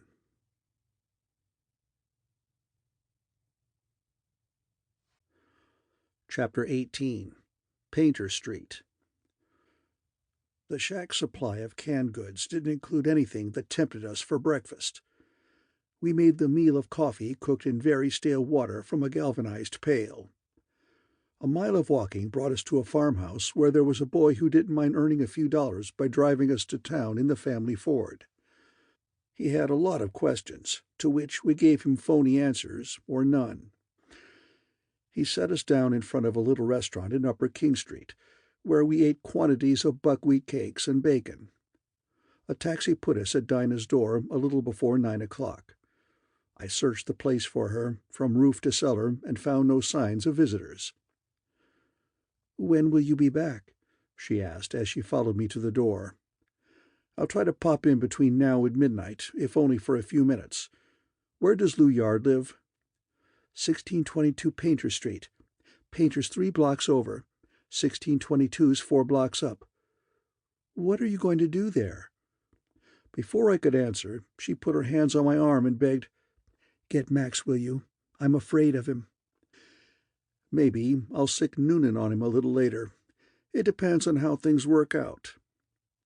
She called me a damned double-crossing something or other who didn't care what happened to her as long as his dirty work got done. I went over to Painter Street. 1622 was a red brick house with a garage under the front porch. A block up the street, I found Dick Foley in a hired drive-yourself Buick. I got in beside him, asking, "What's doing?" "Spot 2. Out 3:30. Office to Wilson's. Mickey, 5. Home, busy. Kept plant. Off 3, 7, nothing yet." That was supposed to inform me that he had picked up Lou Yard at 2 the previous afternoon, had shadowed him to Wilson's at 3:30, where Mickey had tailed Pete, and followed Yard away at 5 to his residence, had seen people going in and out of the house, but had not shadowed any of them, had watched the house until 3 this morning, and had returned to the job at 7, and since then had seen nobody go in or out. "You'll have to drop this and take a plant on Wilson's," I said. "I hear Whisper Thaler's holding up there, and I'd like an eye kept on him till I make up my mind whether to turn him up for Noonan or not." Dick nodded and started the engine grinding. I got out and returned to the hotel. There was a telegram from the old man. "Send by first mail full explanation of present operation and circumstances under which you accepted it with daily reports to date." I put the telegram in my pocket and hoped things would keep on breaking fast. To have sent him the dope he wanted at that time would have been the same as sending in my resignation. I bent a fresh collar around my neck and trotted over to the city hall. "Hello," Noonan greeted me. "I was hoping you'd show up. Tried to get you at your hotel, but they told me you hadn't been in." He wasn't looking well this morning, but under his glad handing he seemed, for a change, genuinely glad to see me. As I sat down, one of his phones rang. He put the receiver to his ear, said, "Yes," listened for a moment, said, "You better go out there yourself, Mac," and had to make 2 attempts to get the receiver back on its prong before he succeeded. His face had gone a little doughy, but his voice was almost normal as he told me, "Lou Yard's been knocked off. Shot coming down his front steps just now." "Any details?" I asked while I cursed myself for having pulled Dick Foley away from Painter Street an hour too soon. That was a tough break. Noonan shook his head, staring at his lap. "Shall we go out and look at the remains?" I suggested, getting up. He neither got up nor looked up. "No," he said wearily to his lap. "To tell the truth, I don't want to. I don't know as I could stand it just now. I'm getting sick of this killing. It's getting to me, on my nerves, I mean." I sat down again, considered his low spirits, and asked, "Who do you guess killed him?" "God knows," he mumbled. "Everybody's killing everybody. Where's it going to end?" "Think Reno did it?" Noonan winced, started to look up at me, changed his mind, and repeated, "God knows." I went at him from another angle. "Anybody knocked off in the battle at the Silver Arrow last night?" "Only 3. "Who were they?" "A pair of Johnson brothers named Blackie Whalen and Put Collings that only got out on bail around 5 yesterday, and Dutch Jake Wall, a guerrilla." "What was it all about?" "Just a rough house, I guess. It seems that Put and Blackie and the others that got out with them were celebrating with a lot of friends, and it wound up in smoke." "All of them Lou Yard's men?" "I don't know anything about that," he said. I got up, said, "Oh, all right," and started for the door. "Wait," he called. "Don't run off like that. I guess they were." I came back to my chair. Noonan watched the top of his desk. His face was gray, flabby, damp, like fresh putty. "Whisper's staying at Wilson's," I told him. He jerked his head up. His eyes darkened. Then his mouth twitched, and he let his head sag again.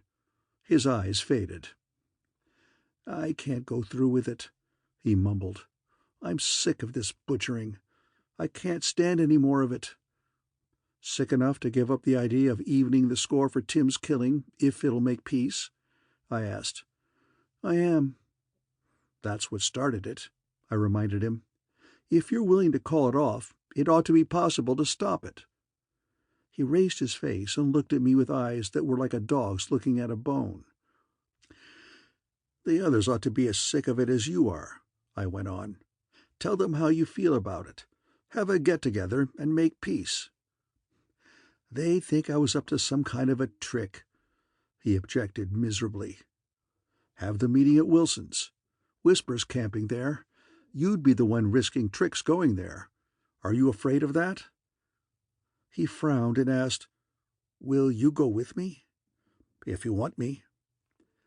"Thanks," he said. I'll try it." End of Chapter 18.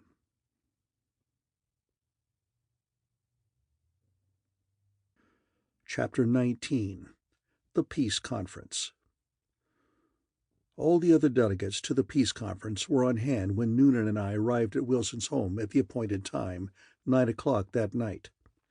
Everybody nodded to us, but the greetings didn't go any further than that. Pete the Finn was the only one I hadn't met before. The bootlegger was a big-boned man of 50 with a completely bald head. His forehead was small, his jaws enormous, wide, heavy, bulging with muscle. We sat around Wilson's library table. Old Elihu sat at the head. The short-clipped hair on his round pink skull were like silver in the light. His round blue eyes were hard, domineering under their bushy white brows. His mouth and chin were horizontal lines. On his right, Pete the Finn sat watching everybody with tiny black eyes that never moved. Reno Starkey sat next to the bootlegger. Reno's sallow horse face was as stolidly dull as his eyes. Max Thaler was tilted back in a chair on Wilson's left. The little gambler's carefully pressed pants legs were carelessly crossed. A cigarette hung from one corner of his tight-lipped mouth.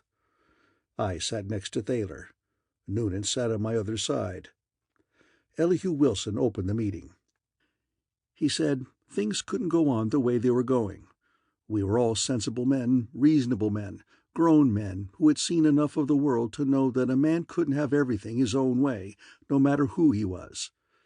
Compromises were things everybody had to make sometimes. To get what he wanted, a man had to give other people what they wanted. He said he was sure that what we all most wanted now was to stop this insane killing.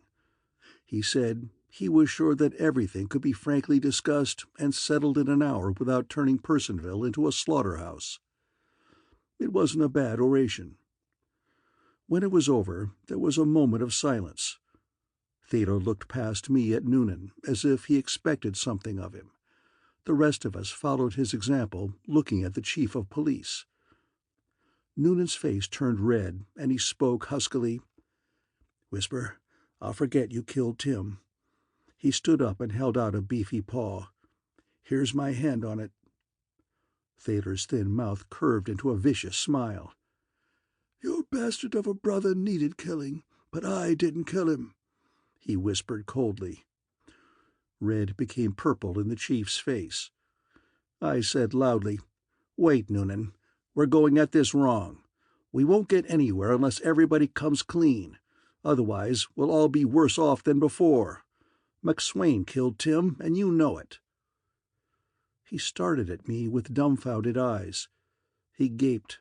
He couldn't understand what I had done to him. I looked at the others, tried to look virtuous as hell, asked, "That's settled, isn't it? Let's get the rest of the kick squared." I addressed Pete the Finn. "How do you feel about yesterday's accident to your warehouse and the 4 men?"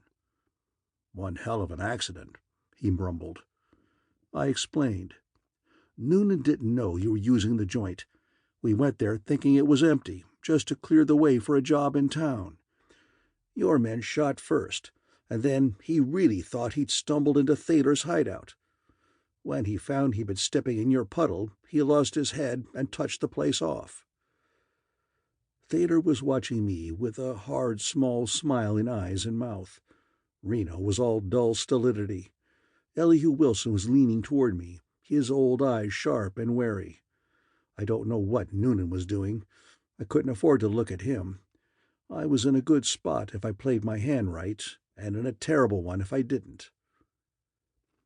"The men, they get paid for taking chances," Pete the Finn said. "For the other, 25 grand will make it right." Noonan spoke quickly, eagerly. "All right, Pete, all right, I'll give it to you." I pushed my lips together to keep from laughing at the panic in his voice. I could look at him safely now. He was licked, broken, willing to do anything to save his fat neck, or try to. I looked at him. He wouldn't look at me. He sat down and looked at nobody. He was busy trying to look as if he didn't expect to be carved apart before he got away from these wolves to whom I had handed him. I went on with the work, turning to Elihu Wilson. "Do you want to squawk about your bank being knocked over, or do you like it?"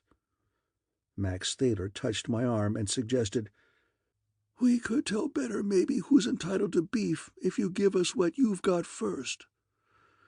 I was glad to. "Noonan wanted to nail you," I told him, "but he either got word, or expected to get word, from Yard and Wilson here to let you alone. So he thought if he had the bank looted and framed you for it, your backers would ditch you and let him go after you right.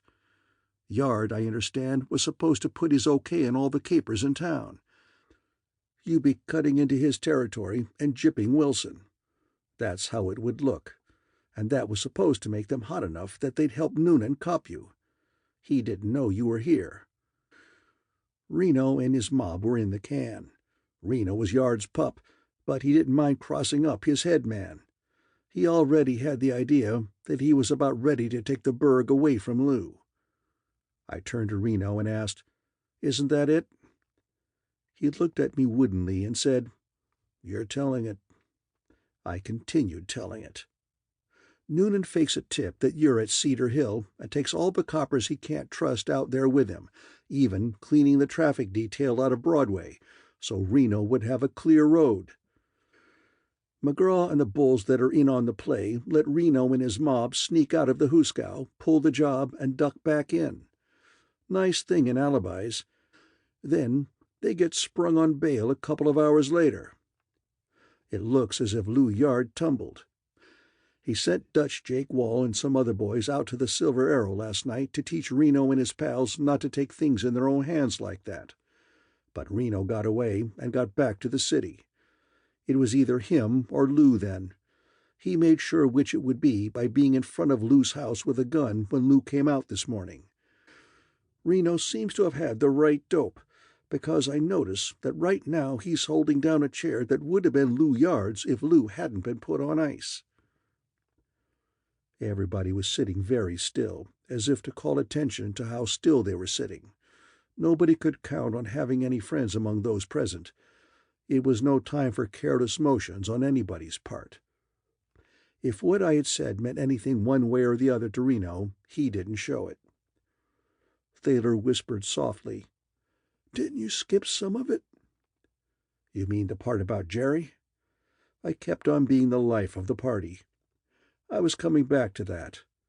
I don't know whether he got away from the can when you crushed out and was caught later, or whether he didn't get away, or why. And I don't know how willingly he went along on the bank caper. But he did go along, and he was dropped and left in front of the bank because he was your right bower, and his being killed there would pin the trick to you. He was kept in the car till the getaway was on. Then he was pushed out and was shot in the back. He was facing the bank with his back to the car when he got his."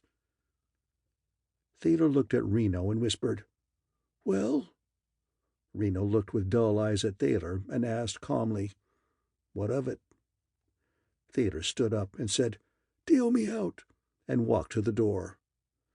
Pete the Finn stood up, leaning on the table with big bony hands, speaking from deep in his chest.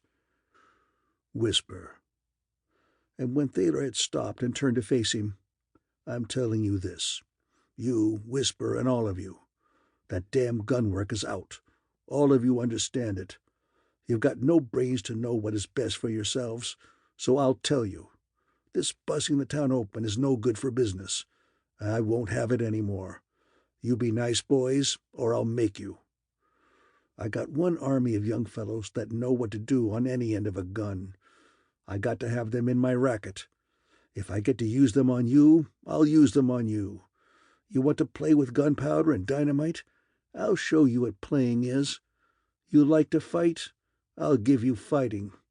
Mind what I tell you. That's all. Pete the Finn sat down.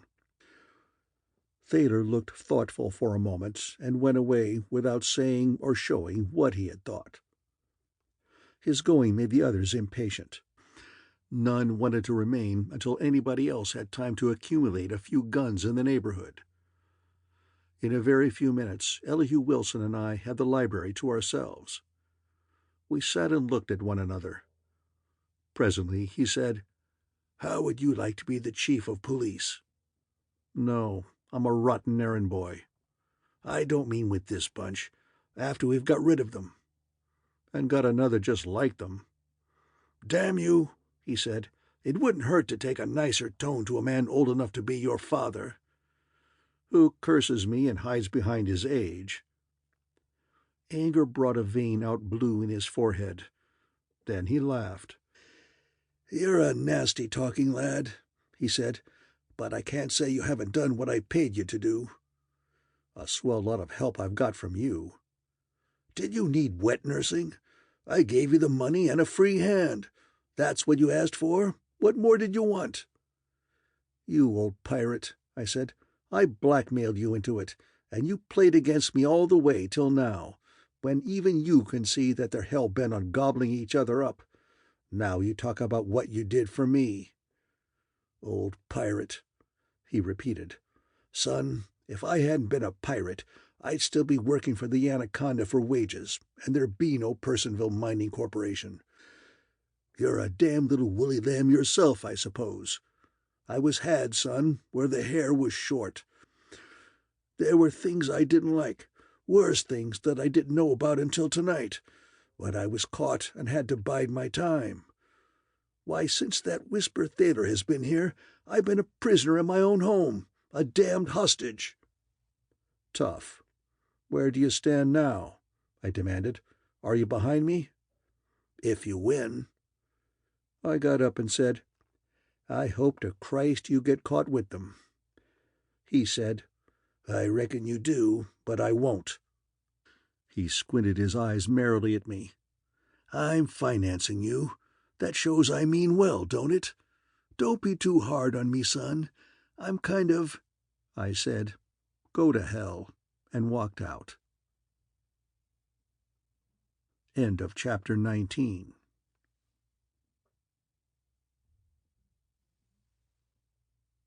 Chapter 20. Laudanum. Dick Foley in his hired car was at the next corner. I had him drive me over to within a block of Dinah Brand's house and walk the rest of the way. "You look tired," she said when I had followed her into the living room. "Been working?" "Attending a peace conference out of which at least a dozen killings ought to grow." The telephone rang. She answered it and called me. Reno Starkey's voice. "I thought maybe you'd like to hear about Noonan being shot to hell and gone when he got out of his heap in front of his house. You never saw anybody that was deader. Must have had 30 pills pumped in him." "Thanks." Dinah's big blue eyes asked questions. "First fruits of the peace conference plucked by Whisper Thaler," I told her. "Where's the gin?" "Reno talking, wasn't it?" "Yeah. He thought I liked to hear about Poisonville being all out of police chiefs." "You mean—" "Noonan went down tonight, according to Reno. Haven't you got any gin? Or do you like making me ask for it?" "You know where it is." "Been up to some of your cute tricks?" I went back into the kitchen, opened the top of the refrigerator, and attacked the ice with an ice pick that had a 6-inch all-sharp blade set in a round blue and white handle. The girl sat in the doorway and asked questions. I didn't answer them while I put ice, gin, lemon juice, and seltzer together in 2 glasses. "What have you been doing?" she demanded as we carried our drinks into the dining room. You look ghastly." I put my glass on the table, sat down facing it, and complained. "This damned burg's getting me. If I don't get away soon, I'll be going blood simple like the natives.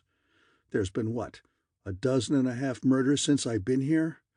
Donald Wilson, Ike Bush, the 4 wops and the dick at Cedar Hill, Jerry, Lou Yard, Dutch Jake, Blackie Whalen, and Putt Collings at the Silver Arrow, Big Nick, the copper I potted, the blonde kid Whisper dropped here, Yakima Shorty, old Elihu's Prowler, and now Noonan. That's 16 of them in less than a week, and more coming up." She frowned at me and said sharply, "Don't look like that." I laughed and went on. "I've arranged a killing or 2 in my time, when they were necessary, but this is the first time I've ever got the fever. It's this damned burg. You can't go straight here. I got myself tangled at the beginning. When old Elihu ran out on me, there was nothing I could do but try to set the boys against each other. I had to swing the job the best way I could. How could I help it if the best way was bound to lead to a lot of killing? The job couldn't be handled any other way without Elihu's backing." "Well, if you couldn't help it, what's the use of making a lot of fuss over it? Drink your drink." I drank half of it and felt the urge to talk some more. "Play with murder enough, and it gets you one of 2 ways. It makes you sick, or you get to like it. It got Noonan the first way. He was green around the gills after Yard was knocked off, all the stomach gone out of him, willing to do anything to make peace. I took him in, suggested that he and the other survivors get together and patch up their differences. We had the meeting at Wilson's tonight. It was a nice party.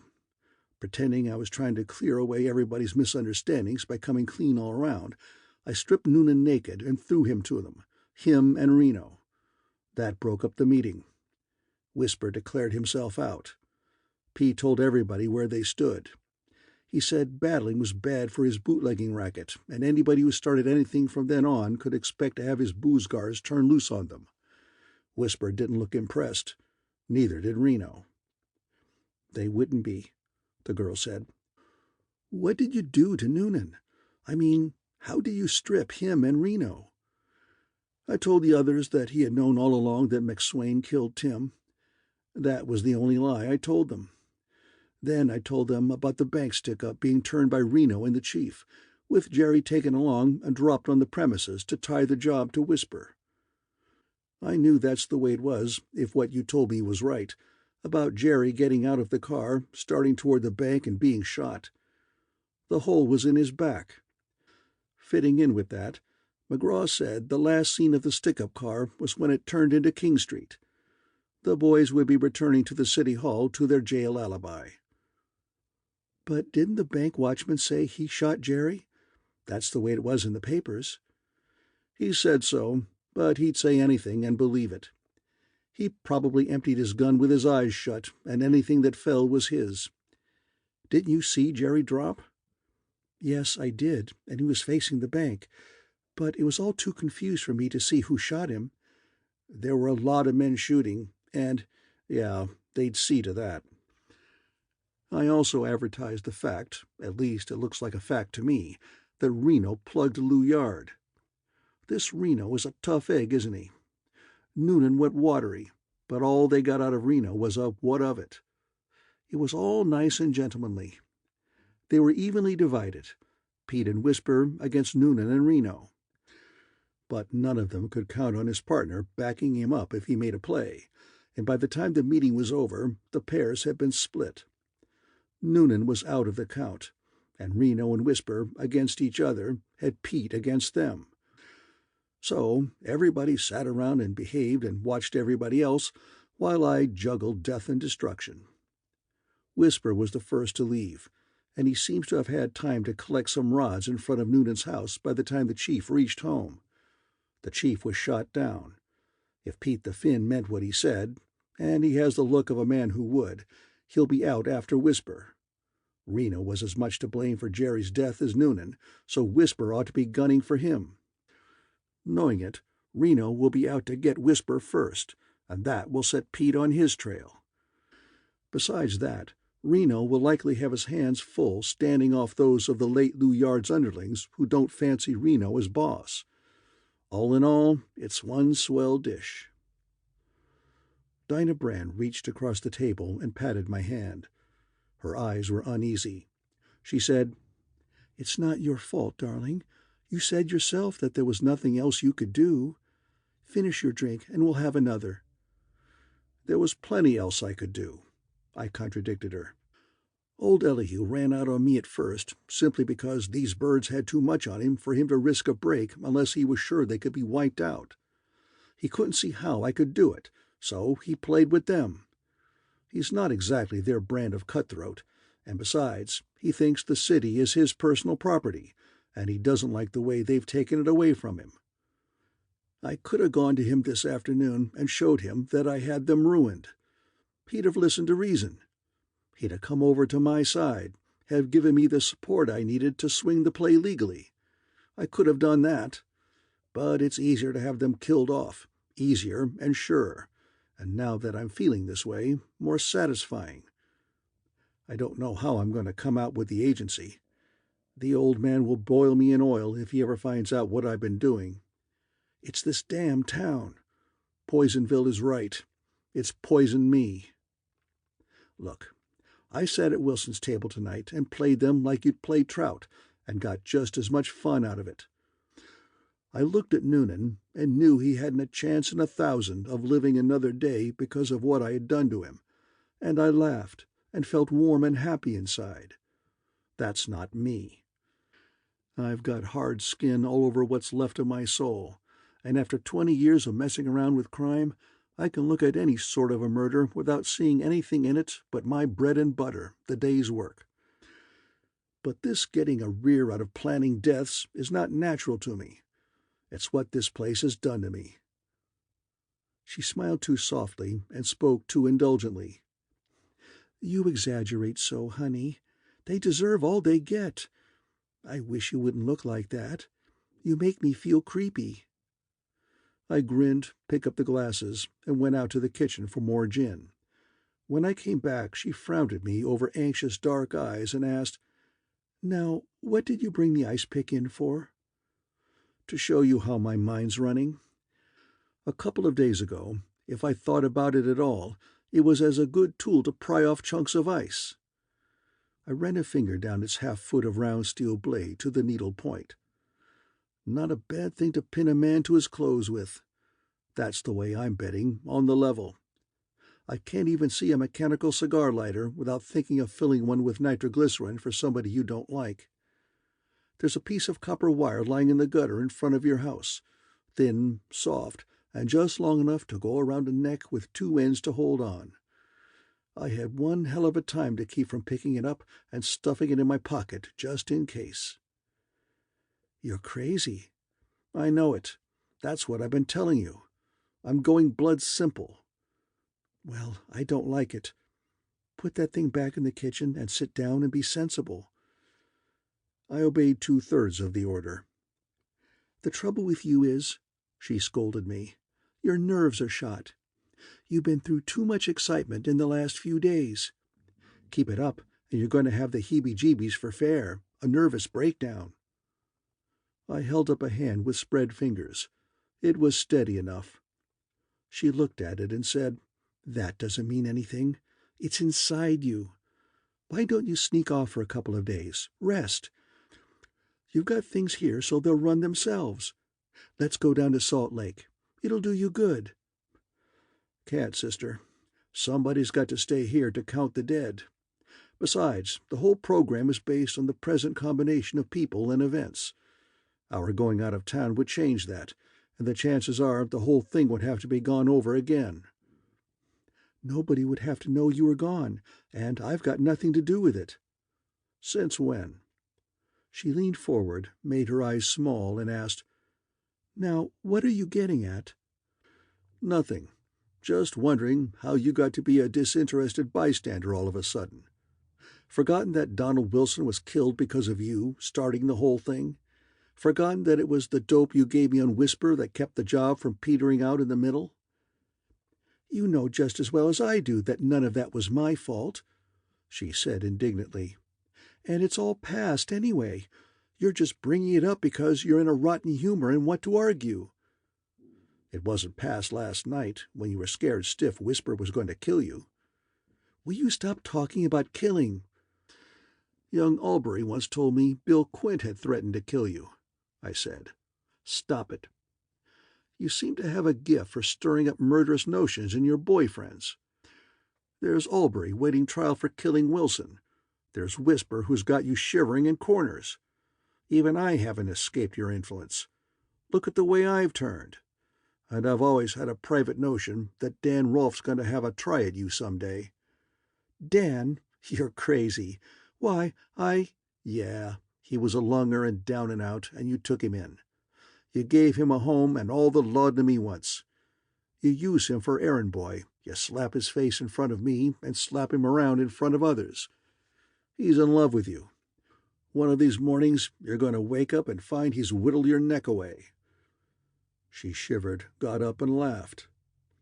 "I'm glad one of us knows what you're talking about, if you do," she said as she carried our empty glasses through the kitchen door. I lit a cigarette and wondered why I felt the way I did, wondered if I were getting psychic, wondered whether there was anything in this presentiment business or whether my nerves were just ragged. "The next best thing for you to do, if you won't go away," the girl advised me when she returned with full glasses, "is to get plastered and forget everything for a few hours. I put a double slug of gin in yours. You need it." "It's not me," I said, wondering why I was saying it, but somehow enjoying it. "It's you. Every time I mention killing, you jump on me. You're a woman. You think if nothing's said about it, maybe none of the God only knows how many people in town who might want to will kill you. That's silly. Nothing we say or don't say is going to make Whisper, for instance. Please, please stop. I am silly. I am afraid of the words. I'm afraid of him. Oh, why didn't you put him out of the way when I asked you?" "Sorry," I said, meaning it. "Do you think he—" "I don't know," I told her, "and I reckon you're right. There's no use talking about it. The thing to do is drink, though there doesn't seem to be much body to this gin." "That's you, not the gin. Do you want an honest-to-God rear?" "I drink nitroglycerin tonight." "That's just about what you're going to get," she promised me. She rattled bottles in the kitchen and brought me in a glass of what looked like the stuff we had been drinking. I sniffed at it and said, "Some of Dan's laudanum, huh? He's still in the hospital?" "Yes, I think his skull is fractured. There's your kick, mister, if that's what you want." I put the doped gin down my throat. Presently I felt more comfortable. Time went by as we drank and talked in a world that was rosy, cheerful, and full of fellowship and peace on earth. Dinah stuck to gin. I tried that for a while too, and then had another gin and laudanum. For a while after that I played a game, trying to hold my eyes open as if I were awake, even though I couldn't see anything out of them.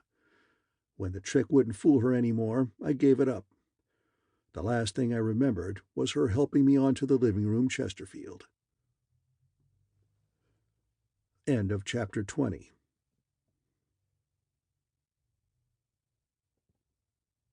Chapter 21. The 17th Murder. I dreamed I was sitting on a bench in Baltimore, facing the tumbling fountain in Harlem Park, beside a woman who wore a veil. I had come there with her. She was somebody I knew well, but I had suddenly forgotten who she was. I couldn't see her face because of the long black veil. I thought that if I had said something to her, I would recognize her voice when she answered. But I was very embarrassed and was a long time finding anything to say. Finally, I asked her if she knew a man named Carroll T. Harris. She answered me, but the roar and swish of the tumbling fountain smothered her voice, and I could hear nothing. Fire engines went out Edmondson Avenue. She left me to run after them. As she ran, she cried, "Fire! Fire!" I recognized her voice then and knew who she was, and knew she was someone important to me. I ran after her, but it was too late. She and the fire engines were gone. I walked streets hunting for her, half the streets in the United States, Gay Street and Mount Royal Avenue in Baltimore, Colfax Avenue in Denver, Etna Road and St. Clair Avenue in Cleveland, McKinney Avenue in Dallas, Lamartine and Cornell and Amory Streets in Boston, Berry Boulevard in Louisville, Lexington Avenue in New York, until I came to Victoria Street in Jacksonville, where I heard her voice again, though I still could not see her. I walked more streets, listening to her voice.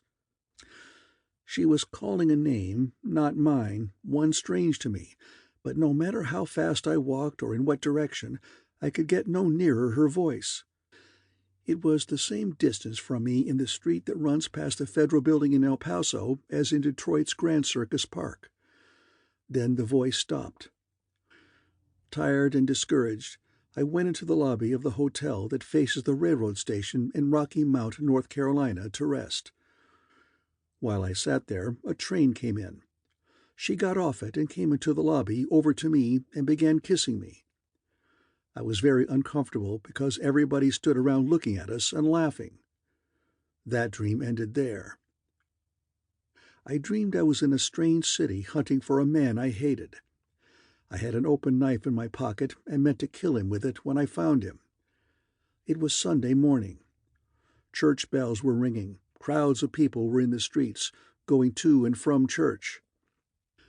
I walked almost as far as in the first dream, but always in this same strange city. Then the man I was after yelled at me, and I saw him. He was a small brown man who wore an immense sombrero. He was standing on the steps of a tall building on the far side of a wide plaza, laughing at me. Between us, the plaza was crowded with people, packed shoulder to shoulder. Keeping one hand on the open knife in my pocket, I ran toward the little brown man, running on the heads and shoulders of the people in the plaza. The heads and shoulders were of unequal heights and not evenly spaced. I slipped and floundered over them. The little brown man stood on the steps and laughed until I had almost reached him. Then he ran into the tall building.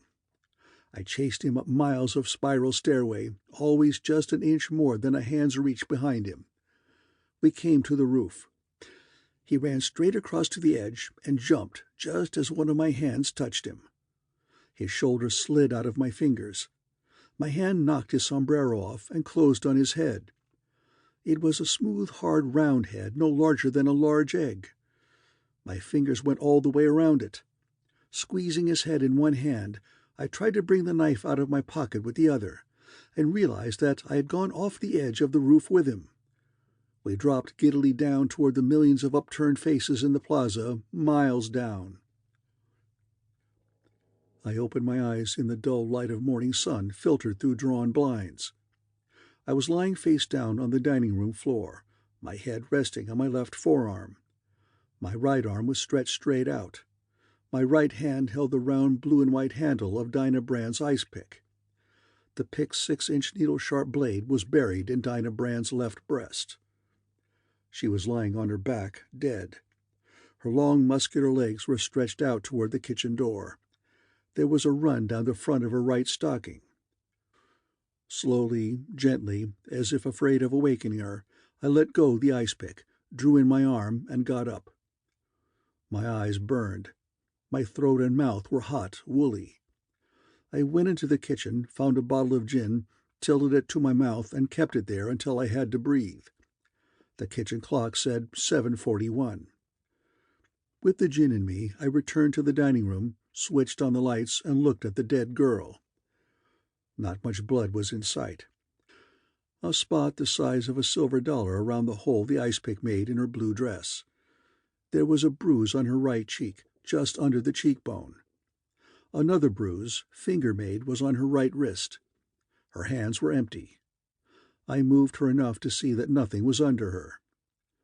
I examined the room. So far as I could tell, nothing had been changed in it.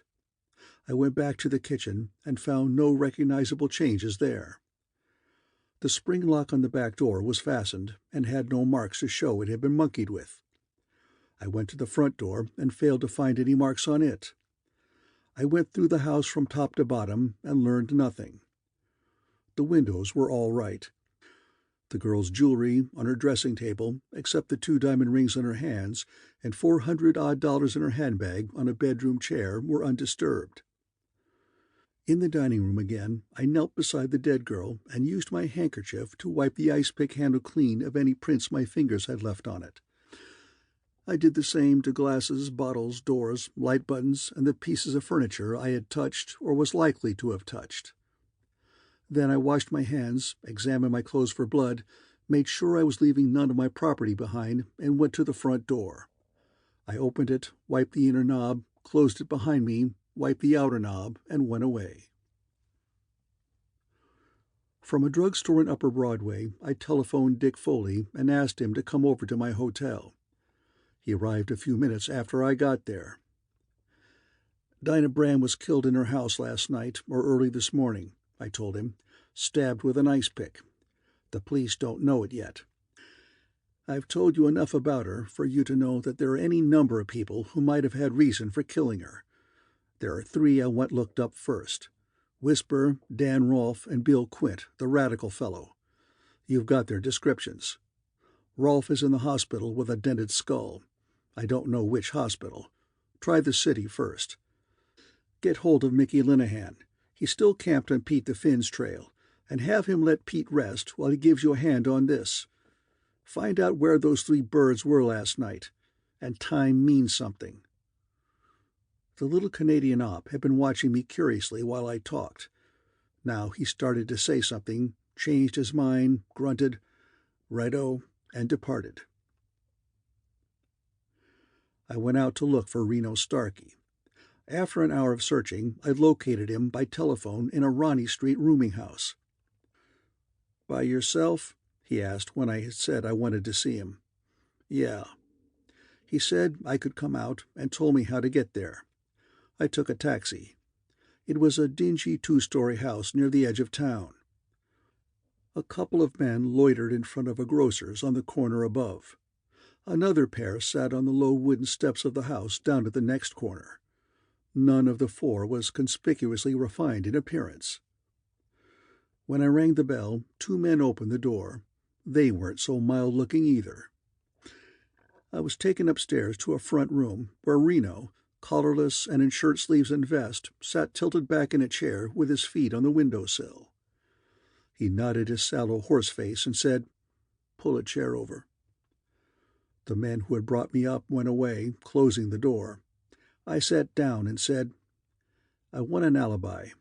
Dinah Brand was killed last night after I left her. There's no chance of my being copped for it, but with Noonan dead, I don't know how I'm hitched up with the department. I don't want to give them any openings to even try to hang anything on me.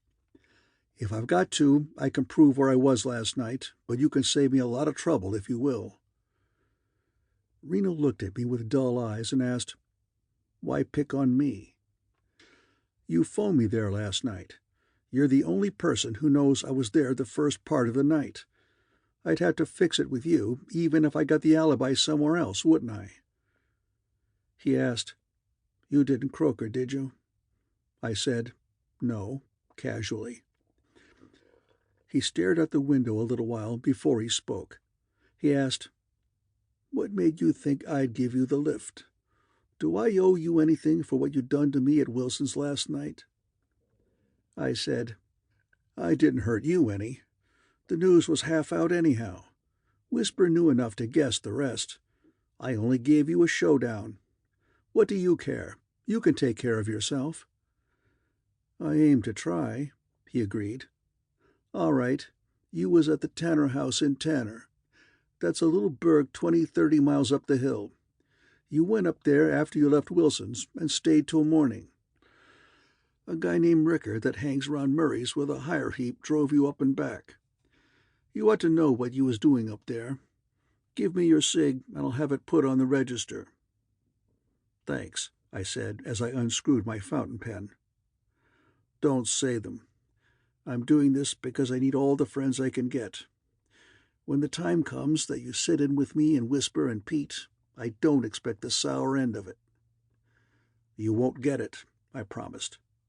"Who's going to be chief of police?" "McGraw's acting chief. He'll likely cinch it." "How'll he play?" "With the fin. Rough stuff will hurt his shop just like it does Pete's. It'll have to hurt some. I'd be a swell mutt to sit still while a guy like Whisper is on the loose. It's me or him. Think he croaked the broad?" "He had reason enough," I said as I gave him the slip of paper on which I'd written my name.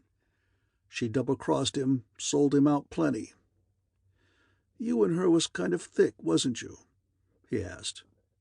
I let the question alone, lighting a cigarette. Reno waited a while and then said, "You better hunt up Ricker and let him get a look at you, so's he'll know how to describe you if he's asked." A long-legged youngster of 22 or so, with a thin freckled face around reckless eyes, opened the door and came into the room. Reno introduced him to me as Hank O'Mara. I stood up to shake his hand and then asked Reno, "Can I reach you here if I need to?" "No Peak Murray?" "I've met him, and I know his joint." "Anything you give him will get to me," he said. "We're getting out of here. It's not so good. That Tanner lay is all set." "Right. Thanks." I went out of the house. End of chapter 21.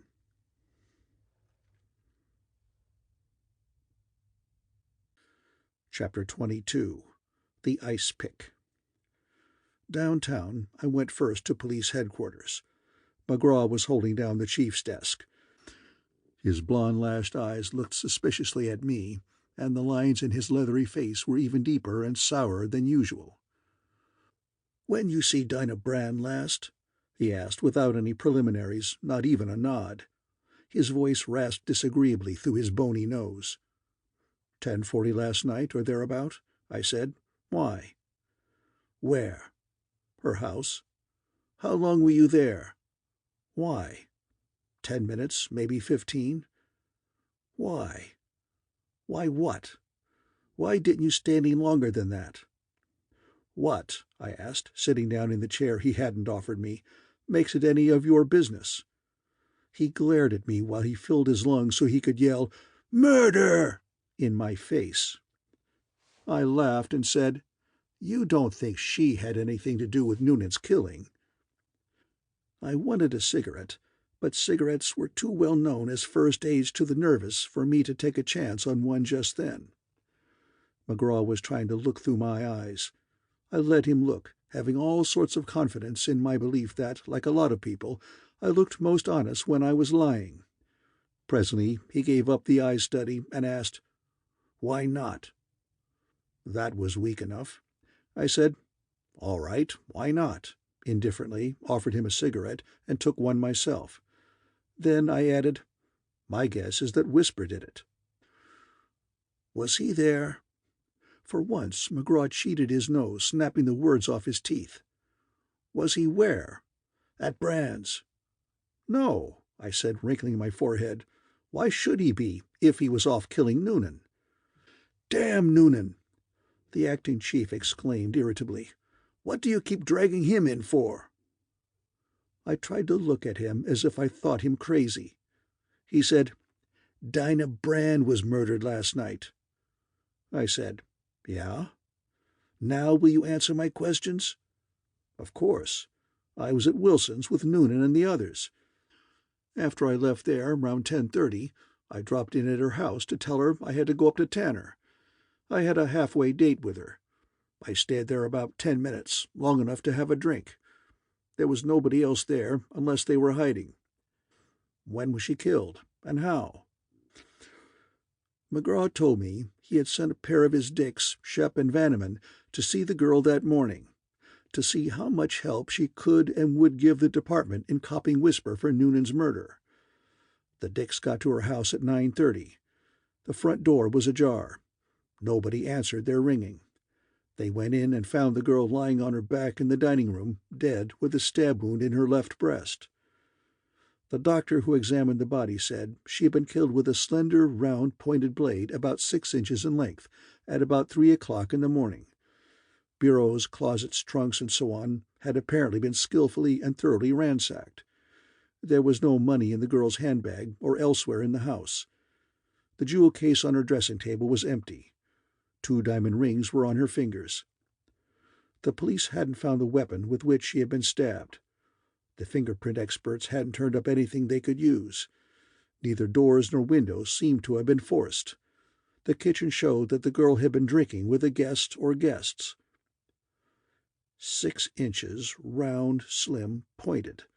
I repeated the weapon's description. That sounds like her ice pick. McGraw reached for the phone and told somebody to send Shep and Vanneman in. Shep was a stoop-shouldered, tall man whose wide mouth had a grimly honest look that probably came from bad teeth. The other detective was short, stocky, with purplish veins in his nose and hardly any neck. McGraw introduced us and asked them about the ice pick. They had not seen it, were positive it hadn't been there. They wouldn't have overlooked an article of its sort. "Was it there last night?" McGraw asked me. I stood beside her while she chipped off pieces of ice with it. I described it. McGraw told the Dicks to search her house again, and then to try to find the pick in the vicinity of the house. "You knew her," he said when Shep and Vanneman had gone. "What's your slant on it?" "Too new for me to have one." I dodged the question. "Give me an hour or two to think it over. What do you think?" He fell back into sourness, growling, "How the hell do I know?" But the fact that he let me go away without asking me any more questions told me he had already made up his mind that Whisper had killed the girl. I wondered if the little gambler had done it, or if this was another of the wrong raps that Poisonville police chiefs like to hang on him. It didn't seem to make much difference now. It was a cinch he had, personally or by deputy, put Noonan out, and they could only hang him once. There were a lot of men in the corridor when I left McGraw. Some of these men were quite young, just kids. Quite a few were foreigners, and most of them were every bit as tough-looking as any men should be. Near the street door I met Donner, one of the coppers who had been on the Cedar Hill expedition. "Hello," I greeted him. "What's the mob?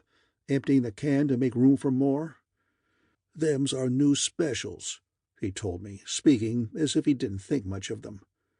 "We're going to have an augmented force."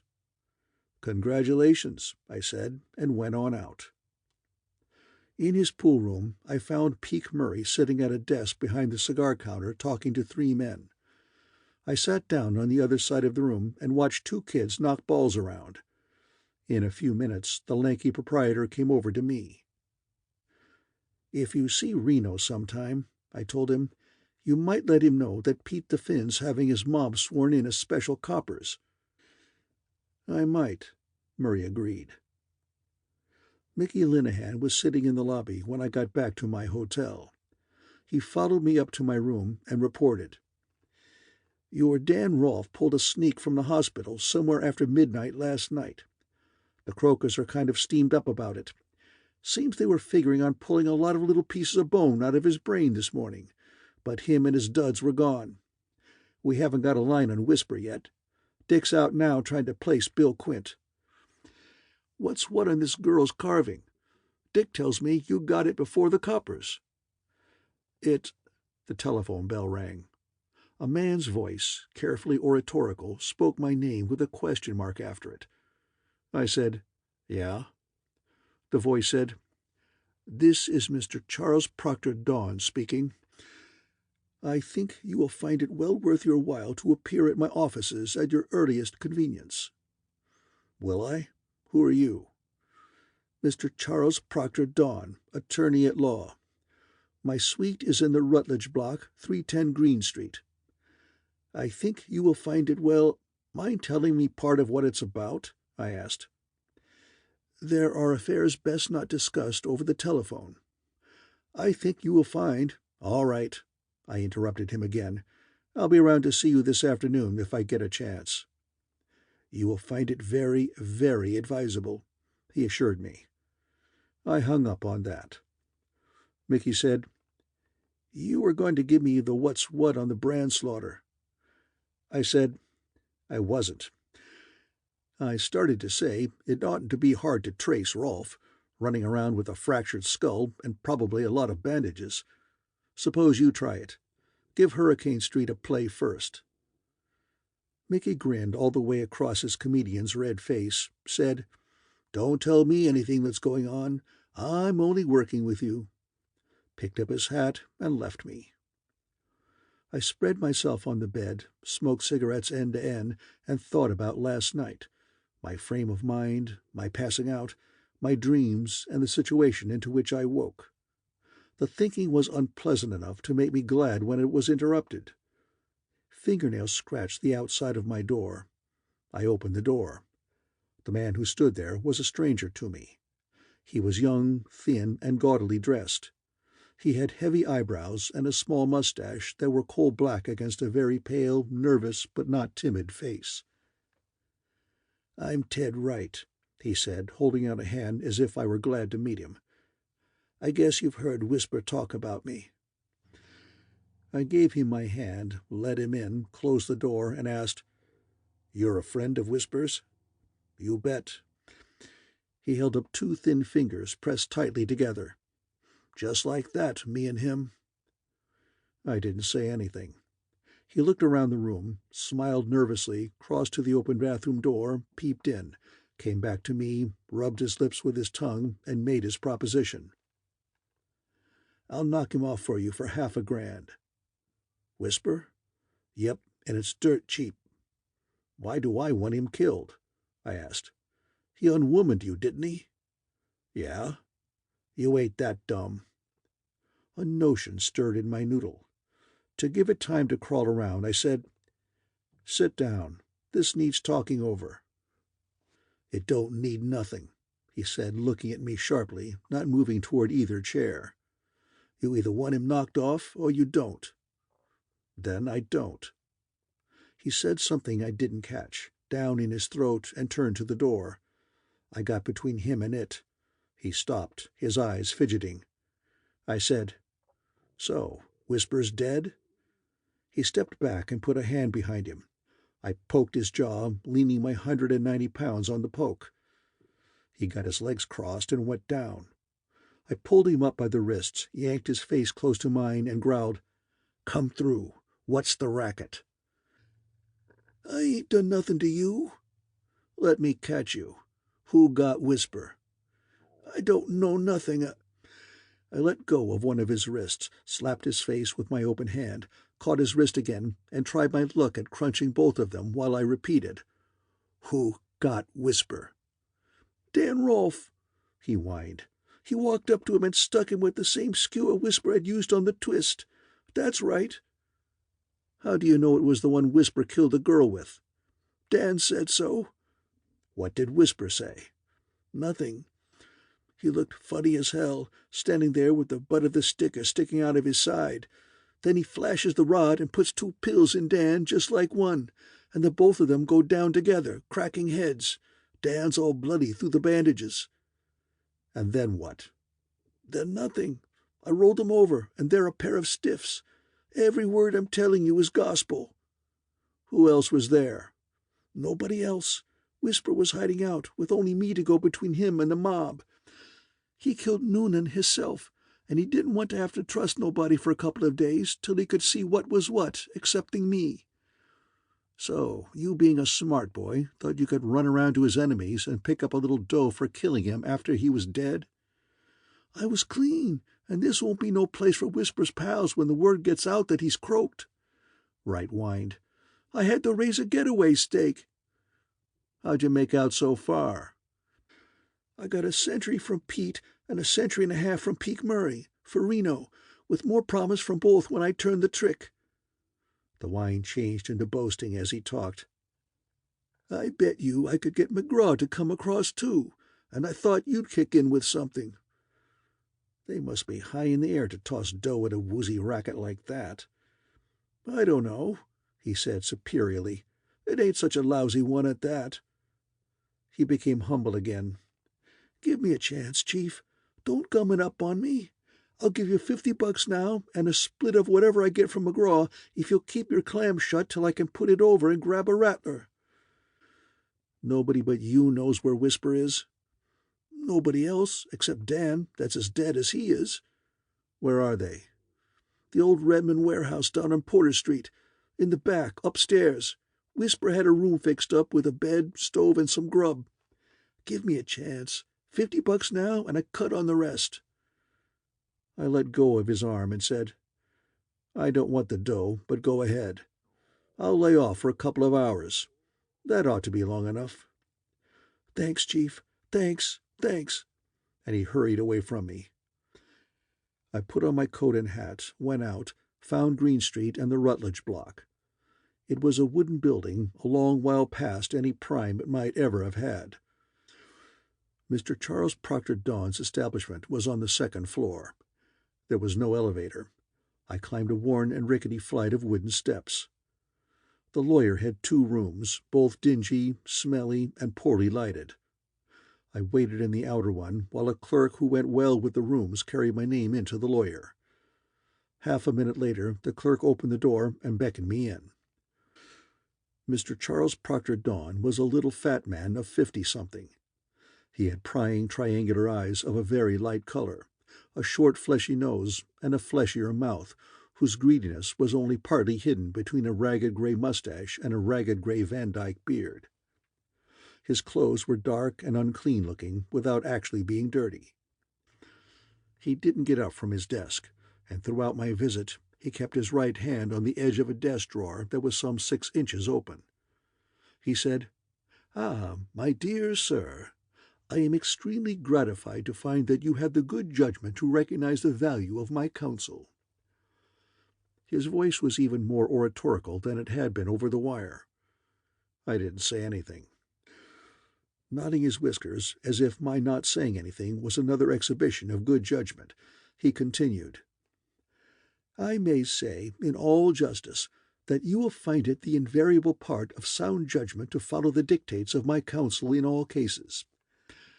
I may say this, my dear sir, without false modesty, appreciating with both fitting humility and a deep sense of true and lasting values my responsibilities as well as my prerogatives as a— and why should I stoop to conceal the fact that there are those who feel justified in preferring to substitute the definite article for the indefinite— recognized and accepted leader of the bar in this thriving state." He knew a lot of sentences like that, and he didn't mind using them on me. Finally, he got along to, "Thus, that conduct which in a minor practitioner might seem irregular becomes, when he who exercises it occupies such indisputable prominence in this community, and, I might say, not merely the immediate community, as serves to place him above fear of reproach, simply that greater ethic which scorns the pettier conventionalities when confronted with an opportunity to serve mankind through one of its individual representatives. Therefore, my dear sir, I have not hesitated to brush aside scornfully all trivial considerations of accepted precedent, to summon you, to say to you frankly and candidly, my dear sir, that your interests will be best served by and through retaining me as your legal representative." I asked, "What'll it cost?" "That," he said loftily, "is of but secondary importance. However, it is a detail which has its deserved place in our relationship, and must be not overlooked or neglected. We shall say $1,000 now. Later, no doubt—" He ruffled his whiskers and didn't finish the sentence. I said I hadn't, of course, that much money on me. "Naturally, my dear sir, naturally, but that is of not the least importance in any degree. None whatever. Any time will do for that. Any time up to 10 o'clock tomorrow morning." "At 10 tomorrow," I agreed. "Now, I'd like to know why I'm supposed to need legal representatives." He made an indignant face. "My dear sir, this is no matter for jesting, of that I assure you." I explained that I hadn't been joking, that I really was puzzled. He cleared his throat, frowned more or less importantly, said, It may well be, my dear sir, that you do not fully comprehend the peril that surrounds you, but it is indubitably preposterous that you should expect me to suppose that you are without any inkling of the difficulties, the legal difficulties, my dear sir, with which you are about to be confronted, growing, as they do, out of occurrences that took place at no more remote time than last night, my dear sir, last night. However, there is no time to go into that now. I have a pressing appointment with Judge Leffner. On the morrow I shall be glad to go more thoroughly into each least ramification of the situation, and I assure you there are many with you. I shall expect you at 10 tomorrow morning." I promised to be there, and went out.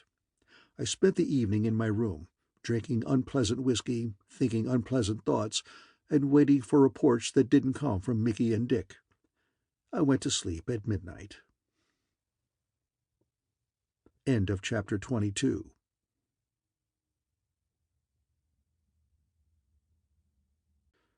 Chapter 23.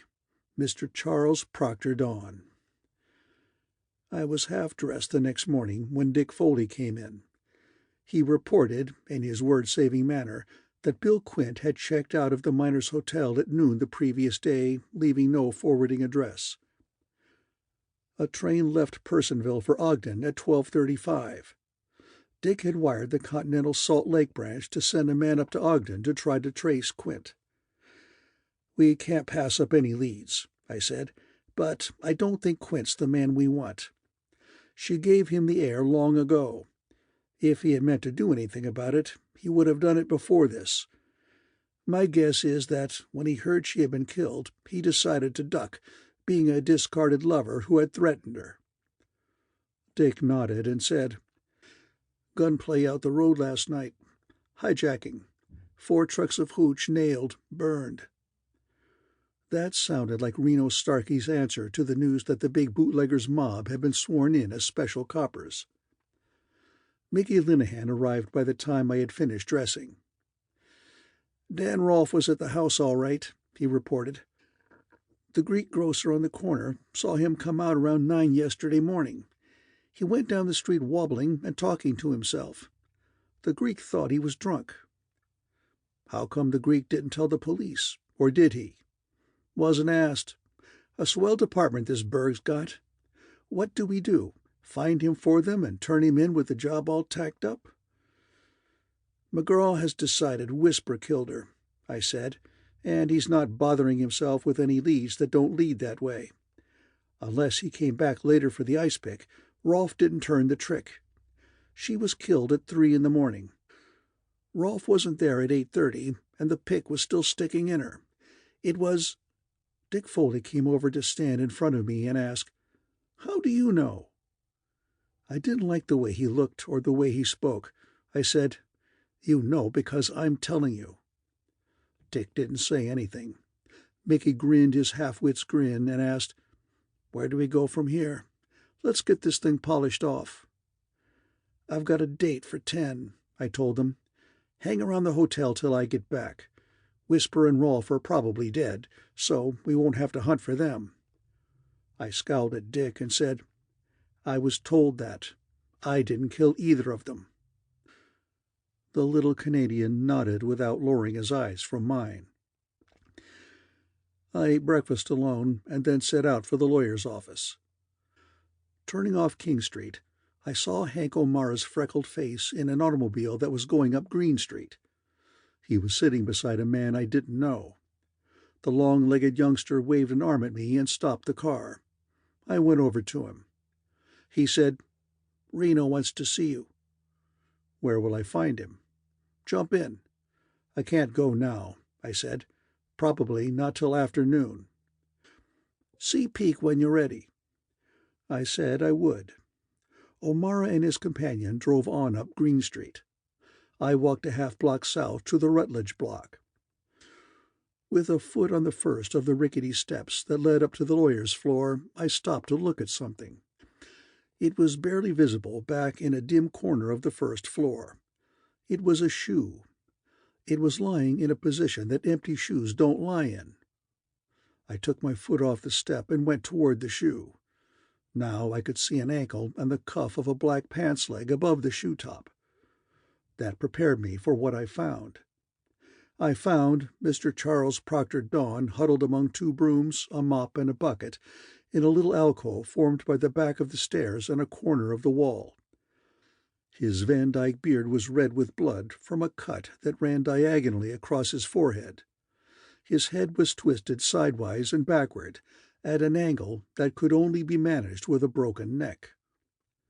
I quoted Noonan's "What's got to be done has got to be done" to myself, and gingerly pulling one side of the dead man's coat out of the way, emptied his inside coat pocket, transferring a black book and a sheaf of papers to my own pocket. In two of his other pockets I found nothing I wanted. The rest of his pockets couldn't be got at without moving him, and I didn't care to do that. 5 minutes later, I was back in the hotel, going in through a side door to avoid Dick and Mickey in the lobby, and walking up to the mezzanine to take an elevator. In my room, I sat down and examined my loot. I took the book first, a small imitation leather memoranda book of the sort that sells for not much money in any stationery store. It held some fragmentary notes that meant nothing to me, and 30-some names and addresses that meant as little, with one exception. Helen Albury, 1229A, Hurricane Street. That was interesting, because first, a young man named Robert Albury was in prison, having confessed that he shot and killed Donald Wilson in a fit of jealousy, aroused by Wilson's supposed success with Dinah Brand. And second, Dinah Brand had lived and had been murdered at 1232 Hurricane Street, across the street from 1229A. I did not find my name in the book.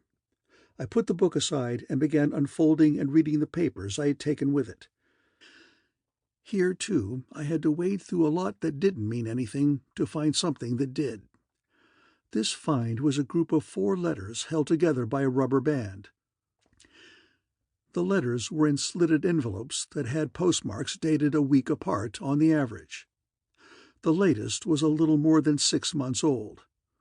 The letters were addressed to Dinah Brand. The first, that is, the earliest, wasn't so bad for a love letter. The second was a bit goofier. The third and fourth were swell examples of how silly and ardent an unsuccessful wooer can be, especially if he's getting on in years. The 4 letters were signed by Elihu Wilson.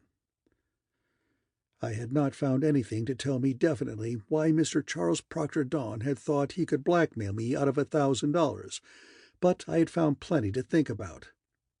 I encouraged my brain with 2 Fatimas and then went downstairs. "Go out and see what you can raise on a lawyer named Charles Proctor Dawn," I told Mickey. "He's got offices in Green Street. Stay away from them. Don't put in a lot of time on him. I just want a rough line quick." I told Dick to give me a 5-minute start and then follow me out to the neighborhood of 1229A Hurricane Street. 1229A was the upper flat in a 2-story building almost directly opposite Dinah's house. 1229 was divided into 2 flats with a private entrance for each. I rang the bell at the one I wanted. The door was opened by a thin girl of 18 or 19, with dark eyes set close together in a shiny yellowish face under short-cut brown hair that looked damp. She opened the door, made a choked, frightened sound in her throat, and backed away from me, holding both hands to her open mouth. "Miss Helen Albury?" I asked. She shook her head violently from side to side. There was no truthfulness in it. Her eyes were crazy. I said, "I'd like to come in and talk to you for a few minutes," going in as I spoke, closing the door behind me. She didn't say anything. She went up the steps in front of me, her head twisted around so she could watch me with her scary eyes. We went into a scantily furnished living room. Dinah's house could be seen from its windows. The girl stood in the center of the floor, her hands still to her mouth. I wasted time and words trying to convince her that I was harmless. It was no good. Everything I said seemed to increase her panic. It was a damned nuisance. I quit trying and got down to business. "You are Robert Albury's sister?" I asked. No reply, nothing but the senseless look of utter fear. I said, "After he was arrested for killing Donald Wilson, you took this flat so you could watch her. What for?" Not a word from her. I had to supply my own answer. "Revenge. You blamed Dinah Brand for your brother's trouble. You watched for your chance. It came the night before last. You sneaked into her house, found her drunk, stabbed her with the ice pick you found there." She didn't say anything. I hadn't succeeded in jolting the blankness out of her frightened face. I said, "Don helped you, engineered it for you. He wanted Elihu Wilson's letters. Who was the man he sent to get them? The man who did the actual killing. Who was he?" That got me nothing. No change in her expression or lack of expression. No word. I thought I would like to spank her. I said, "I've given you your chance to talk. I'm willing to listen to your side of the story. But suit yourself." She suited herself by keeping quiet. I gave it up. I was afraid of her, afraid she would do something even crazier than her silence if I pressed her further. I went out of the flat, not sure that she had understood a single word I had said. At the corner, I told Dick Foley, "There's a girl in there, Helen Albury, 18, 5'6", skinny, not more than 100, if that, eyes close together, brown, yellow skin, brown short hair, straight, got on a gray suit now. Taylor, if she cuts up on you, throw her in the can. Be careful, she's crazy as a bedbug." I set out for Peak Murray's dump to locate Reno and see what he wanted. Half a block from my destination, I stepped into an office building doorway to look the situation over. A police patrol wagon stood in front of Murray's. Men were being led, dragged, carried from pool room to wagon.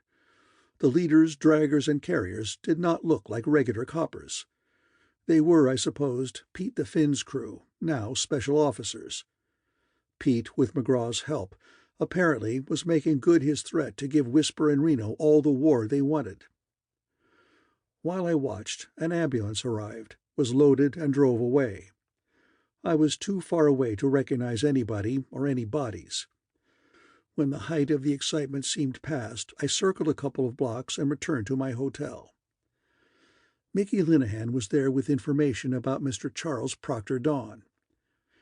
"He's the guy that the joke was wrote about. Is he a criminal lawyer? Yes, very. This fellow Albury that you nailed, some of his family hired this bird Dawn to defend him. Albury wouldn't have anything to do with him when Dawn came to see him.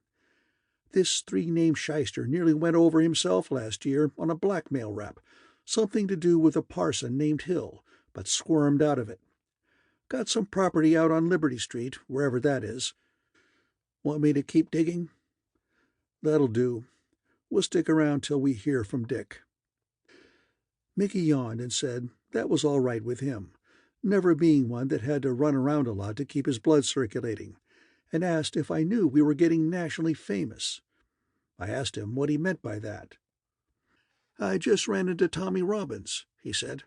"The Consolidated Press sent him here to cover the doings.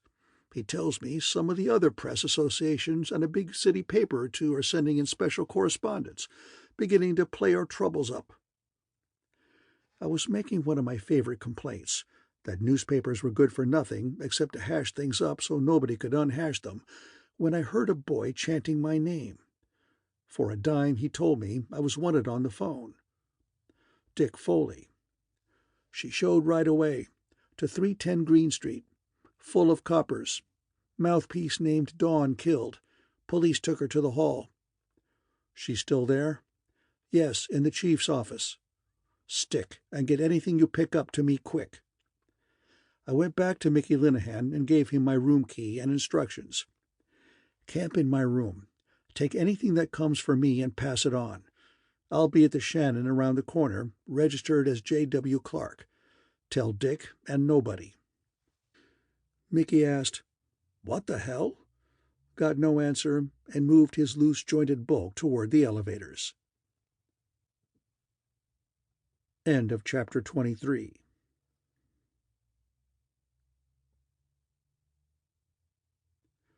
Chapter 24. Wanted. I went around to the Shannon Hotel, registered my alias, paid my day's rent, and was taken to room 321. An hour passed before the phone rang. Dick Foley said he was coming up to see me. He arrived within 5 minutes. His thin, worried face was not friendly. Neither was his voice. He said, "Warrant's out for you. Murder. 2 counts. Brand and Dawn. I phoned. Mickey said he'd stick. Told me you were here. Police got him. Grilling him now." "Yeah, I expected that." "So did I," he said sharply. I said, making myself drawl the words, "You think I killed them, don't you, Dick?" "If you didn't, it's a good time to say so." "Going to put the finger on me?" I asked. He pulled his lips back over his teeth. His face changed from tan to buff. I said, "Go back to San Francisco, Dick. I've got enough to do without having to watch you." He put his hat on very carefully and very carefully closed the door behind him when he went out. At 4 o'clock, I had some lunch, cigarettes, and an Evening Herald sent up to me. Dinah Brand's murder and the newer murder of Charles Proctor Dawn divided the front page of the Herald, with Helen Albury connecting them. Helen Albury was, I read, Robert Albury's sister, and she was, in spite of his confession, thoroughly convinced that her brother was not guilty of murder, but the victim of a plot. She had retained Charles Proctor Dawn to defend him. I could guess that the late Charles Proctor had hunted her up and not she him. The brother refused to have Dawn or any other lawyer, but the girl, properly encouraged by Dawn no doubt, had not given up the fight.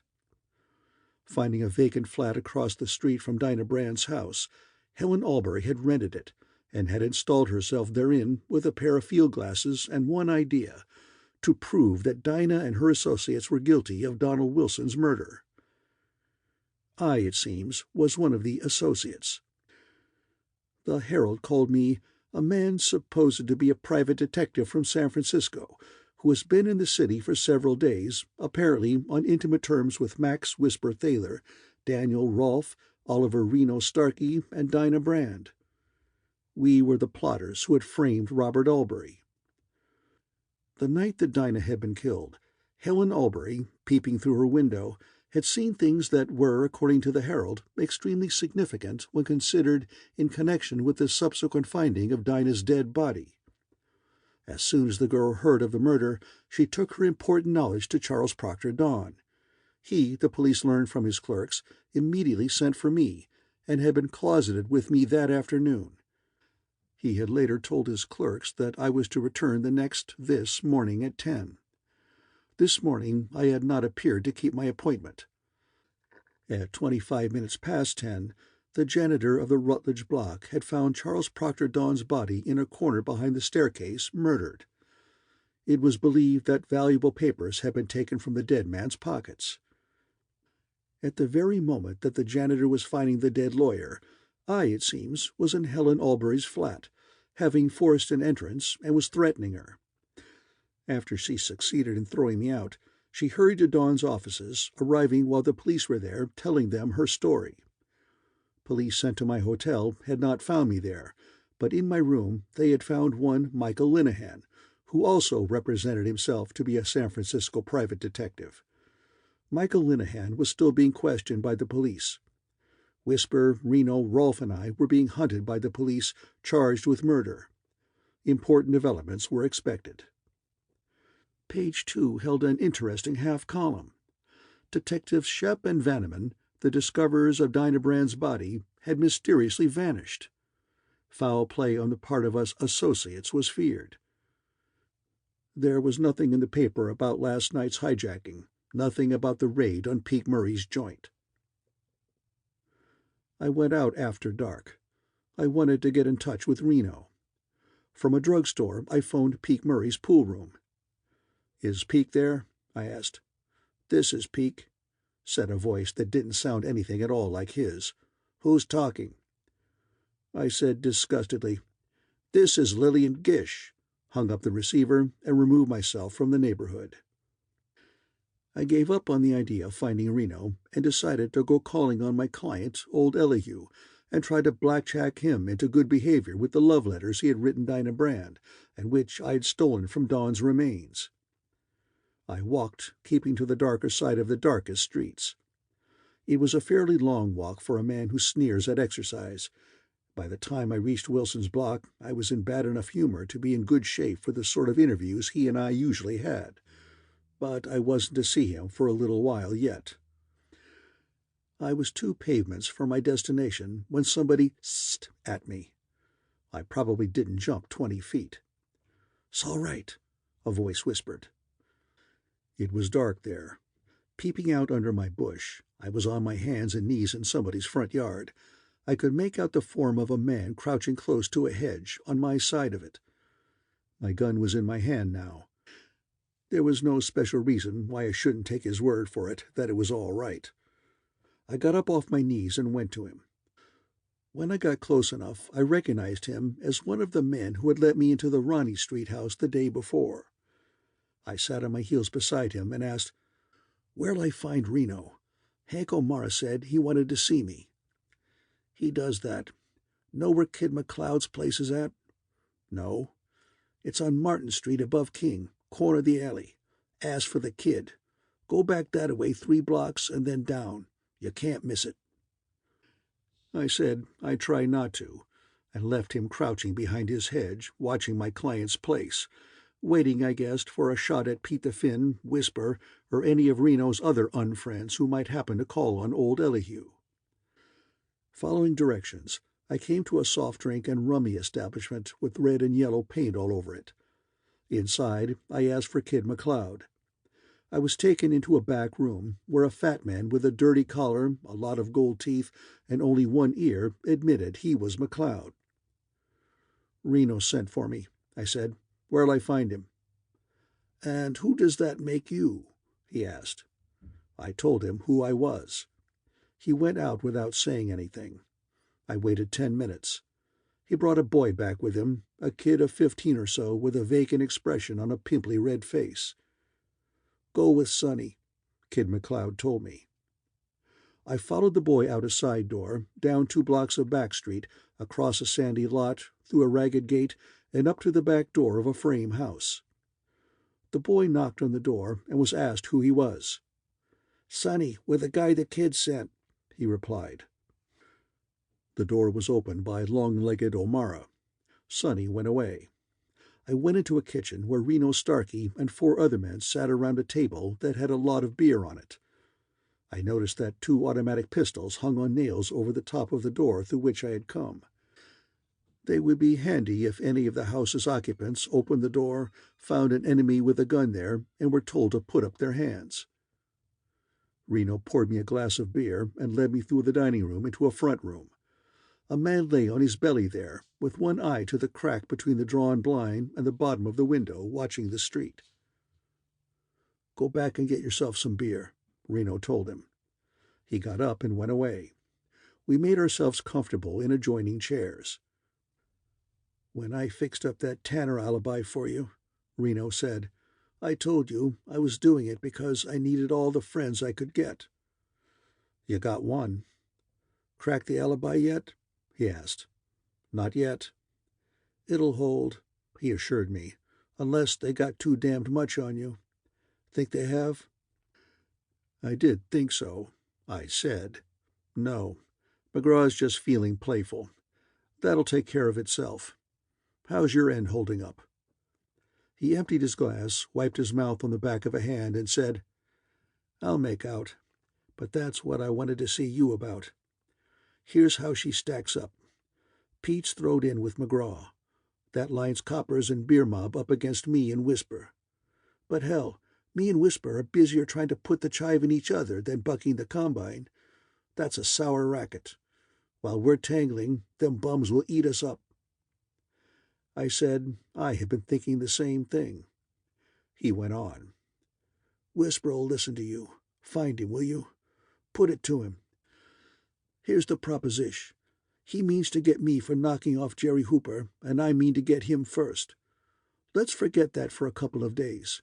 Nobody won't have to trust nobody else. Whisper don't ever show in any of his jobs anyways. He just sends the boys. I'll do the same this time. We'll just put the mobs together to swing the caper. We run them together, rub out that damned Finn, and then we'll have plenty of time to go running among ourselves. Put it to him cold. I don't want him to get any ideas that I'm dodging a rumpus with him or any other guy. Tell him, I say, if we put Pete out of the way, we'll have more room to do our own scrapping in. Pete's holed up down in Whiskeytown. I ain't got enough men to go down there and pull him out. Neither has Whisper. The two of us together has. Put it to him. Whisper, I said, is dead. Reno said, Is that so? As if he thought it wasn't. Dan Rolfe killed him yesterday morning, down in the old Redmond warehouse. Stuck him with the ice pick Whisper had used on the girl. Reno asked, You know this? You're not just running off at the head? I know it. Damn funny none of his mob act like he was gone, he said, but he was beginning to believe me. They don't know it. He was hiding out, with Ted Wright the only one in on the ware. Ted knew it. He cashed in on it. He told me he got 100 or 150 from you through Peak Murray. I'd have given the big umpchay twice that for the straight dope, Reno grumbled. He rubbed his chin and said, Well, that settles the Whisper end. I said, No. What do you mean, no? If his mom don't know where he is, I suggested, let's tell them. They blasted him out of the can when Noonan copped him. Think they'd try it again if the news got around that McGraw had picked him up on the quiet? Keep talking, Reno said. If his friends try to crack the Hooskow again, thinking he's in on it, that'll give the department, including Pete Special, something to do. While they're doing it, you could try your luck in Whiskeytown. Maybe, he said slowly, maybe we'll try just that thing. It ought to work, I encouraged him, standing up. I'll see you. Stick around. This is as good a spot as any while there's a reader out for you. And we'll need a good guy like you on the party. I didn't like that so much. I knew enough not to say so. I sat down again. Reno got busy arranging the roomer. The telephone was worked overtime. The kitchen door was worked as hard, letting men in and out. More came in than went out. The house filled with men, smoke, tension. End of chapter 24.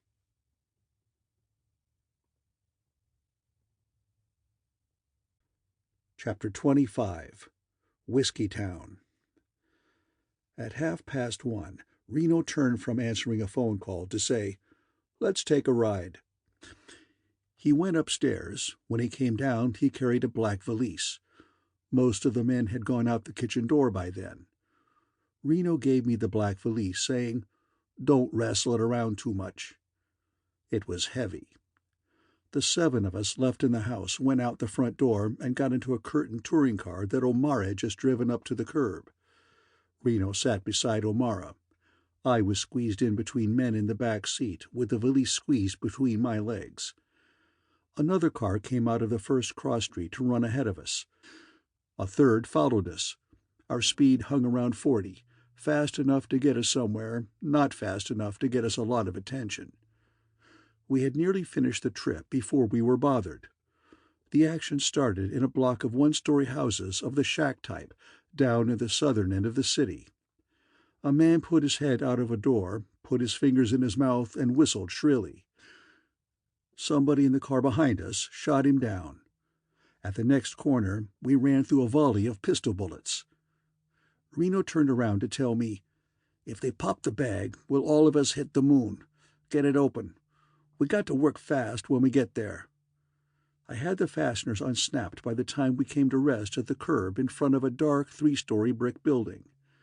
Men crawled all over me, opening the valise, helping themselves to the contents. Bombs made of short sections of 2-inch pipe, packed in sawdust in the bag. Bullets spit chunks out of the car's curtains. Reno reached back for one of the bombs, hopped out to the sidewalk, paid no attention to a streak of blood that suddenly appeared in the middle of his left cheek, and heaved his piece of stuffed pipe at the brick building's door. A sheet of flame was followed by deafening noise. Hunks of things pelted us while we tried to keep from being knocked over by the concussion. Then there was no door to keep anybody out of the red brick building. A man ran forward, swung his arm, let a pipe full of hell go through the doorway. The shutters came off the downstairs windows, fire and glass flying behind them. The car that had followed us was stationary up the street, trading shots with the neighborhood. The car that had gone ahead of us had turned into a side street. Pistol shots from behind the red brick building, between the explosions of our cargo, told us that our advance car was covering the back door. O'Mara, out in the middle of the street, bent far over, tossed a bomb to the brick building's roof. It didn't explode. O'Mara put one foot high in the air, clawed at his throat, and fell solidly backward. Another of our party went down under the slugs that were cutting at us from a wooden building next to the brick one. Reno cursed stolidly and said, "Burn them out, Fat." Fat spit on a bomb, ran around the back of our car, and swung his arm. We picked ourselves up off the sidewalk, dodged flying things, and saw that the frame house was all out of whack, with flames climbing its torn edges. "Any left?" Reno asked as we looked around, enjoying the novelty of not being shot at. "Here's the last one," Fat said, holding out a bomb. Fire was dancing inside the upper windows of the brick house. Reno looked at it, took the bomb from Fat, and said, "Back off. They'll be coming out." We moved away from the front of the house. A voice indoors yelled, "Reno!" Reno slipped into the shadow of our car before he called back, "Well?" "We're done," a heavy voice shouted. "We're coming out. Don't shoot." Reno asked, "Who's we're?"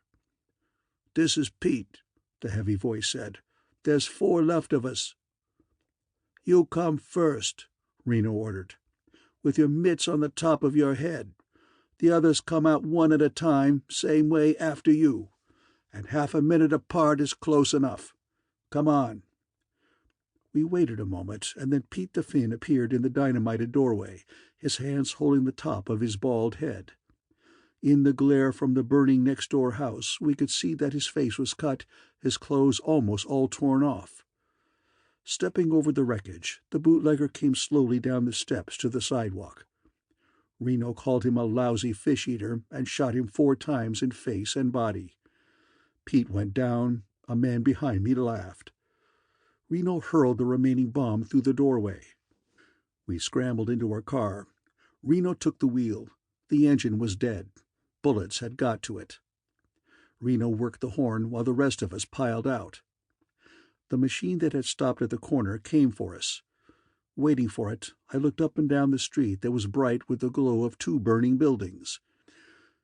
There were a few faces at windows, but whoever besides us was in the street had taken to cover. Not far away, fire bells sounded.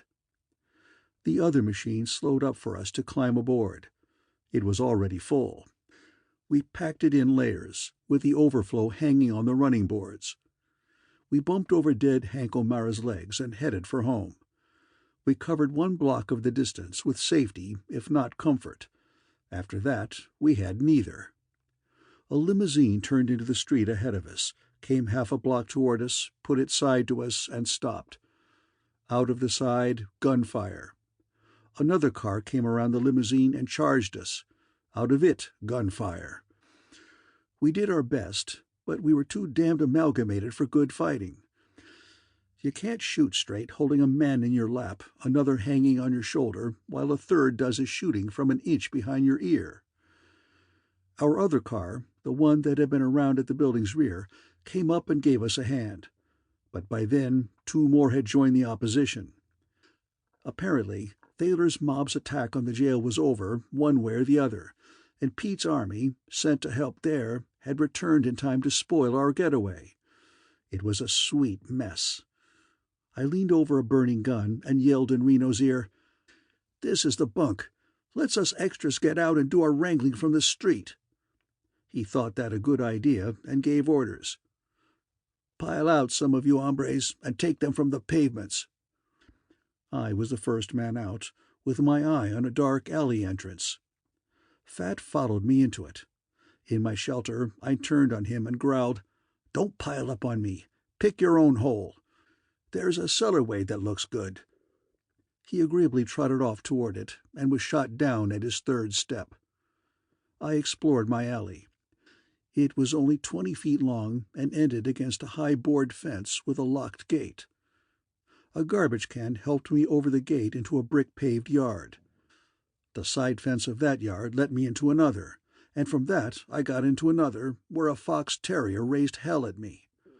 I kicked the pooch out of the way, made the opposite fence, untangled myself from a clothesline, crossed 2 more yards, got yelled at from a window, had a bottle thrown at me, and dropped into a cobblestoned back street. The shooting was behind me, but not far enough. I did all I could to remedy that.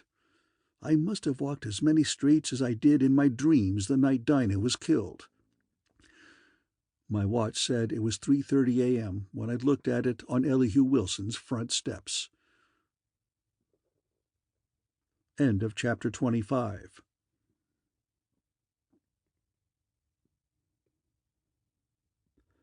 Chapter 26.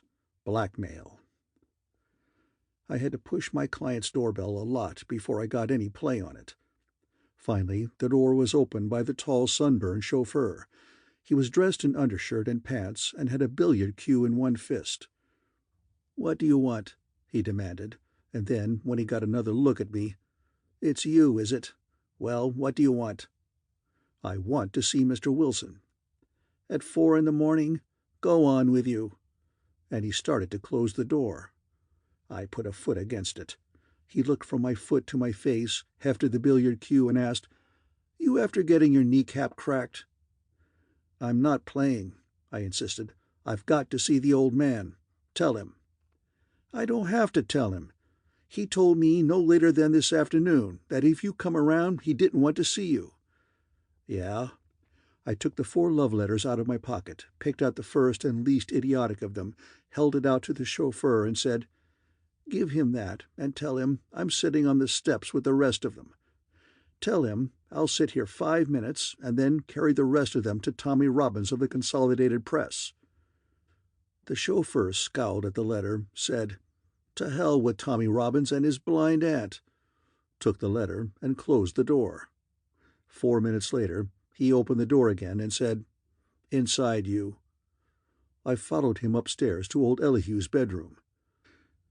My client sat up in bed, with his love letter crushed in one round pink fist, its envelope in the other.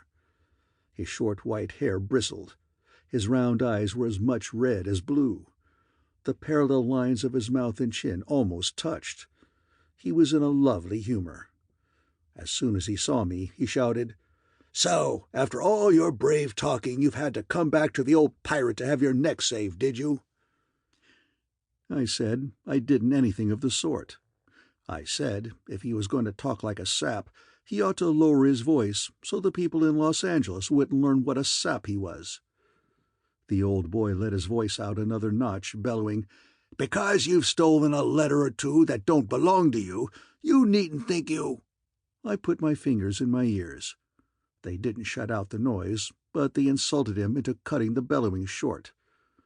I took the fingers out and said, "Send the flunky away so we can talk. You won't need him. I'm not going to hurt you." He said, "Get out," to the chauffeur. The chauffeur, looking at me without fondness, left us, closing the door. Old Elihu gave me the rush act, demanding that I surrender the rest of the letters immediately, wanting to know loudly and profanely where I had got them, what I was doing with them, threatening me with this, that, and the other, but mostly just cursing me. I didn't surrender the letters. I said, "I took them from the man you hired to recover them. A tough break for you that he had to kill the girl." Enough red went out of the old man's face to leave it normally pink.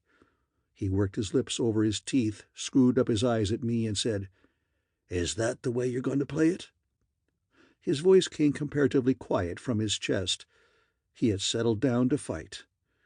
I pulled a chair over beside the bed, sat down, put as much amusement as I could in a grin, and said, "That's one way."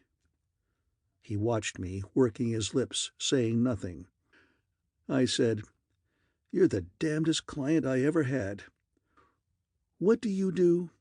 You hire me to clean town, change your mind, run out on me, work against me until I begin to look like a winner, then get on the fence, and now when you think I'm licked again, you don't even want to let me in the house. Lucky for me, I happened to run across those letters." He said, "Blackmail." I laughed and said, "Listen who's naming it. All right, call it that." I tapped the edge of the bed with a forefinger. "I'm not licked, old top. I've won. You came crying to me that some naughty men had taken your little city away from you. Pete the Finn, Lou Yard, Whisper Thaler, and Noonan. Where are they now? Yard died Tuesday morning, Noonan the same night, Whisper Wednesday morning, and the Finn a little while ago. I'm giving your city back to you whether you want it or not. If that's blackmail, okay. Now here's what you're going to do. You're going to get hold of your mayor. I suppose the lousy village has got one, and you and he are going to phone the governor. Keep still until I get through. You're going to tell the governor that your city police have got out of hand, what with bootleggers sworn in as officers and so on. You're going to ask him for help. The National Guard would be best. I don't know how various ruckuses around town have come out, but I do know the big boys, the ones you are afraid of, are dead. The ones that had too much in you for you to stand up to them. There are plenty of busy young men working like hell right now, trying to get into the dead men's shoes. The more, the better. They'll make it easier for the white-collar soldiers to take hold while everything is disorganized. And none of the substitutes are likely to have enough on you to do much damage. You're going to have the mayor, or the governor, whichever it comes under, suspend the whole Personville Police Department, and let the mail-order troops handle things till you can organize another. I'm told that the mayor and the governor are both pieces of your property. They'll do what you tell them, and that's what you're going to tell them. It can be done, and it's got to be done. Then you'll have your city back, all nice and clean and ready to go to the dogs again. If you don't do it, I'm going to turn these love letters of yours over to the newspaper buzzards, and I don't mean your Herald crew, the press associates. I got the letters from Don. You'll have a lot of fun proving that you didn't hire him to recover them and that he didn't kill the girl doing it. But the fun you'll have is nothing to the fun people will have reading these letters. They're hot. I haven't laughed so much over anything since the hogs ate my kid brother." I stopped talking. The old man was shaking, but there was no fear in his shaking. His face was purple again. He opened his mouth and roared, "Publish them and be damned!" I took them out of my pocket, dropped them on his bed, got up from my chair, put on my hat, and said, "I'd give my right leg to be able to believe that the girl was killed by somebody you sent to get the letters. By God, I'd like to top off the job by sending you to the gallows." He didn't touch the letters. He said, "You told me the truth about Thaler and Pete." "Yeah, but what difference does it make? You'll only be pushed around by somebody else." He threw the bedclothes aside and swung his stocky, pajamaed legs and pink feet over the edge of the bed. "Have you got the guts," he barked, "to take the job I offered you once before, chief of police?" "No. I lost my guts out fighting your fights while you were hiding in bed and thinking up new ways of disowning me. Find another wet nurse." He glared at me. Then shrewd wrinkles came around his eyes. He nodded his old head and said, "You're afraid to take the job. So you did kill the girl?" I left him as I left him the last time, saying, "Go to hell," and walking out. The chauffeur, still toting his billiard cue, still regarding me without fondness, met me on the ground floor and took me to the door, looking as if he hoped I would start something. I didn't. He slammed the door after me. The street was gray with the beginning of daylight. Up the street, a black coupe stood under some trees. I couldn't see if anyone was in it. I played safe by walking in the opposite direction. The coupe moved after me. There is nothing in running down streets with automobiles in pursuit. I stopped, facing this one. It came on. I took my hand away from my side when I saw Mickey Linehan's red face through the windshield. He swung the door open for me to get in. "I thought you might come up here," he said as I sat beside him, "but I was a second or two late. I saw you go in, but I was too far away to catch you." "How'd you make out with the police?" I asked. "Better keep driving while we talk." "I didn't know anything, couldn't guess anything, didn't have any idea of what you were working on. Just happened to hit town and meet you. Old friends, that line. They were still trying when the riot broke. They had me in one of the little offices across from the assembly room. When the circus cut loose, I back-windowed them." "How'd the circus wind up?" I asked. "The copper shot hell out of them. They got the tip-off half an hour ahead of time and had the whole neighborhood packed with specials. Seems it was a juicy row while it lasted. No duck soup for the coppers at that. Whisper's mob, I hear." "Yeah. Reno and Pete the Finn tangled tonight. Hear anything about it?" "Only that they'd had it. Reno killed Pete and ran into an ambush on the getaway. I don't know what happened after that. Seen Dick?" "I went up to his hotel and was told he checked out to catch the evening train." "I sent him back home," I explained. "He seemed to think I'd killed Dinah Brand. He was getting on my nerves with it." "Well?" "You mean, did I kill her? I don't know, Mickey. I'm trying to find out. Want to keep riding with me, or want to follow Dick back to the coast?" Mickey said, "Don't get so cocky over one lousy murder that maybe didn't happen. But what the hell? You know you didn't lift her dough and pretties. Neither did the killer. They were still there after 8 that morning when I left. Dan Rolfe was in and out between then and 9. He wouldn't have taken them. I've got it. The coppers that found the body, Shep and Vanneman, got there at 9:30. Besides the jewelry and money, some letters old Wilson had written the girl must have been taken. I found them later in Dawn's pocket. The 2 Dicks disappeared just about then. See it? When Shep and Vanneman found the girl dead, they looted the joint before they turned in the alarm. Old Wilson being a millionaire, his letters looked good to them, so they took them along with the other valuables and turned them, the letters, over to the shyster to peddle back to Elihu. But Dawn was killed before he could do anything on that end. I took the letters. Shep and Vanneman, whether they did or didn't know that the letters were not found in the dead man's possession, got cold feet. They were afraid the letters would be traced to them. They had the money and jewelry. They lit out." "Sounds fair enough," Mickey agreed, "but it don't seem to put any fingers on any murderers." "It clears the way some. We'll try to clear it some more. See if you can find Porter Street and an old warehouse called Redman. The way I got it, Rolfe killed Whisper there, walked up to him and stabbed him with the ice pick he had found in the girl. If he did it that way, then Whisper hadn't killed her. Or he would have been expecting something of the sort and wouldn't have let the lunger get that close to him. I'd like to look at their remains and check up." "Porter's over beyond King," Mickey said. "We'll try the south end first. It's nearer and more likely to have warehouses. Where do you set this Rolfe guy?" "Out. If he killed Whisper for killing the girl, that marks him off. Besides, she had bruises on her wrist and cheek, and he wasn't strong enough to rough her.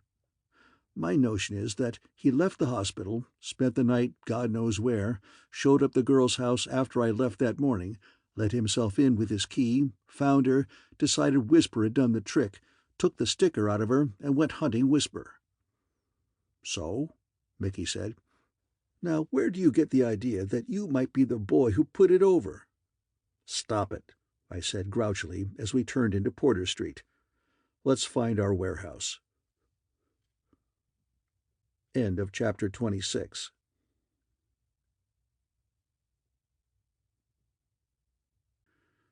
Chapter 27. Warehouses. We rode down the street, jerking our eyes around, hunting for buildings that looked like deserted warehouses. It was light enough by now to see well. Presently I spotted a big, square, rusty red building set in the center of a weedy lot. Disuse stuck out all over lot and building. It had the look of a likely candidate. "Pull up at the next corner," I said. "That looks like the dump. You stick with the heap while I scout it." I walked 2 unnecessary blocks so I could come into the lot behind the building. I crossed the lot carefully, not sneaking, but not making any noises I could avoid. I tried the back door cautiously. It was locked, of course. I moved over to a window, tried to look in, couldn't because of gloom and dirt, tried the window and couldn't budge it. I went to the next window with the same luck. I rounded the corner of the building and began working my way along the north side. The first window had me beaten. The second went up slowly with my push and didn't make much noise doing it. Across the inside of the window frame, from top to bottom, boards were nailed. They looked solid and strong from where I stood. I cursed them and remembered hopefully that the window hadn't made much noise when I raised it. I climbed up on the sill, put a hand against the boards, and tried them gently. They gave. I put more weight behind my hand. The boards went away from the left side of the frame, showing me a row of shiny nail points. I pushed them back farther, looked past them, saw nothing but darkness, heard nothing. With my gun in my right fist, I stepped over the sill, down into the building. Another step to the left put me out of the window's gray light. I switched my gun to my left hand and used my right to push the boards back over the window. A full minute of breathless listening got me nothing. Holding my gun arm tight to my side, I began exploring the joint. Nothing but the floor came under my feet as I inch by inch them forward. My groping left hand felt nothing until it touched a rough wall. I seemed to have crossed a room that was empty. I moved along the wall, hunting for a door. 6 of my undersized steps brought me to one. I leaned an ear against it and heard no sound. I found the knob, turned it softly, eased the door back. Something swished. I did 4 things altogether: let go the knob, jumped, pulled the trigger, and had my left arm walloped with something hard and heavy as a tombstone. The flare of my gun showed me nothing. It never does, though it's easy to think you've seen things. Not knowing what else to do, I fired again and once more. An old man's voice pleaded, "Don't do that, partner. You don't have to do that." I said, "Make a light." A match spluttered on the floor, kindled, and put flickering yellow light on a battered face. It was an old face of the useless, characterless sort that goes well with park benches. He was sitting on the floor, his stringy legs sprawled far apart. He didn't seem hurt anywhere. A table leg lay beside him. "Get up and make a light," I ordered, "and keep matches burning until you've done it." He struck another match, sheltered it carefully with his hands as he got up, crossed the room, and lit a candle on a 3-legged table. I followed him, keeping close. My left arm was numb, or I would have taken hold of him for safety. "What are you doing here?" I asked when the candle was burning. I didn't need his answer. One end of the room was filled with wooden cases piled 6 high, branded Perfection Maple Syrup. While the old man explained that as God was his keeper, he didn't know nothing about it, that all he knew was that a man named Yates had 2 days ago hired him as night watchman, and if anything was wrong, he was as innocent, I pulled part of the top off one case. The bottles inside had Canadian Club labels that looked as if they'd been printed with a rubber stamp. I left the cases, and driving the old man in front of me with the candle, searched the building. As I expected, I found nothing to indicate that this was the warehouse Whisper had occupied. By the time we got back to the room that held the liquor, my left arm was strong enough to lift a bottle. I put it in my pocket and gave the old man some advice. "Better clear out. You were hired to take the place of some of the men Pete the Finn turned into special coppers. But Pete's dead now, and his racket has gone bluey." When I climbed out the window, the old man was standing in front of the cases, looking at them with greedy eyes while he counted on his fingers. "Well?" Mickey asked when I returned to him and his coupe. I took out the bottle of anything but Canadian Club, pulled a cork, passed it to him, and then put a shot into my own system. He asked, "Well?" again. I said, "Let's try to find the old Redmond warehouse." He said, "You're going to ruin yourself sometime telling people too much," and started the car moving. 3 blocks farther up the street, we saw a faded sign, Redmond and Company. The building under the sign was long, low, and narrow, with corrugated iron roof and few windows. "We'll leave the boat around the corner," I said, "and you'll go with me this time. I didn't have a whole lot of fun by myself last trip." When we climbed out of the coupe, an alley ahead promised a path to the warehouse's rear. We took it. A few people were wandering through the streets, but it was still too early for the factories that filled most of this part of the town to come to life. At the rear of our building we found something interesting. The back door was closed. Its edge and the edge of the frame close to the lock were scarred. Somebody had worked there with a jimmy. Mickey tried the door. It was unlocked. 6 inches at a time, with pauses between, he pushed it far enough back to let us squeeze in. When we squeezed in, we could hear a voice. We couldn't make out what the voice was saying. All we could hear was the faint rumble of a distant man's voice with a suggestion of quarrelsomeness in it. Mickey pointed a thumb at the door's scar and whispered, "Not coppers." I took 2 steps inside, keeping my weight on my rubber heels. Mickey followed, breathing down the back of my neck. Ted Wright had told me Whisper's hiding place was in the back upstairs. The distant rumbling voice could have been coming from there. I twisted my face around to Mickey and asked, "Flashlight?" He put it in my left hand. I had my gun in my right. We crept forward. The door, still a foot open, let in enough light to show us the way across this room to a doorless doorway. The other side of the doorway was black. I flicked the light across the blackness, found a door, shut off the light, and went forward. The next squirt of light showed us steps leading up. We went up the steps as if we were afraid they would break under our feet. The rumbling voice had stopped. There was something else in the air. I didn't know what. Maybe a voice not quite loud enough to be heard, if that means anything. I had counted 9 steps when a voice spoke clearly above us. It said, "Sure, I killed the bitch." A gun said something, the same thing 4 times, roaring like a 16-inch rifle under the iron roof. The first voice said, "All right." By that time, Mickey and I had put the rest of the steps behind us, had shoved a door out of the way, and were trying to pull Reno Starkey's hands away from Whisper's throat. It was a tough job, and a useless one. Whisper was dead. Reno recognized me and let his hands go limp. His eyes were as dull, his hoarse face as wooden as ever. Mickey carried the dead gambler to the cot that stood in one end of the room, spreading him on it.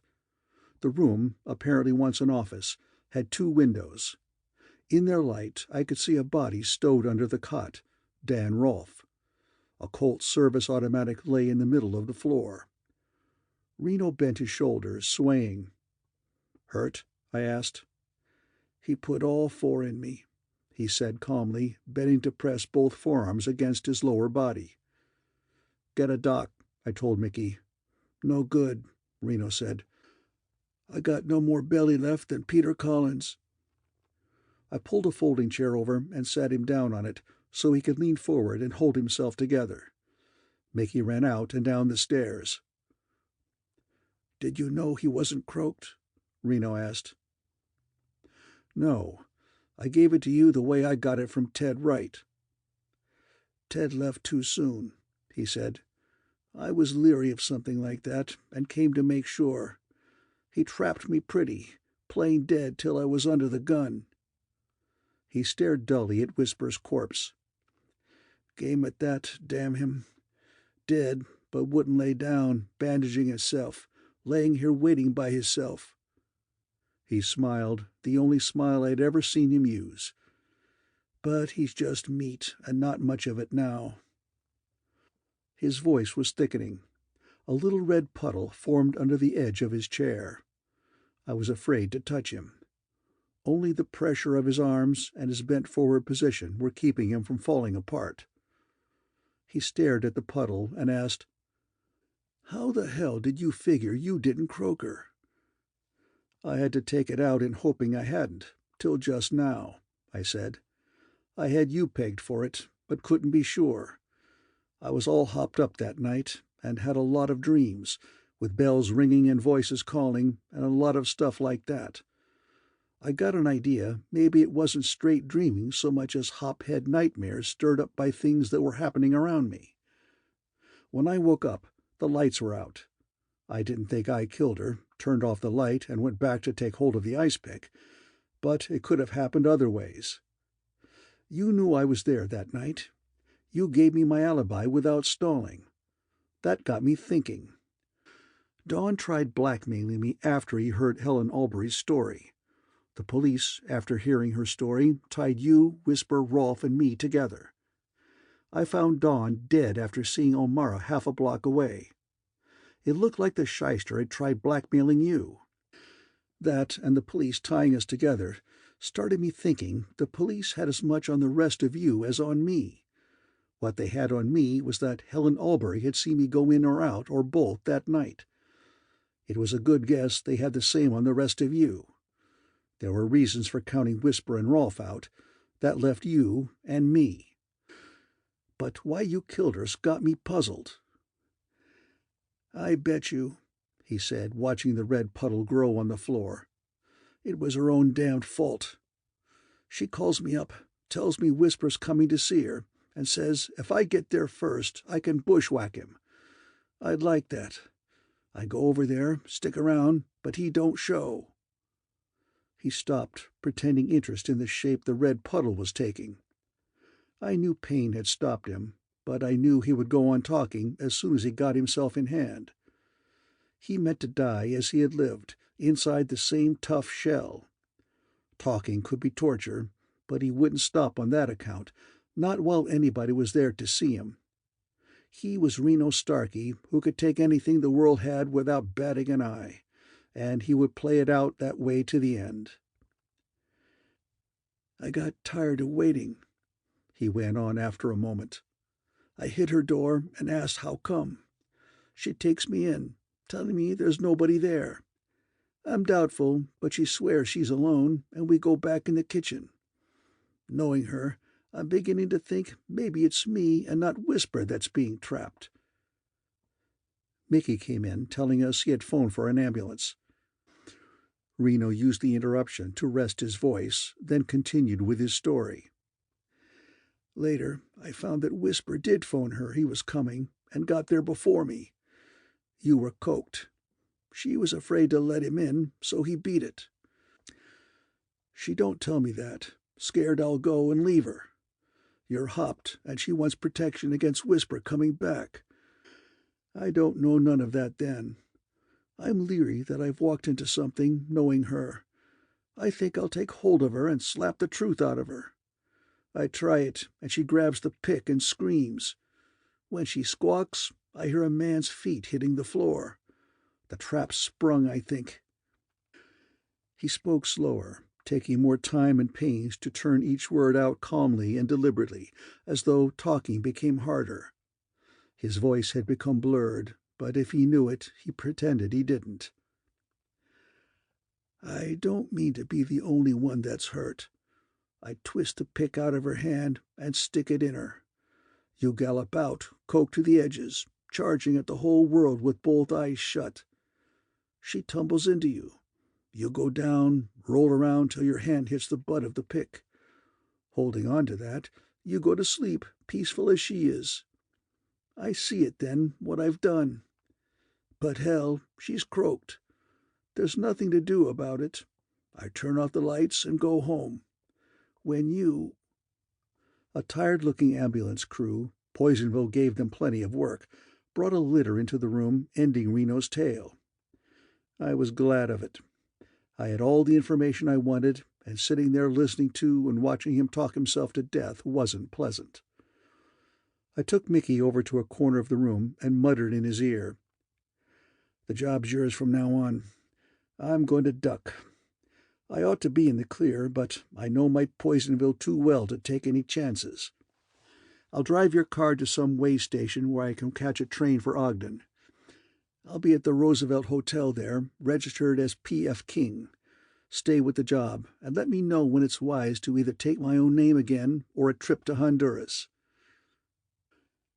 I spent most of my week in Ogden trying to fix up my reports so they would not read as if I had broken as many agency rules, state laws, and human bones as I had. Mickey arrived on the 6th night. He told me that Reno was dead, that I was no longer officially a criminal, that most of the First National Bank stick-up loot had been recovered, that McSwain had confessed killing Tim Noonan, and that Personville, under martial law, was developing into a sweet-smelling and thornless bed of roses. Mickey and I went back to San Francisco. I might just as well have saved the labor and sweat I'd put into trying to make my reports harmless. They didn't fool the old man. He gave me merry hell. End of chapter 27. The End of Red Harvest by Dashiell Hammett.